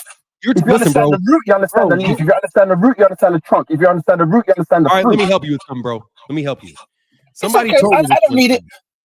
Now, hold on, man, please. Because I really do like talking to you. I had a good friend one time that was talking to me, and I kept talking to him, and he said, look, Martin, I need for you not to say anything till I'm finished. Because the reason that you're talking to me is for you to show me that you understand what I'm saying. And he told me, Martin, I wouldn't be talking to you at all if I didn't think you understood. So there's no need to cut me off. Let me express what I want to express to you and hear me. You're trying to prove that you're worthy. That's what he told me.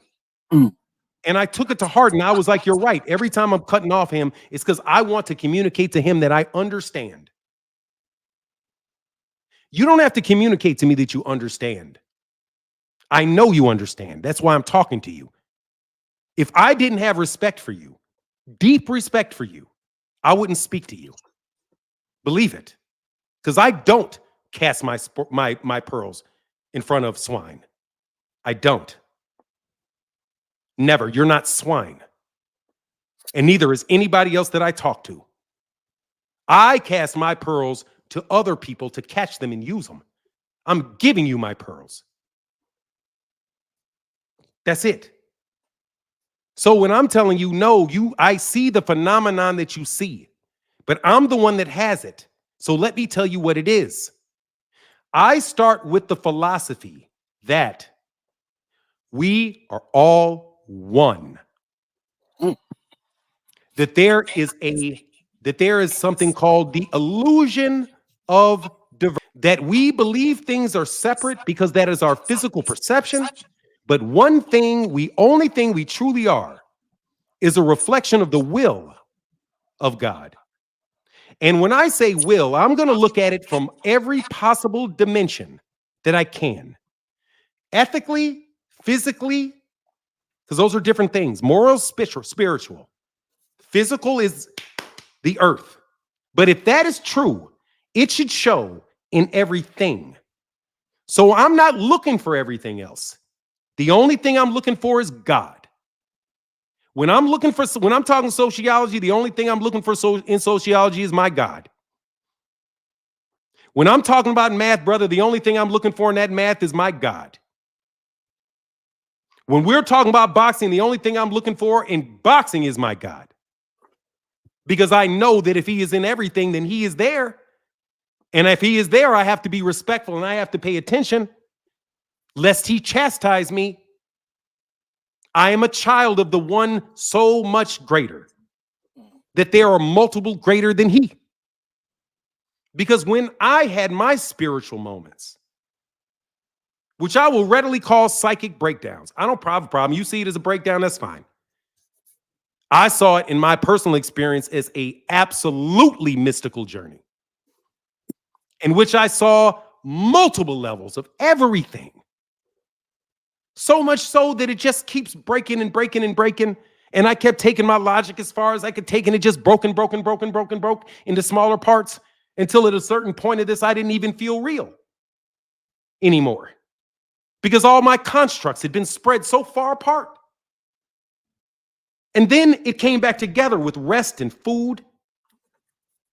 And it came back. But I remember I asked God for that. And when I got it, I regretted it. Because I should have known. I didn't know, but now I know. So there's no need, God, to ever teach me that lesson again. I promise there's no need. because I'm afraid now of him. I have fear of God. True fear. So, and love. So everything you look for that. But you have to understand the monadic principle in it is in music. You can find God through your music. That's why there's a choir that moves you more than that fake ass preacher. Because of the music and the soul being spit by the fat black woman he's manipulating. And the harmonics. Yes, sir. And that gay dude telling them all to do it with his spirit. And now what y'all don't want to know is guess what many of them African priests were? Oh. Gay as hell. And guess what they used to do with him? When they found a kid like that, they put him in a temple. Because they said this kid is very, very sensitive. He's very, very artsy. But see, it wasn't the sex that they saw. Because as you know, they won't know of the sex for years later. What they saw was the, hey, they saw that. And they celebrated that. And they raised him up to the Dogen, who sits in his, and they figure because, oh, you must not want children? God has a purpose for that. And so they say, okay, how does this work? They didn't judge him because it was against a rule and burn him. Because sex is not who you are. In our society that makes everything reductionist to the point of having to name everything, you reduce your life to the subcomponents of it. I am a noob. I am a basketball player. I am gay. I am American. All these labels that we put on and we continue to digest over and over and over again are roles that affect what we do every day. Which is why you have to look at the monadic principle which exists in all, so that it can set for you a moral compass. Because the moral compass is the connection between the physical world and the intentions of God. Because if God is unity, then being against any one man or mistreating them is mistreating God, mistreating yourself, which creates an imbalance. But you grow your philosophy from the basic truth. You don't work from the lie and then try to work back to the truth. That doesn't work. Start with the truth. And the truth will permeate all. That's why they say fundamentals are so important in every sport. That's God telling you that. Fundamentals are moral fundamentals are important in your life, just like good footwork in boxing is. And he's giving you that example to show you these little microcosmic successes that you can then repeat in other areas. But society but I'm telling you, social. What is society? Society is a group of ignorant people all getting together to try to figure out how they can get somewhere when they don't know where they're going. So you got a bunch of people running around in circles and all this stuff, looking and trying to achieve things that really aren't anything to achieve at all. Because from ashes to ashes, from dirt to dirt. And we spend so much of our lives completely ignoring the spiritual relationships that we have with people every day. And these people give us only Sunday to go and even for a second, focus on that part of ourselves. But not realize that everything we do is spiritual in nature. Because that is the monadic principle that the physical things exist from. You can't even move your hand without thinking at first. So how in the world do you think that you can move anything in the world, or you can even think with God not allowing it and directing it? Which is why mathematicians have these arguments about whether or not we even have free will. We listen to mathematicians, and mathematicians say, do we have free will? Do we not have free will? Apply your theory of relativity, you dumbass, to that. It's relative, isn't it? In your own personal self, you feel like you have your own decision. Because you do. But you don't have your own decisions in the grander scheme of things because you exist within that regimented society. So the answer is, it's relative. Relative to your position and relative to what you're thinking. Relative. And if the theory of relativity applies throughout math and everything else, then guess what? It means your science is not real because the essence of reality is relative. So your mathematical rules will be relative to the situation. And finite as well. And finite. And on top of it, guess what? It'll change. The mathematical laws, and I'm not a mathematical person, but I'm going to tell you, this technology that goes to AI will tell you, bro, too, that you literally can have the reality adjust to your mathematical equation, because you've now set a stringent set of rules for yourself that you believe in, and it's your belief and focus of the entity that you don't believe in that will manifest the thing that you think was there all along. So you will be creating things and not even know it because you're reckless with your spirituality. I'm telling you, man, the ramifications of the technological advances that said that people are pushing towards Buddhism is so wide-ranging. So I don't even understand how these cats even think. They know they're done. But you know what? They were never there because they were children. And you guys don't understand this either. Let me children playing with nukes. Now listen, tell me if I'm wrong about this. Africans' Stone Age, I think, was a few thousand years before the end of European Stone Age. A few thousand. Significant. Africans were out of the Stone Age. Oh yeah, way more. It was centuries before they got out of the Stone Age. So watch this. Say this is the same path. Say the African was created civilization, and their civilization ran their course, and they wound up where they are now. But a lesson which will allow Africa to, when they come back for their next circle, to understand their mistakes. To understand their mistakes. Go on. For real. To understand the Africans' mistakes. Because, hey, man, you found God, not us. You found God, not us. You founded all religion, not us. This fool in grace. This fool in grace. This fool. It's not grace. From this fool, right? The fool that we've experienced. Hold on. Just give me a second. Yes, sir. This, based on my terminology, yeah? You understand what I'm saying? Yes, but this fool that we experienced has had to happen in order for us to reappreciate.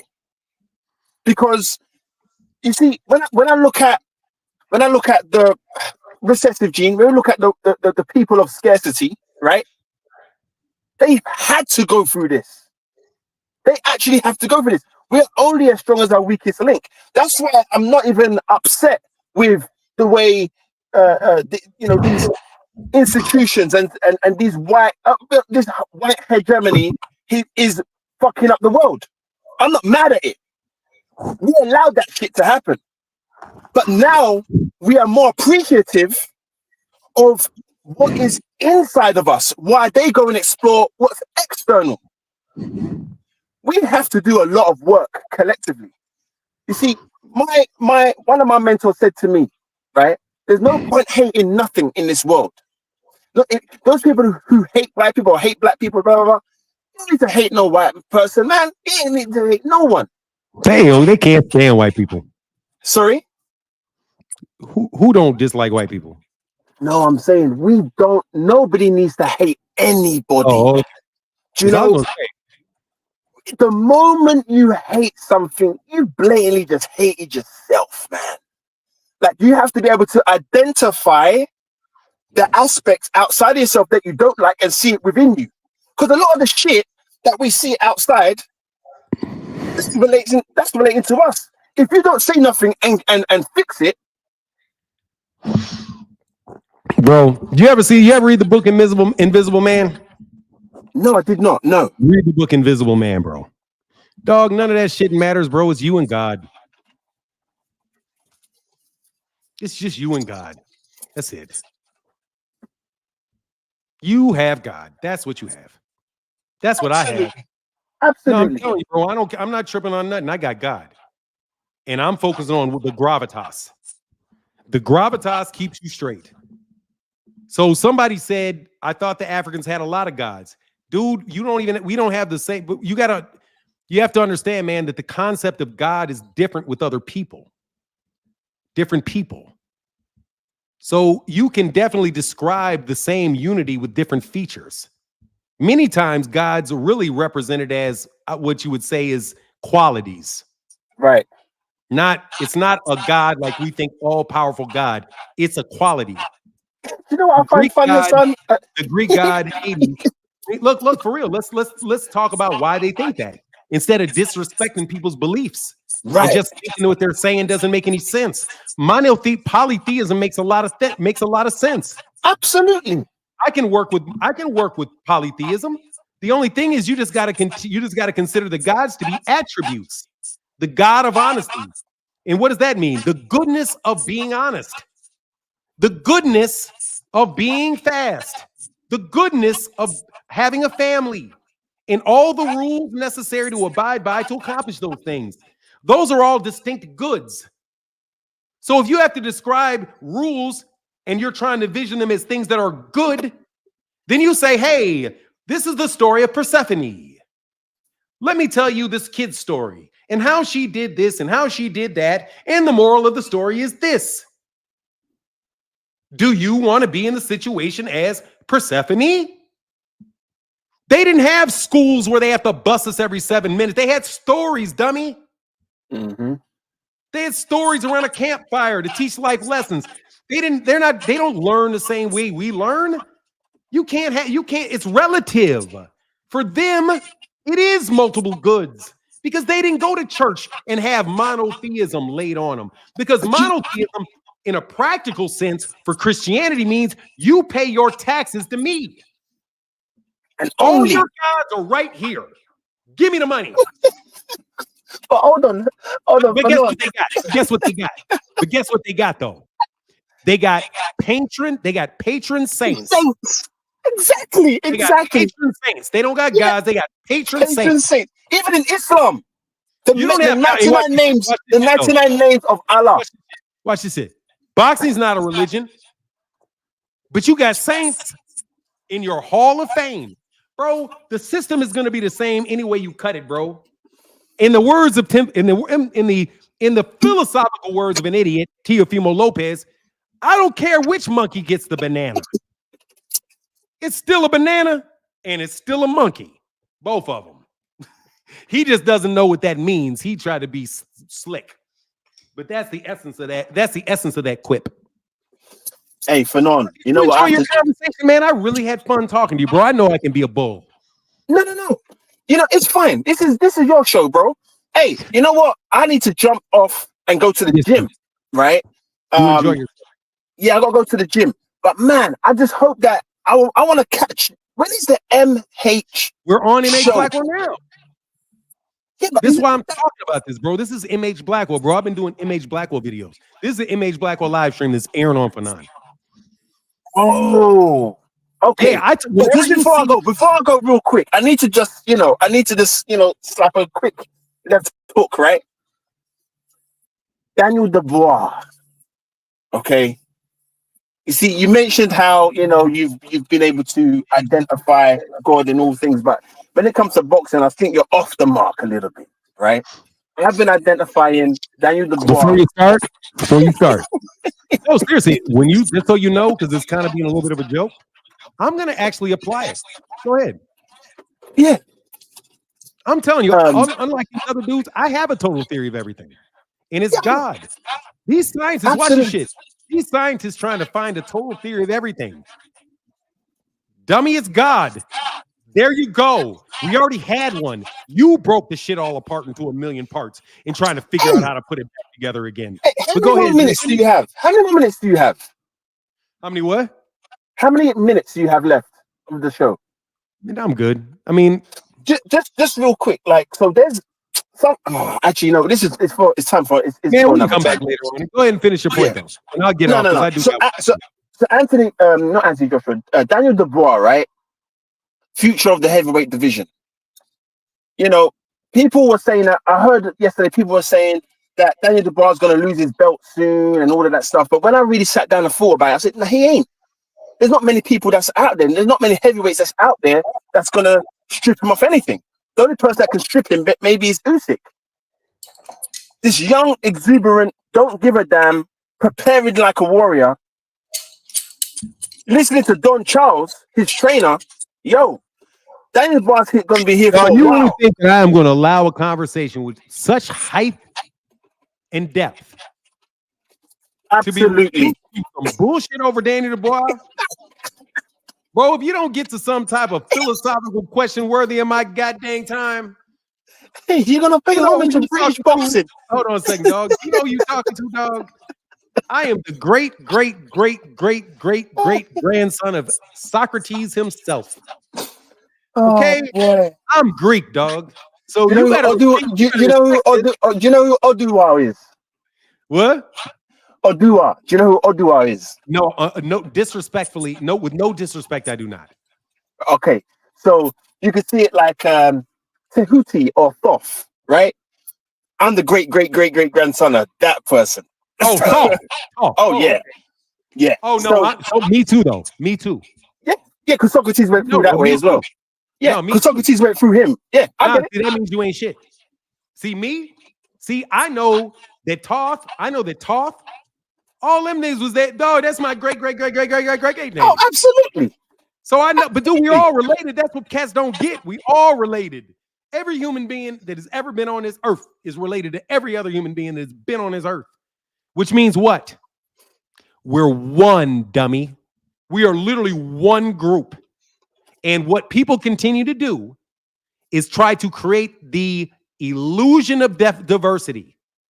They want to break up one human society into blacks, whites, reds, and yellows.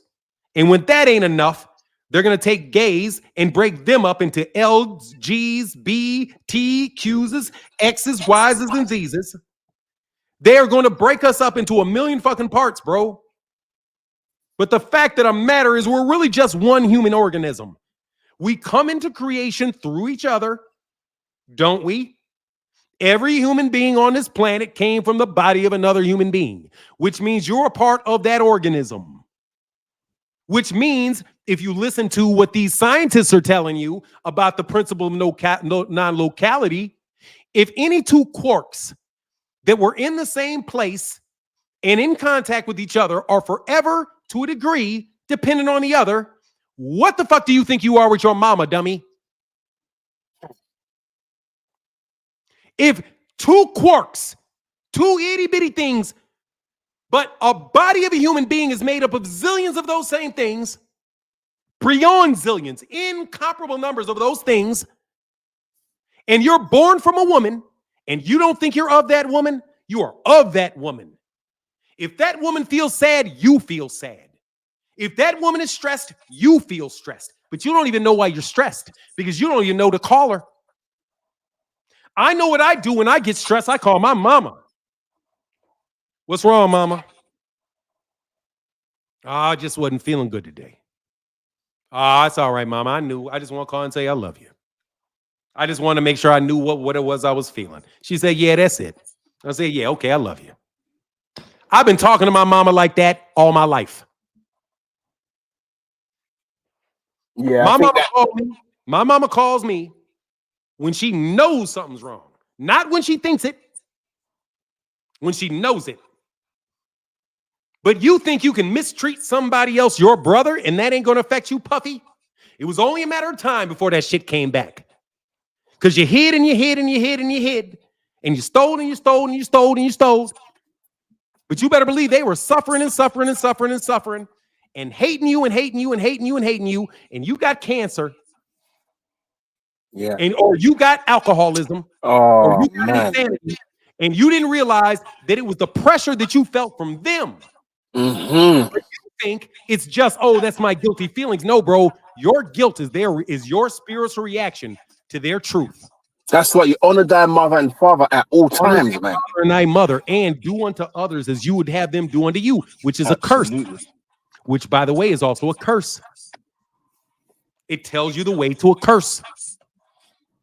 I'm telling you, man, it's a path of growth too. No, look, man, listen to this. Do unto others as you would have them do unto you. I based off that. That's saying that we're connected because we are one. If I think negatively about you and you don't know that I am, and you have these feelings and you act on them, you can be controlled like a puppet. Absolutely. It's so You can be dangerous, controlled man. like a puppet. For But real. if you know that your thoughts are not your own, if you really believe and know in the inner community connection of human beings, and you think to yourself, hold on, man, Wi-Fi works. This shit right here don't got a mic. Right? Like, if you, like this right here. Where'd it go? I'll show you why I believe. Well, I'm going to tell you why I believe it. I'm going to show you the technology. See these? So watch this. See these? These are two wireless mics. I can put this here, right here, and a computer across the house will hear every word. A human being's mind developed this. Now, if you look at what we said about you not being able to create anything out of God and you not being anywhere near as creative or powerful as God is, you can expect God's version of this to be there. You just don't believe it's there because you don't believe in God, because you are looking for a total theory of everything when that's what God is, a total summary of everything. So we as Black people who were raised in this during the beginning of our civilizations have this ingrained in us. They reduce intelligence into things like pattern recognition, but they don't see that pattern. They don't see the pattern of life and death. How intelligent can you be if you don't see the power of the patterns of life and death? And you don't see the, like, Puffy smart. No, you're not. You're a fucking idiot. Your ass was gonna, it was a 99.9% chance, statistically. No, let's get rid of that. Since it happened, it was a 100% chance that that was going to happen to your ass.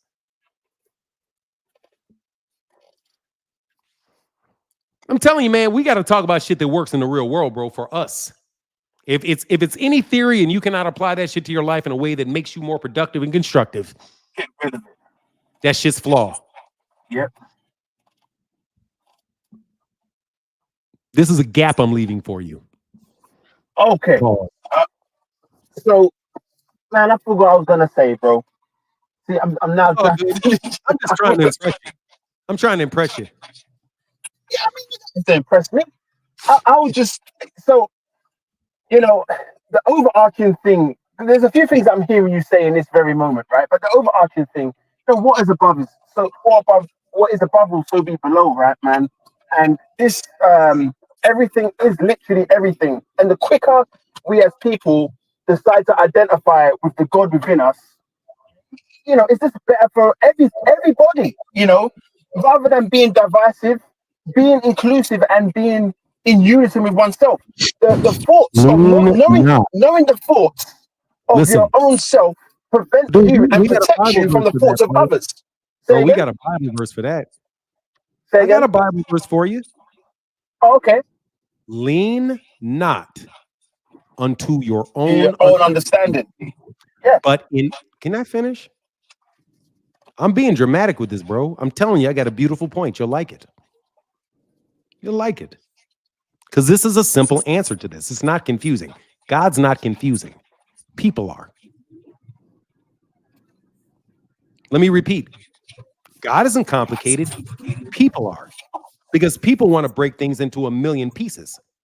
That makes things complicated by breaking them into a million pieces.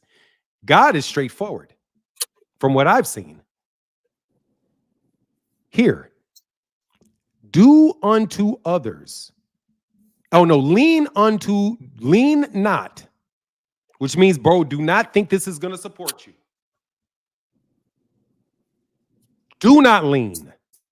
Do not rely on. Because when you lean on something, you're relying on it. Right? If I lean up against this, I trust this is not going to fall. Lean not onto your understanding. The things that you think. Don't trust the things you think. In all thy ways, which is the things that you do. Acknowledge him. How do you acknowledge him? You acknowledge him by showing him within you. So stop trying to figure everything out. Sit down, shut up, and act right.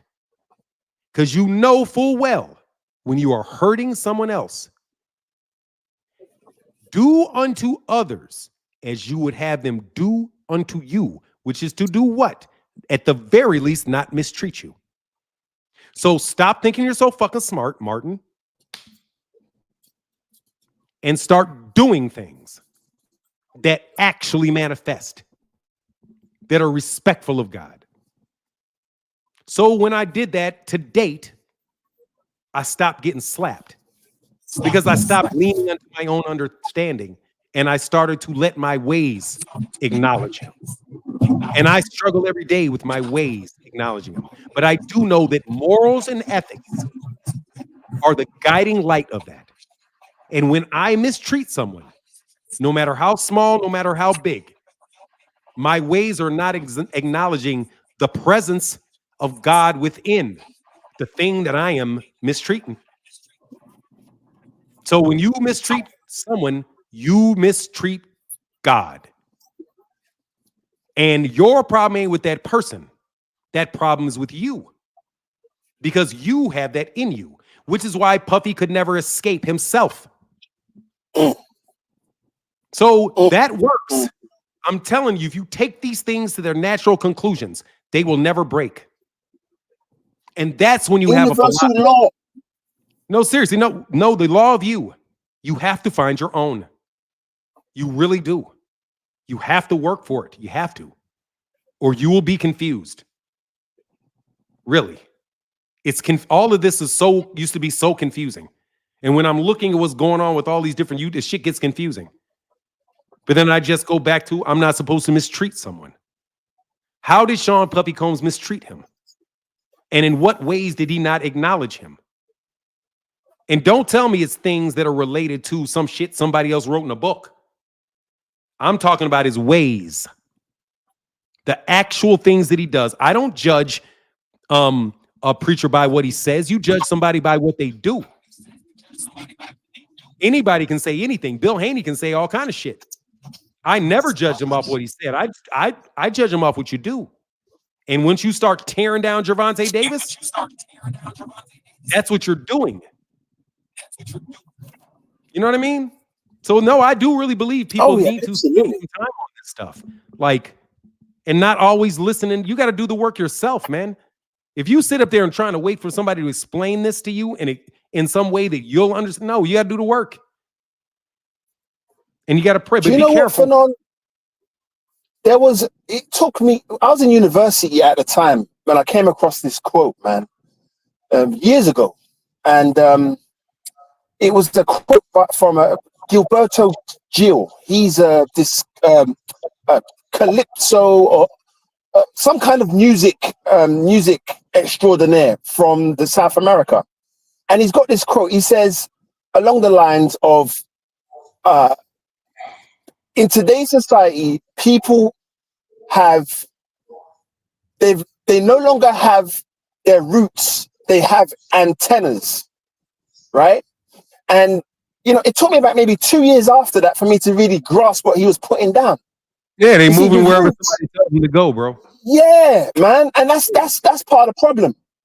That's a huge problem. That's why you get like. Why did it take you 2 years to get that? Oh, because I was confused, man. I was doing a lot of fucked up shit when I was a kid. So. Oh, okay. Yeah, people got antennas. Basically, they're not rooted to the ground. They don't stand on principle. What they do is they're gonna follow whatever brain wave passes by their head. Hell yeah, exactly. And they're gonna pick it up and identify with it as themselves. They're gonna identify it with it. I am that, rather than choose to tune in to the frequency that's gonna help them. But listen, bro, that's redone territory. It's back there. It's the same thing. He's saying the same thing. He's saying, do unto others as you would have them. Lean not into your own understanding. No, he's saying lean under your not understanding. The antennas are your own understanding. You're listening to everything that you see. In all thy ways acknowledge. Stand on earth.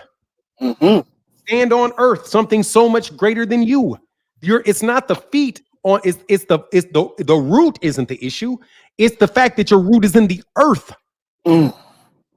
Okay, so look, man, you can do this with all this stuff. I'm telling you, there's nothing you can tell me that I cannot relate back to that.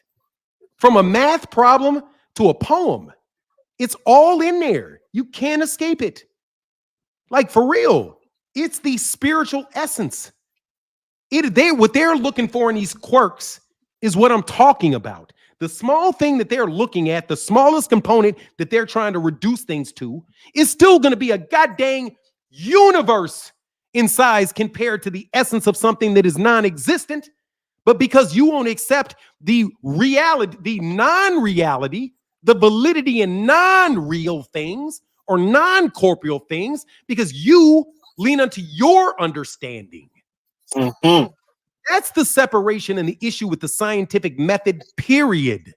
Not that they're not brilliant people, and not that they haven't created all kind of solutions and done things that have helped them achieve their goals.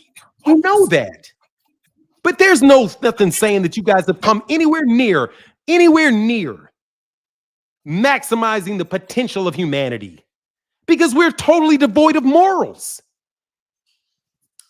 You created a scientific community devoid of God, and you've created a society devoid of morals and ethics, because you think moral and ethics are something that are not real because you can't touch them. And it's so dangerous. That is so dangerous when people are like that. See, so I can go all day, bro. I'm AI. Yeah, I'm trying to impress you and get off. Bro, seriously. You'll have me on here for 9 hours. Bro, I'm telling you, I'm AI.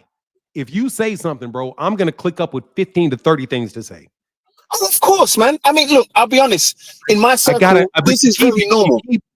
But bro, we just got to kind of, for me personally, because I'm on here 4.5 hours. Like, literally, bro, when we discuss these particular issues, we're going in a circle.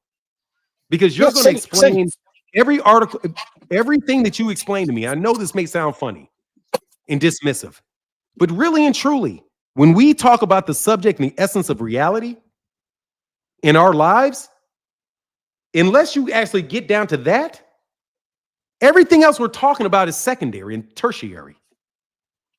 Absolutely. So, you have an audience. But that's what I'm saying. So let's just stay with the root. Let's just talk about the root. If we want to talk about the root, let's stop talking about the leaves. Let's just talk about the root. Do you believe that human beings in nature are devoid of God, or that they have God in them? No. What are you talking? No. Everything has God in it. Listen to me.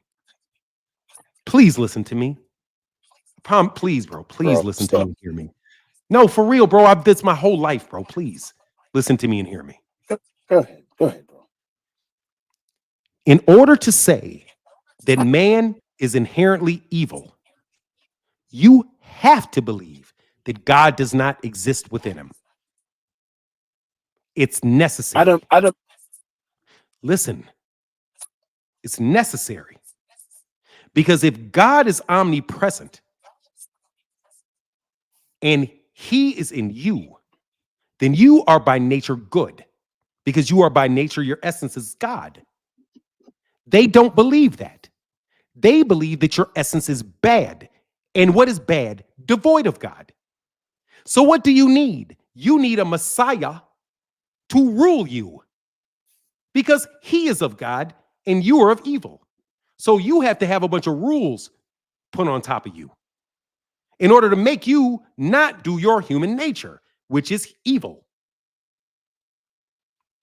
If you don't believe that... Were you asking me the question, or were you just putting it out there? I'm giving you an explanation of the question so you can answer it. Because I don't think you can answer the question if I say, do you believe that man is innately good? You said no. I mean, you said, yeah, you believe God is in there. But so that's what I'm saying. So you obviously believe that God is in all of us.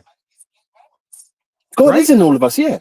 So there you go. So you have to start conversating with people. Look, so in order to you to have a conversation with anybody that is a conservative, you have to address that before anything else. You can't talk about politics, sociology, anything else until you address that. It is Can I ask you a a question? fundamental. It is a fundamental issue. Because Why are you asking me that though? Listen. Because I want to talk about the topic. That's the topic. The topic isn't these examples and the quotes and Diddy. It is the absolute gravitas of the issue. And we are in agreements with the gravitas of the issue. So when we start disagreeing with people that branch off into the men are evil by nature, you now know that they don't have a perception of God that you do. Even if they don't know it. They don't know that they are fundamentally atheists. They don't understand that. They don't understand. Oh yeah, for sure. That science itself, that the very nature of science itself is rooted in the non-materiality or spirituality of humans, period. They try to neutralize it. So the conservative sees we're bad. The scientist says we're not good or bad. And the God-fearing person believes we are good because we are of God. That fundamental difference, it doesn't matter what you do, bro. You're never going to agree with somebody if you can't agree on that. Period. Nothing else is worth talking about right there. Do you see? This is see, I think what you're saying is powerful. Oh yeah, absolutely. Absolutely. But what comes to mind here though is, one of those logical fallacies, appealing to nature, right? And I've always had a gripe over that particular logical fallacy. You're way up. In general. But you're way up. You're way upstream, bro.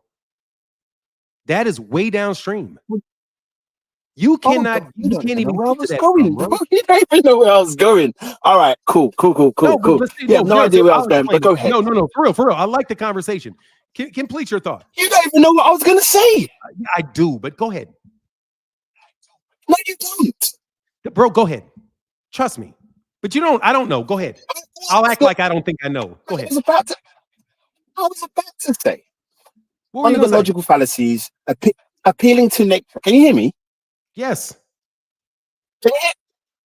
Yeah. So one of the logical fallacies, appeal to nature, is always running up the wrong way. The reason being is because the way I look at God and nature is of one thing, right?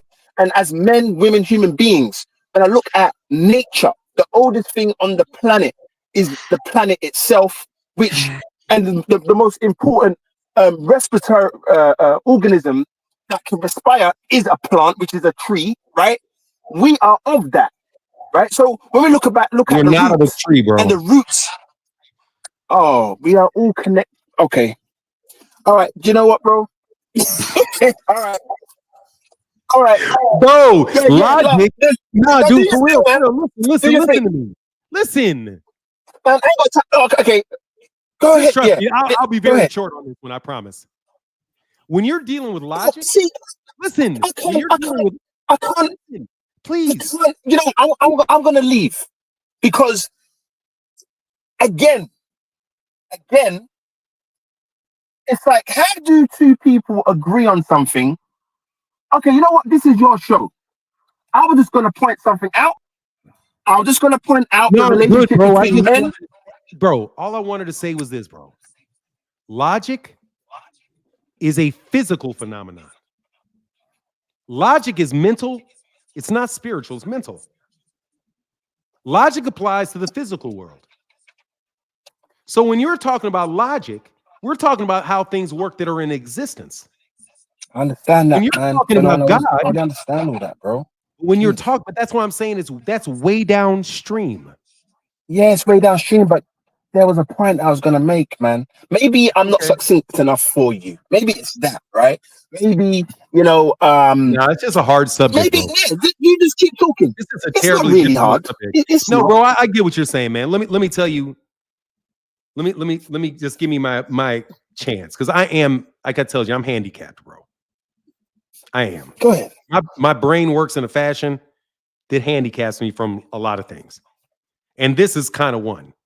So while I understand where you're coming from, and the conversation is, what do we do as people? And what I'm saying I was gonna say, go ahead. Go ahead. What were you gonna say?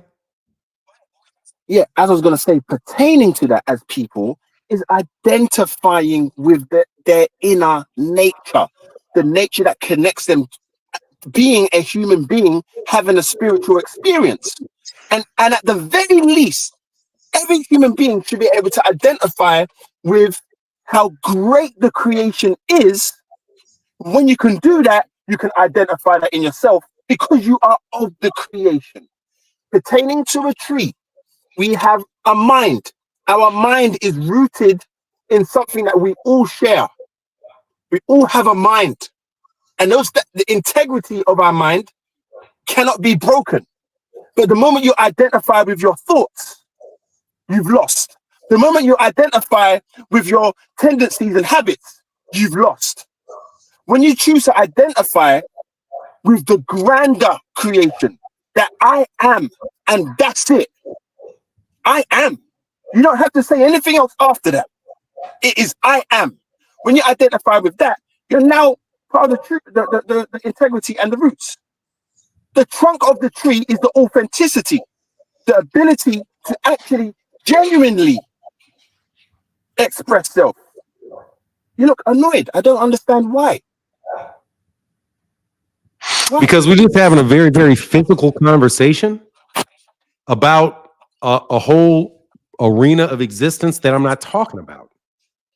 All right, cool. You know what? I can let you talk. You can talk. Just listen to me. I literally listened the entire time, Joe. You're a very tough person to converse with. Let me tell you what I'm thinking. If you want to understand, I don't think you're listening to you. You know that.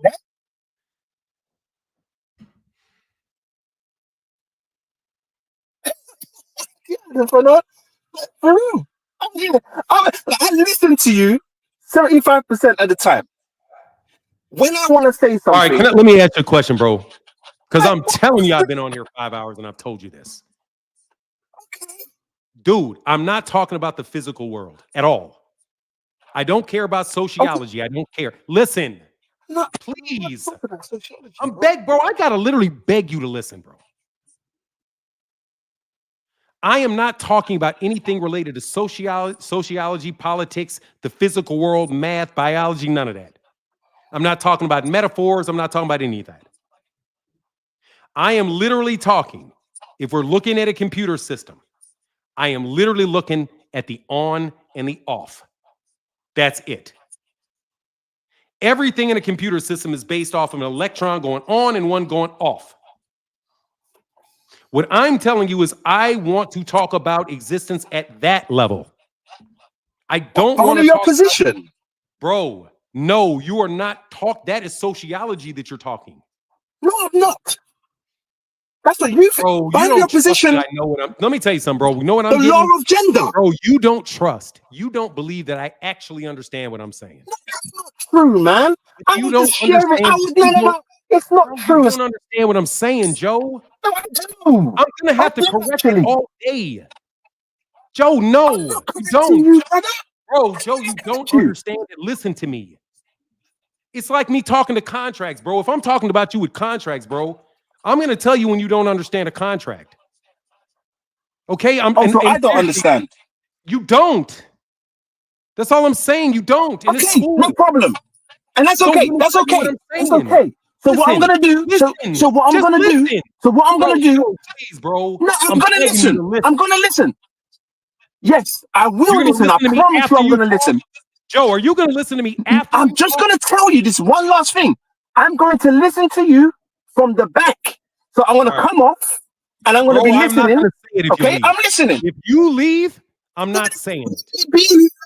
Bro, there's no problem being here. I'm gonna listen to you though. Joe, I am talking to you and only you. Yeah. I'm not talking to anybody but you.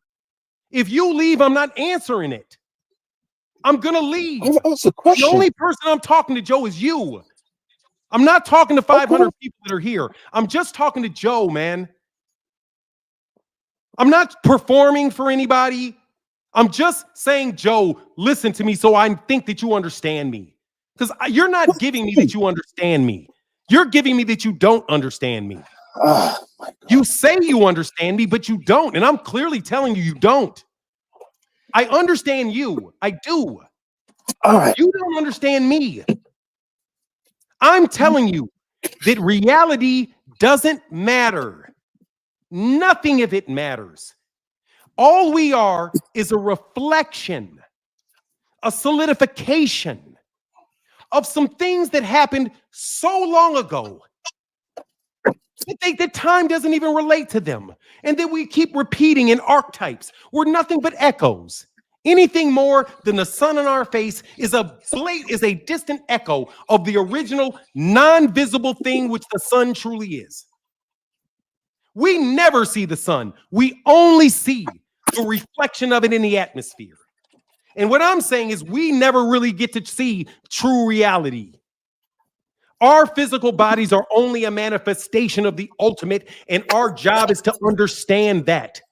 And until we put aside earthly things and relate to our experiences to things that do not relate to the, and this is the word I use, Joe, the illusion of diversity. Illusion means the diversity is not real. What is the diversity? That we're different human beings in different countries and different worlds. Any more than our body is a manifestation of a million different universes in ourselves. We are still just one body called Joe. The human race that's not even the core essence of us, is our humanity. Our connection with God is way deeper than even human. It's non-physical. It's non-existent. You have to get to understand that the more we keep talking about the reflections of the reality, the more we stay within the babble. That's the metaphor of the fallen angel and being clothed in reality. Originally, we had no separation. We believed, that's what they called it, Lucifer. We were all one, but somebody wanted to be their own individual. So God cast him down into materiality. And they tell the same miniature story with the Garden of Eden. The devil was kicked from heaven for trying to separate himself and call himself unique. I am the smartest. I am the most beautiful. It's the I am, Joe, that's the problem. Don't say I am. That's what the same philosophers have been teaching us that led us into ridiculous materialism. I am trying to escape from materialism. Of course it's materialism. Absolutely. No. Our body is materialism. Of course it is. Come on. Obviously. What do you mean obvious? That shit ain't obvious. Oh, sorry. It's obvious that our bodies are not real. Yeah. That's not obvious. What's obvious is that you see a physical body in your eye. And you think that mind is separate from your mind. But I don't. But that mind is not separate from your mind. That mind is just one of the whole, bro. We are just a little bit of the whole. Okay. So why do we got to keep talking, Joe? I agree with that. I don't want to keep talking about all the different diversities. I wasn't. Because they're no different. They're no different. What diversity did I speak of? Dude, here it is. I don't want to talk about whether this water is a piece of ice, whether it's a snowflake, whether it's an avalanche, whether it is an ocean. It's water. I don't care if it's sociology. I don't care if it's political science. I don't care if it's boxing. It's still existence. And because it's existence, it's going to be based off the same pattern of existence. So until we understand the pattern of existence and the issues with existence, period, we are never going to spread that solution as a virus through our body. We got to stop looking at money. We can't say, dude, why is money the root of all evil? Bro, the answer to that, I'm telling you, what I'm telling you is going to relate to that. Because it's the essence in the physical world. But even the understanding that I think I have, because it makes sense to me, may not make sense to you. And if it doesn't make sense to you, then that reality is going to keep repeating for you. That's the monadic thing I'm talking about. But that shit is not physical. We are very materialistic beings, but bro, that's why they say the great Adam, the Adam Kadon. That's what you say, the Toph. That's what Toph taught. That's Toph. That's Toph. So I'm saying, bro, we got a Western philosophy, bro. This all we're talking about in this perception we have a world is formed by Western European vision of the world. And as long as we have the root of that perception the same, all the results are going to be the same, bro. This shit's going to be on automatic forever. If you're familiar with information systems, that computer will never work if that kernel is corrupted. Let me put it this way. Your computer will never work right if that central processing unit is faulty. Right? No, it won't. It will not. Your computer will never. The system that they built like a human body in the universe called a computer. If that central processing unit is malfunctioned, if its instructions are not right, nothing will work. Beneath that, though, is something called a kernel. If that kernel does not work right, that microprocessor will not. That CPU will not work right, and nothing that you get in that computer will work at all. What we are is somebody with a damaged kernel. We have a damaged kernel, which is our understanding of existence. We have a damaged microprocessor because of it, which means we don't know shit from Shinola. We don't know what to say, what to think, how to store data, how to analyze, because our kernel's fucked up. So then all your outputs and all that are fucked up. It's literally the same architecture in IT that would apply to the spirituality of a human being. Your kernel is that essence of God that is within your processing, your decision-making processes, which is your mind. And then your mind makes those decisions and it moves your body. And your body and mouth then move other people. And then the other people that you move then move greater numbers of people. And then it echoes out into society in the body, just like a virus from your kernel. That's why it's so important to control the thought patterns of every fucking body. Because all you need is a kernel. All you need is to change your perception of a human being from one being good, naturally good, which means, hey, man, if they're making these decisions, I'm okay with it. They can live their life. But if you think people are innately evil, everything that they do, you're going to want to stop them from doing it. They're free. No, you can't practice that religion. We got to control you. Because you don't have the essence of God in you. We have the word of the God. They juxtapose the word of God with the spirit of God. What you have is the word. You don't have the spirit. What I'm telling you is I don't need your word. I got the spirit. That's what I'm saying, bro. I'm not even on a physical conversation, bro. Really. I'm not even discussing any of this shit really on a physical level anymore. Because I already think it's over with, bro. And I think the lesson is where we go. I only got 55 more. I'm 55, bro. I got another 30 years on this shit. I want my shit straight wherever I go next. And it ain't damn sure ain't going to be sitting there trying to figure out how many times these white people lied to me. I'm going to go to the crux. What do you think that affects all your decisions? You believe people are bad. That's the one. That's the O. I believe people are good. That's the one. If we keep vacillating to make this word move, it's on, off, on, off, on, off, on, off. Bro, I just want to stay on. Because God don't have on-offs unless you're talking about life and sleep. Even that is copied off God. These people aren't intelligence. They're just fucking pattern recognizers. And I want out of the pattern, bro. I want out of the pattern, bro. I don't want another pattern. I don't want this anymore. For me.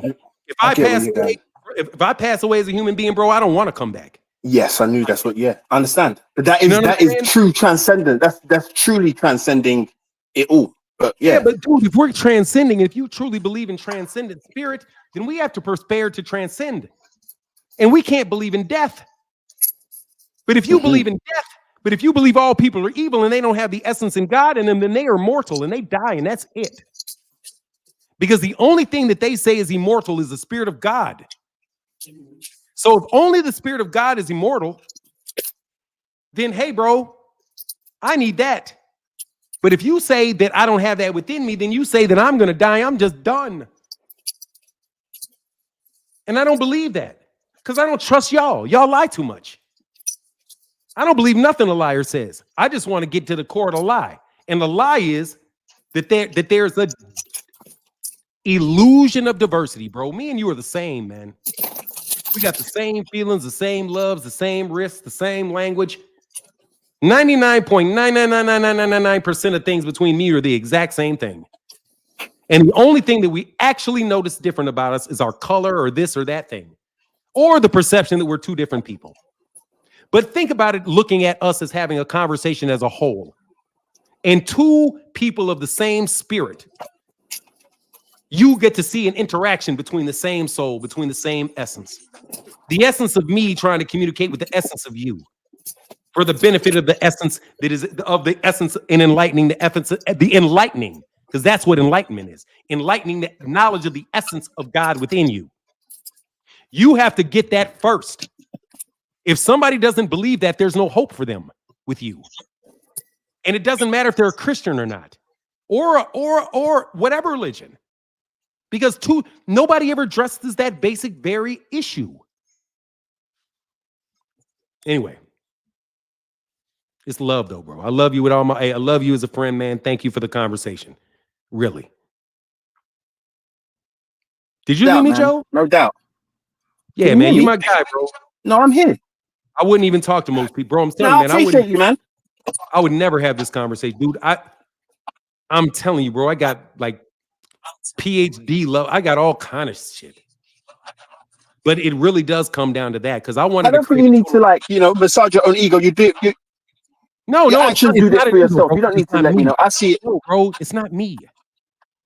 It's not my ego, bro. What I'm telling you is, bro, for real, these guys, they wanted a total theory of everything. Like somebody told me, bro, a dude told me this, watch this shit. Dude told me, he's like, man, I was like, man, I'm trying to figure out what God is. I'm trying to understand it. And this dude told me, older dude, Kojic Church, he said, man, okay, I appreciate that. And I just remember when I tell you, you're going to go all the way around the world. You're going to wind up right back here, son. Yep. I went all around the world. I wound up right back there. Do unto others as you do unto them, as you would have them do unto you. Lean not into your own understanding, but on all thy ways acknowledge him. I can't lie, bro. You can study anything, go anywhere. And trust me, I tried to run from that dude. I tried to run from him. Like, I don't want him to be right. Because, older dude, what the fuck does he know? He's 70 years old. I'm 25. Sitting right there at his desk right now. And that's the journey many of y'all going to be on. If y'all don't get to the essence. What's going on? All right, bro. Much love, man. I'll get back. Yeah, man. Peace and love, bro. I'll catch Peace, up man. with you. And Dubois, I'm riding with Dubois. Yeah, it has to happen. It has to happen. All right. But yeah, man, we catch up, man. You've been here for 5 hours, bro. Yeah, man. Yeah. But, it was fun, man. I had a great time. All right, man. Peace. Good. All right, peace. All right, y'all, man. That was MH Blackwell live stream. I hope you enjoyed. I know I talked forever. Everybody going off YouTube. I got 170 people over there on Fanon, man. That's hilarious. I ain't never had that less. Till you go 5 hours talking about God, you'll lose people. Anyway, much love, man. Y'all have a great day, man. And with that, I'm out. Deuces.